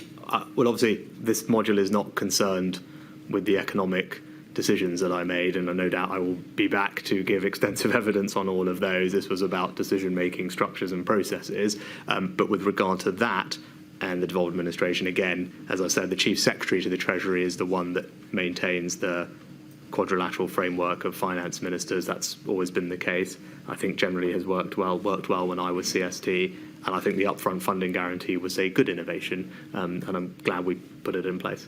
I may have questions for next time, but my lady, I'm obliged. Thank you, Ms Mitchell. Mr Menon. Mr Menon's over there. Prime Minister. Good afternoon, Mr Sunak. I ask questions on behalf of a number of children's rights organisations, and I want to return to the topic of the campaign for free meals for poorer school children during the summer holidays.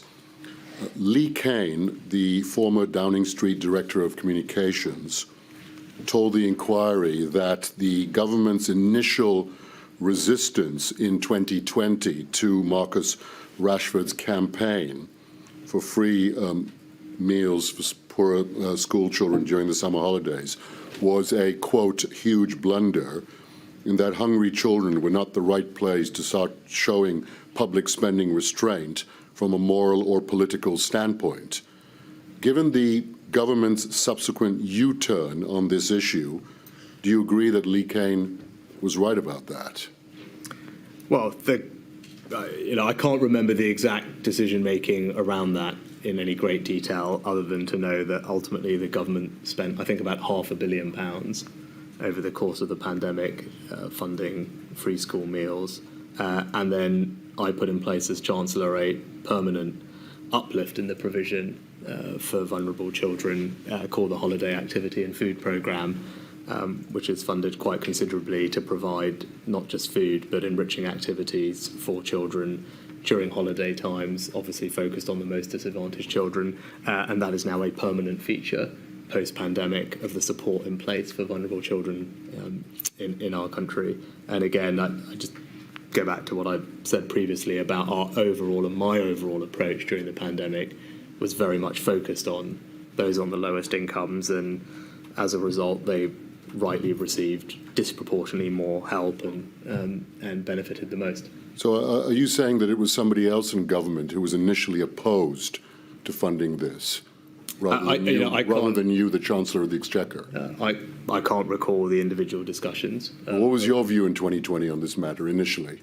I generally can't remember. Generally can't recall the exact discussions. I mean, in the end, we did ultimately fund it. There was a discussion about term time and out of term time, because obviously those were different things. One hadn't been impacted by the pandemic. Ultimately, the government did fund quite considerably the free school meals programme and replaced it with, added to it with something more permanent in the Holiday Activity and Food Programme. Mr. Keith, the very last topic that he asked you about raised a further meeting on the same topic a year later in June 2021. Now, I'm afraid I didn't understand your answer to his question. It may just be me. But can I ask you this? In June 2021, did you personally oppose free meals for poorer school children during the summer holidays in June 2021? I can't remember at what point we funded instead the Holiday Activity and Food Programme. And because as we were coming out of the pandemic, unsurprisingly, things that were temporary were being removed more generally. Whether it was furlough, whether it was support for self-employed, I mean, it was reasonable not to be able to sustain. You have to remember, we spent almost £400 billion, or more accurately borrowed £400 billion. It was one of the most generous and comprehensive support packages put in place anywhere in the world. It disproportionately did benefit the most vulnerable, and actually poverty actually fell during this period as a result. But it's clear that that's not sustainable forever. So as the pandemic ended and we returned to more normal life, it's reasonable that we returned to a more normal state. But actually, when it came to the situation of free school meals, even though the pandemic support ended, more permanent extra support was put in place. So the provision of meals and indeed activities today is greater and more generously funded than it was before the pandemic as a result of changes that were made. Mr. Sunak, that's through the Holiday Activity and Food Programme. Thank and you. Indeed the increase in the what are called Healthy Start vouchers, which are vouchers that are given, I think, to expectant or new mothers for them to use on fresh fruit and milk and things like that when they have new babies. The value of those vouchers was also increased on a permanent basis. Mr. Sunak, I'm trying not to interrupt you, but I've got limited time. Can I just clarify this matter, please? You told Mr. Keith that you never said anything along the lines of good working people pay for their children to eat and don't want freeloaders. do you recall a meeting at which anybody in the government expressed such a sentiment? No. So as far as you're concerned, it was never said, you don't recall it ever being said by anybody in the UK government? No. Can we at least agree on this finally then, that if anybody had expressed such a sentiment about the parents of poorer school children, that would be a reprehensible thing to say in the circumstances of a pandemic that's caused so much economic turmoil? Well, it's precisely because I knew that the pandemic was causing particular turmoil for those who are on the lowest incomes that our support deliberately and specifically helped them the most and benefited them the most, because I thought that was the right thing to do, and I think we should be judged especially on our actions, and our actions in this regard were that the support was in place to help the most vulnerable. Now, of course, people would always like you to do more, always like you to do things slightly differently, but in the round, I think it's hard to argue with the proposition that the support we put in place was incredibly comprehensive and, in terms of its scale, generous by international standards, and the evidence is clear that it disproportionately, rightly benefited those on the lowest incomes. Well, I'm sure that'll be explored in a future module. Thank you, Mr Sunak. Thank you, Mr Menon. Mr Freedman. Mr Freedman's just behind you to your right, Prime Minister, but if you can make sure you keep your voice into the microphone. Thank you. Good afternoon, Prime Minister. I act for 4 national disabled people's organisations, and we also want to ask you about those proposed regulations in the winter of 2020 to prevent care workers moving between care homes and other placements to stop the spread of the virus. The issue is also dealt with in the statement of Helen Whately, then Minister for Social Care, and of course brought back into that role by you as Prime Minister. And we need not go to it directly, but for the record, it's at INQ 273897. Now, Minister Whately deals with the problem that these proposals sought to fix. The significant number of people worked in more than one care setting. A balance was needed between stopping that happening and protecting people in a profession where, as Whately describes it in paragraph 229 of her statement, staff worked part-time on 0 hours contract, and the majority of that workforce were women and working for often low levels of pay. Now, we've heard your answers to Miss Morris, King's Counsel, who asked you a question for the COVID bereaved families, including that you were not directly involved in these decisions, and there's no criticism on that, Prime Minister. But may we just put the position of the Minister for Social Care to you, just get your reflections on it. First, she'd advocated for a furlough scheme and then a compensation scheme for workers who, under these regulations, were going to be mandated effectively not to work. And that's at paragraphs 236 to 239 of her statement. And in essence, cutting it short, HMT considered these positions, but did not approve either furlough or some further compensation scheme. Instead, as you say in your evidence this afternoon, it proposed a financial scheme to increase the supply of care workers. So, Mr Sunak, looking back at the situation now and, of course, thinking forward as Prime Minister, why reject any kind of furlough scheme or any compensation fund and instead prefer an alternative proposal to increase the supply of labour that didn't actually target the specific problem of staff movement? Again, I'm afraid I'm not sure I can add much to my previous evidence. I wasn't directly involved in these conversations. I'm not familiar with the various arguments that were being deliberated and policy discussions. So it's very hard for me to speculate or comment beyond what I've already said and my review of the materials, obviously three years later. Well, just looking forward then, let me just try and help you if it's fair to do so. We know that there was an alternative workplace capacity fund, and it was for £120 million, and it came in from January 2020 to supply additional labour, but no payment to not work, and ultimately The evidence is there. No regulations introduced to stop movement between homes and other settings. So in short, some funding to deal with understaffing, but no additional funding to support not working, and no regulations happened. Instead, there was just voluntary guidance to employers. So from a Treasury point of view, and I'm asking you just to reflect on it now and assist the Chair, was this voluntary approach a safe enough approach to the movement of staff between care jobs when it was known that there was a continuing risk that they could not afford to do otherwise? Again, I'm not obviously familiar with all the policy debates, so I can't sit here and make a pronouncement on what the right policy would have been. I think that would be the opposite of a good decision-making progress. I can tell you that across all the different health and public services interventions that we made, a cumulative total of about £150 billion was spent.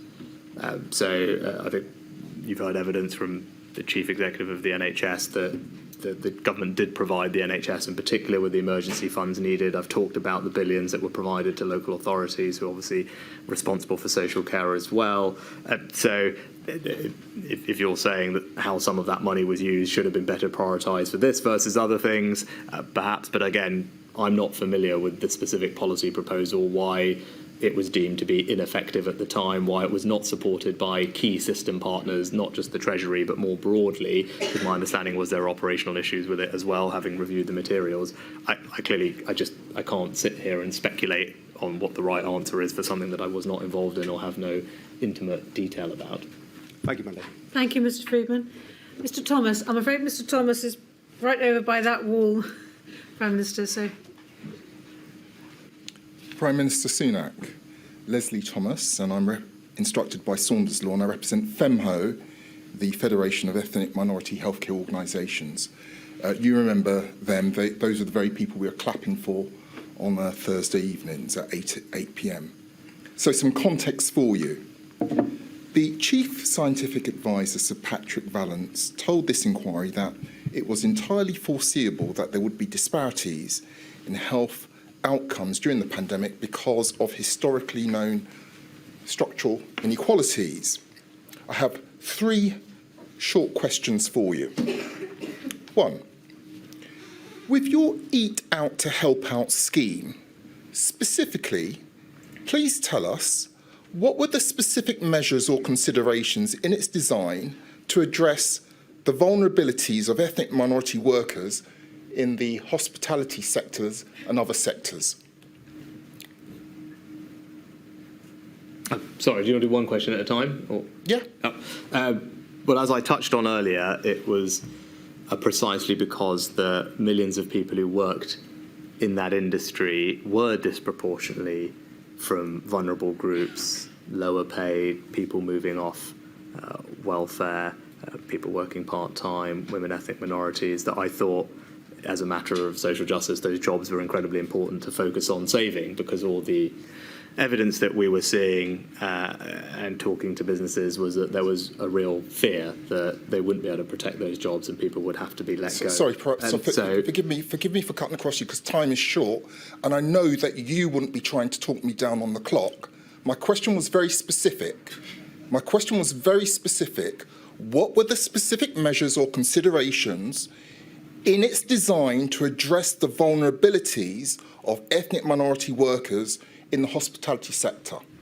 That was my question. Well, Just before you answer, Mr Sunak, Mr Thomas, I think that comment was inappropriate, so please just answer the question, Prime Minister, and ignore the reference to your deliberately talking Mr Thomas out.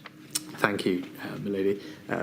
I think that would be better addressed in the government's guidance to the sector, which I referred to earlier, which was considerable, 55 pages long, and supplemented by the 100 pages of guidance issued by UK Hospitality, the Industry Trade Association, which, if you review it, had very detailed guidance that I understand was put together with advice from Public Health England, who are the experts on this, about how to make sure that workforces of all ethnicities were protected at work, and the measures such as screens, changing shift patterns, use of different entrance and exits are all some practical things that I can recall. But that's how that consideration was properly taken care of, not just in the hospitality industry, but across the entire economy, and the sector guidance that was published in conjunction with Public Health England, who are the experts on exactly that topic. Let's move on. We can agree this, can't we, albeit in hindsight? Your Eat Out to Help Out scheme further exacerbated structural inequalities by placing low-paid workers, such as those who I represent, back into an increased risk of infection. We can agree that, can't we? No, I don't agree that. These workplaces were safe and deemed to be safe for everybody as a result of the COVID secure guidance that they had to comply with as a matter of reopening. And that was, as I said, determined by the overall reopening plan. And actually, what it did was protect those people's livelihoods, because the risk was those people wouldn't have a job to go to if we hadn't done something to try and help and make sure that their businesses were operating. And I think that would have had devastating socioeconomic and health consequences for those low-paid people if the job that they depended on disappeared. And the consequences for them and their family of not having a job would be incredibly significant. And I wanted to do everything I can to prevent that from happening and to save their jobs. In the planning of the stages of the Eat Out to Help Out scheme, what were the assessments made regarding the potential risk of increased transmission within multi-generational households, particularly those from Black, Asian and minority ethnic backgrounds, as a result of individuals returning to work in the hospitality sector? And did you use equality impact assessments to assess this risk? I think I've addressed this before, and it would be the same answer. It had already, or Eat Out to Help Out was designed in the context of the safe lifting of MPIs that had been signed off and agreed as part of the May plan. There was considerable COVID secure guidance put in place to safely reopen indoor hospitality, and this scheme operated within all of those constraints, within that guidance that had been previously signed off, approved and implemented. Milady, thank you. Thank you, Mr Thomas. Mr Metzer. Mr Metzer's over that way, Prime Minister. Thank you. Thank you, my lady. Mr Sunak, I have a small number of questions on behalf of the long COVID groups. Given the significant multifaceted economic costs resulting directly from long COVID, which the COVID-19 task force had estimated at between 158 and 316 million pounds between the period March 2020 and March 2021 for workplace absenteeism due to long COVID alone, would you agree that the fact that a significant number of people would suffer from long-term consequences of COVID-19 meant that long COVID was a relevant consideration in your advice as Chancellor to government on policy decisions to limit transmission of COVID-19? I touched on this briefly in my witness statement. I don't, and I said the Treasury participated in a long COVID forum that had been put together across government. I think actually there was not a huge amount known about it, particularly early on. So I don't recall it being a particular feature of the advice I was receiving or getting from the Chief Medical Officer and others, probably because no one understood it well at that moment in time.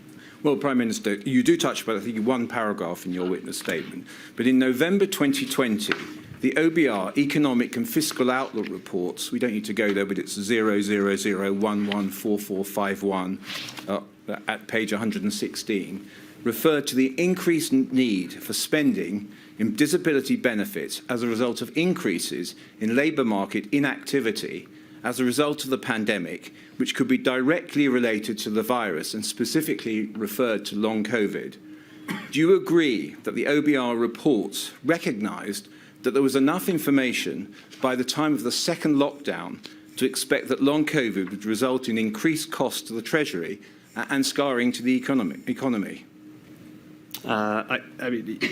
I think without question, we've seen a rise in economic inactivity since the pandemic, and it has been a focus of policy for a while now, with considerable investment, in fact, in various different ways to try and actually support people back into work. Yes. But I don't disagree that there has been a rise in economic inactivity. Yes. And also that potentially that is something that would have contributed to scarring and identified at the time. Yes. Yes. So you agree from November 2020, the time of the second lockdown, that there was enough information to expect that long COVID would result in increased costs to the Treasury and scarring because of the workplace absenteeism and the rise in long COVID. I think more generally the concept of scarring, which is multifaceted, and I've given explanation of the different transmission channels for scarring to occur, is something that was already incorporated into the economic forecasting from the OBR, the Bank of England and others, because the prevalent view amongst most economic experts was that there would be scarring impacts as a result of the pandemic. As I said, there are different transmission mechanisms for those. One of them is the labour market, of which this is a subset. So I think there are a variety of reasons for scarring. Estimates of it changed over time. No doubt this was one of them, and it was factored. The scarring impact was factored into all the forecasting that was done. So, Prime Minister, you do agree specifically in relation to long COVID, a direct health impact, long-term impact arising in the context of workplace absenteeism because of there being known growing numbers of long COVID sufferers? I haven't seen the precise evidence that links the rise in economic inactivity that we have seen precisely to long COVID. I think actually the surveys that have been done and the evidence and advice that I saw demonstrated that it was far more multifaceted than that, and there wasn't one simple explanation, which is why the problem is actually not so straightforward to reverse, although we are making progress. So I don't recall there being a direct relationship or someone quantifying the specific contribution of long COVID to the rise in economic inactivity. Seems plausible to assume it is playing a part, but everything I've seen suggests that there are a number of factors that have led to the rise in economic inactivity and the scarring impact that we've seen.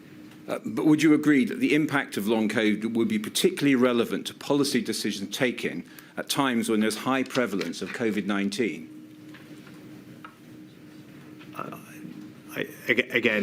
With regard to economic inactivity or the impact on scarring, it is one of a number of factors that has led to a rise in economic inactivity is probably what the evidence suggests. But so as I said, there's a range of reasons for the rise in economic inactivity, not all attributable to long COVID. No. But the policymakers have to consider them, all of them, not one on its own. No, but including long COVID, you accept? It seems plausible to assume that it is a contributing factor, that I can't sit here and tell you that I've seen something that explains exactly what it is contributing to or how much of the rise in inactivity that we've seen is down to that. I haven't seen any precise studies on that, so I just simply can't tell you how much of a feature it is. But we do know that there's been no advice from, we haven't seen any advice from Her Majesty's Treasury warning of the economic costs of long COVID born from high prevalence of COVID-19. How, if at all, did the economic costs from long COVID inform your advice to the Prime Minister? And are you able to give an example? No, I mean, as I said, I think more generally, the impact of COVID on the labour market was misestimated by most people because the predominant fear throughout this entire period was significant unemployment, which thankfully didn't manifest itself in the end, but the predominant labour market fear from all economists was about the rise in unemployment that would happen as the furlough scheme was wound down over time. What was underappreciated was the rise or subsequent rise in economic inactivity. It was underappreciated by all, including the Treasury, but all economic commentators, I think, of which, as I said, there are a number of reasons for that. Yes. Sorry, Prime Minister, can I just cut across you, please? I'm very sorry. In summer 2021, the government started planning for high prevalence of COVID-19, which meant the government was accepting there will be more cases of COVID-19 and therefore, as a result, long COVID. Were the increased costs from more cases of long COVID an accepted trade-off for keeping the economy open?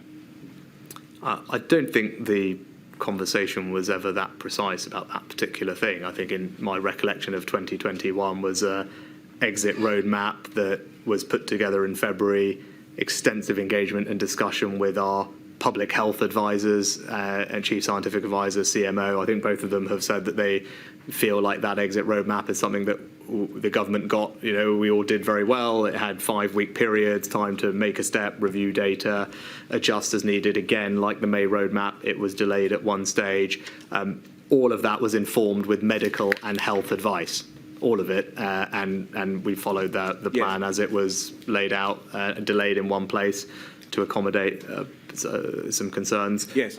But it was put together with the input of the medical advice. Mr Sunak, finally this.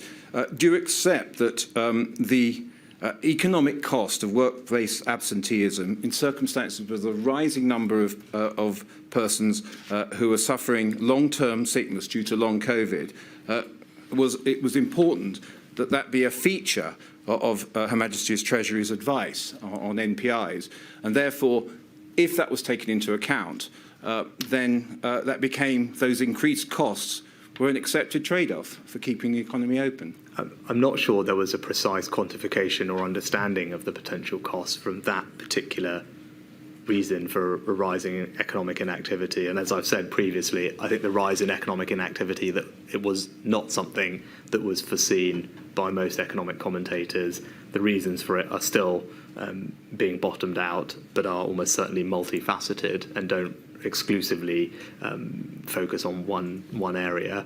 There's obviously an economic cost from economic inactivity. That's why the government is investing, and has been for a while, in reducing it across a whole range of different initiatives, particularly in the health space, but also through DWP to support those who can work to work. And that work has been ongoing now for a long time. I started it, the current Chancellor has continued it. There's considerable funding in place to support people into work and reverse economic inactivity. But as I said, it's multifaceted.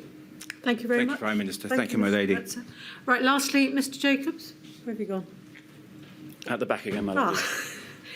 Behind the pillar, Prime Minister. Mr Sunak, my questions on behalf of the Trades Union Congress are regarding financial support for self-isolation. The issue of those on the lowest income facing 2 weeks of self-isolation on the £95 of statutory sick pay, or indeed nothing if they are ineligible. Firstly, is it accurate to describe that the Treasury was urged from many sides to take greater action on financial support for self-isolation?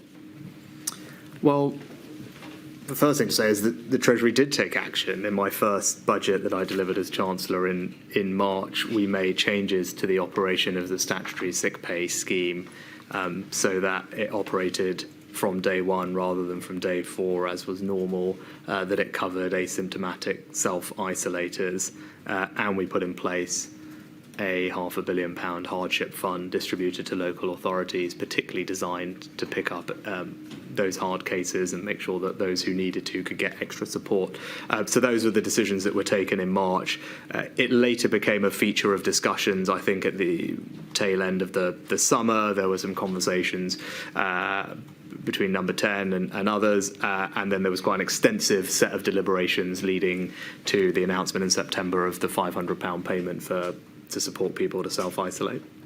Mr Sunak, you've described various decisions that were taken. My question, straightforwardly, was a slightly different one. Is it accurate to describe that the Treasury was urged from many sides to take greater action on financial support for self-isolation? I think it's a fair thing to say that on every single topic, there is always someone urging the Treasury to do more and spend more. I think that is a universal view. You could pick any single policy and that would be the case, including this, but that would apply equally to any other thing that I did in the pandemic. While some action was taken, and we'll come on to that, is it right realistically to say that you personally, Mr Sunak, and the Treasury were extremely resistant to any significant scheme of support? No, I was sceptical that it would make a significant difference to the levels of people self-isolating, which was the purported basis for the scheme. And it's entirely reasonable for those conversations to happen, and they did happen, but ultimately a scheme was introduced. It was introduced in September. It provided a £500 payment, and it was introduced as a result of those deliberations in government, testing propositions, and I think, again, that is sign of a process that is working. Ultimately, this is taxpayers' money. It's right that there are conversations that happen to make sure that it's being spent in a way that is effective, and this was just one of those many conversations that happened. There are a number of references in Sir Patrick's diaries, Mr Sunak, to your personal position, and by way of example, 27th of July 2020, he writes, Dido pushed to get financial support for people to get tested in low socio-economic groups. Rishi reacted strongly against that and said, basically, just stop the social interactions. For Rishi, it is all about personal responsibility and get the state out. And then on 7th of September 2020, Chancellor blocking all notion of paying to get people to isolate, despite all the evidence that this will be needed. Are those fair characterisations of your position? No, and they're not borne out by the evidence either, because in August we introduced a pilot scheme in high incidence areas with payments for people to self-isolate, and in September we announced a national scheme, and those conversations were happening throughout August and September more generally, as far as I remember, and having reviewed the evidence. So the proof is that we did introduce a scheme to do that, but like on most things, my job is to scrutinise. It's right that there are debate over policy, and that was the same on this policy like many others. They certainly were fair characterisations, weren't they, Mr Sunak? For the first 6 months following self-isolation as a key measure from March 2020 until the end of September when the scheme was brought in, for that period of time, it was an issue that was unaddressed, wasn't it? No, that's, again, not a fair characterisation. I took action on self-isolation in the first budget that I delivered on the 11th of March, and this didn't then become a particular topic of debate until the end of the summer, and that's unsurprising because that was when the test, track and trace scheme had been set up at a proper scale, at which point this became a more relevant consideration. It just wasn't relevant earlier because A, we were in a national lockdown, and B, we didn't have test, track and trace up and running with the testing volumes to make this a kind of mass consideration. When it came up at the end of the summer, we went through it as we would with any other policy. All the evidence at the time and subsequently has not concluded. People have many opinions on this, but no one was able to produce any clear evidence that higher payments would make a difference to compliance rates. Indeed, there were many other reasons people weren't complying, which had nothing to do with their need to work, and it was all about boredom, loneliness, going shopping, reducing symptoms, misunderstanding of the rules. So it wasn't ever clear to me that this was the primary reason, and indeed all the evidence of what we did demonstrated that it didn't make a significant difference, if any, to compliance rates. But we did introduce it, as I said, £500 in September after a pilot study that was done in August. Mr Sunak, before I move on to my next question, you say that it wasn't relevant in the earlier period. For those on low incomes who kept the country going, working in food processing plants, in transport, in social care, through lockdown, it was highly relevant, wasn't it? And there was considerable support in place for the most vulnerable, as I've documented in my previous answers. Not only did we put in place a £500 million hardship fund for local authorities specifically to help people who most needed it, we temporarily increased universal credit, which was worth £1,000 a year. We increased again significantly the local housing allowance for 1.5 million of the most vulnerable families, worth £600 a year, and we had a self-employment scheme so that all those who were self-employed were benefiting from considerable support whether or not they were still able to work. So there was considerable support in place for everybody, and as I pointed to, the evidence is clear that it did disproportionately benefit the most vulnerable and those on the lowest incomes. My point was that this became a more significant consideration in terms of the scale because of test, track and trace. So this had an ability to impact the national progress of the pandemic because we were now testing at such a scale. And as soon as that became a conversation, test, track and trace was set up, we engaged with all those conversations and implemented a scheme in September which provided £500 of support. On that scheme introduced in September, providing £500 of support, it ultimately had very, very low take-up, didn't it? Yes, my understanding is around a fifth of people took it up. In terms of the reasons for that, it was a local authority administered scheme. Was it foreseen that doing it that way would be cumbersome and frankly inaccessible, with many local authorities each implementing their own individual scheme in a slightly different way? Now, look, that's always the challenge with doing things by local authority, that it will be slightly different even if there's national guidance. I'm not sure there was an alternative, so it was accepted it wouldn't be perfect, but it was better than doing nothing. The only other alternative that was suggested at the time was DWP, but it was clear from all the advice that I'd received and the department themselves that that wasn't practical, not least because it would have required primary legislation, I think, for DWP to have the ability to make payments like that, and they just simply didn't have a delivery apparatus, unlike local authorities, who had local welfare assistance schemes and were well placed to know their most vulnerable people, and also local authorities did have access to all the same underlying benefits data as DWP, so none of these are perfect by all means, but I don't think there was a credible alternative to local authorities doing this. Mr. I think Sunak, sorry, I'm running very short of time. I think you've run out of time, I'm afraid, Mr. Jacob. In that case, I better leave it there. Thank you, my lady. Thank you very much. My lady, that concludes the oral evidence.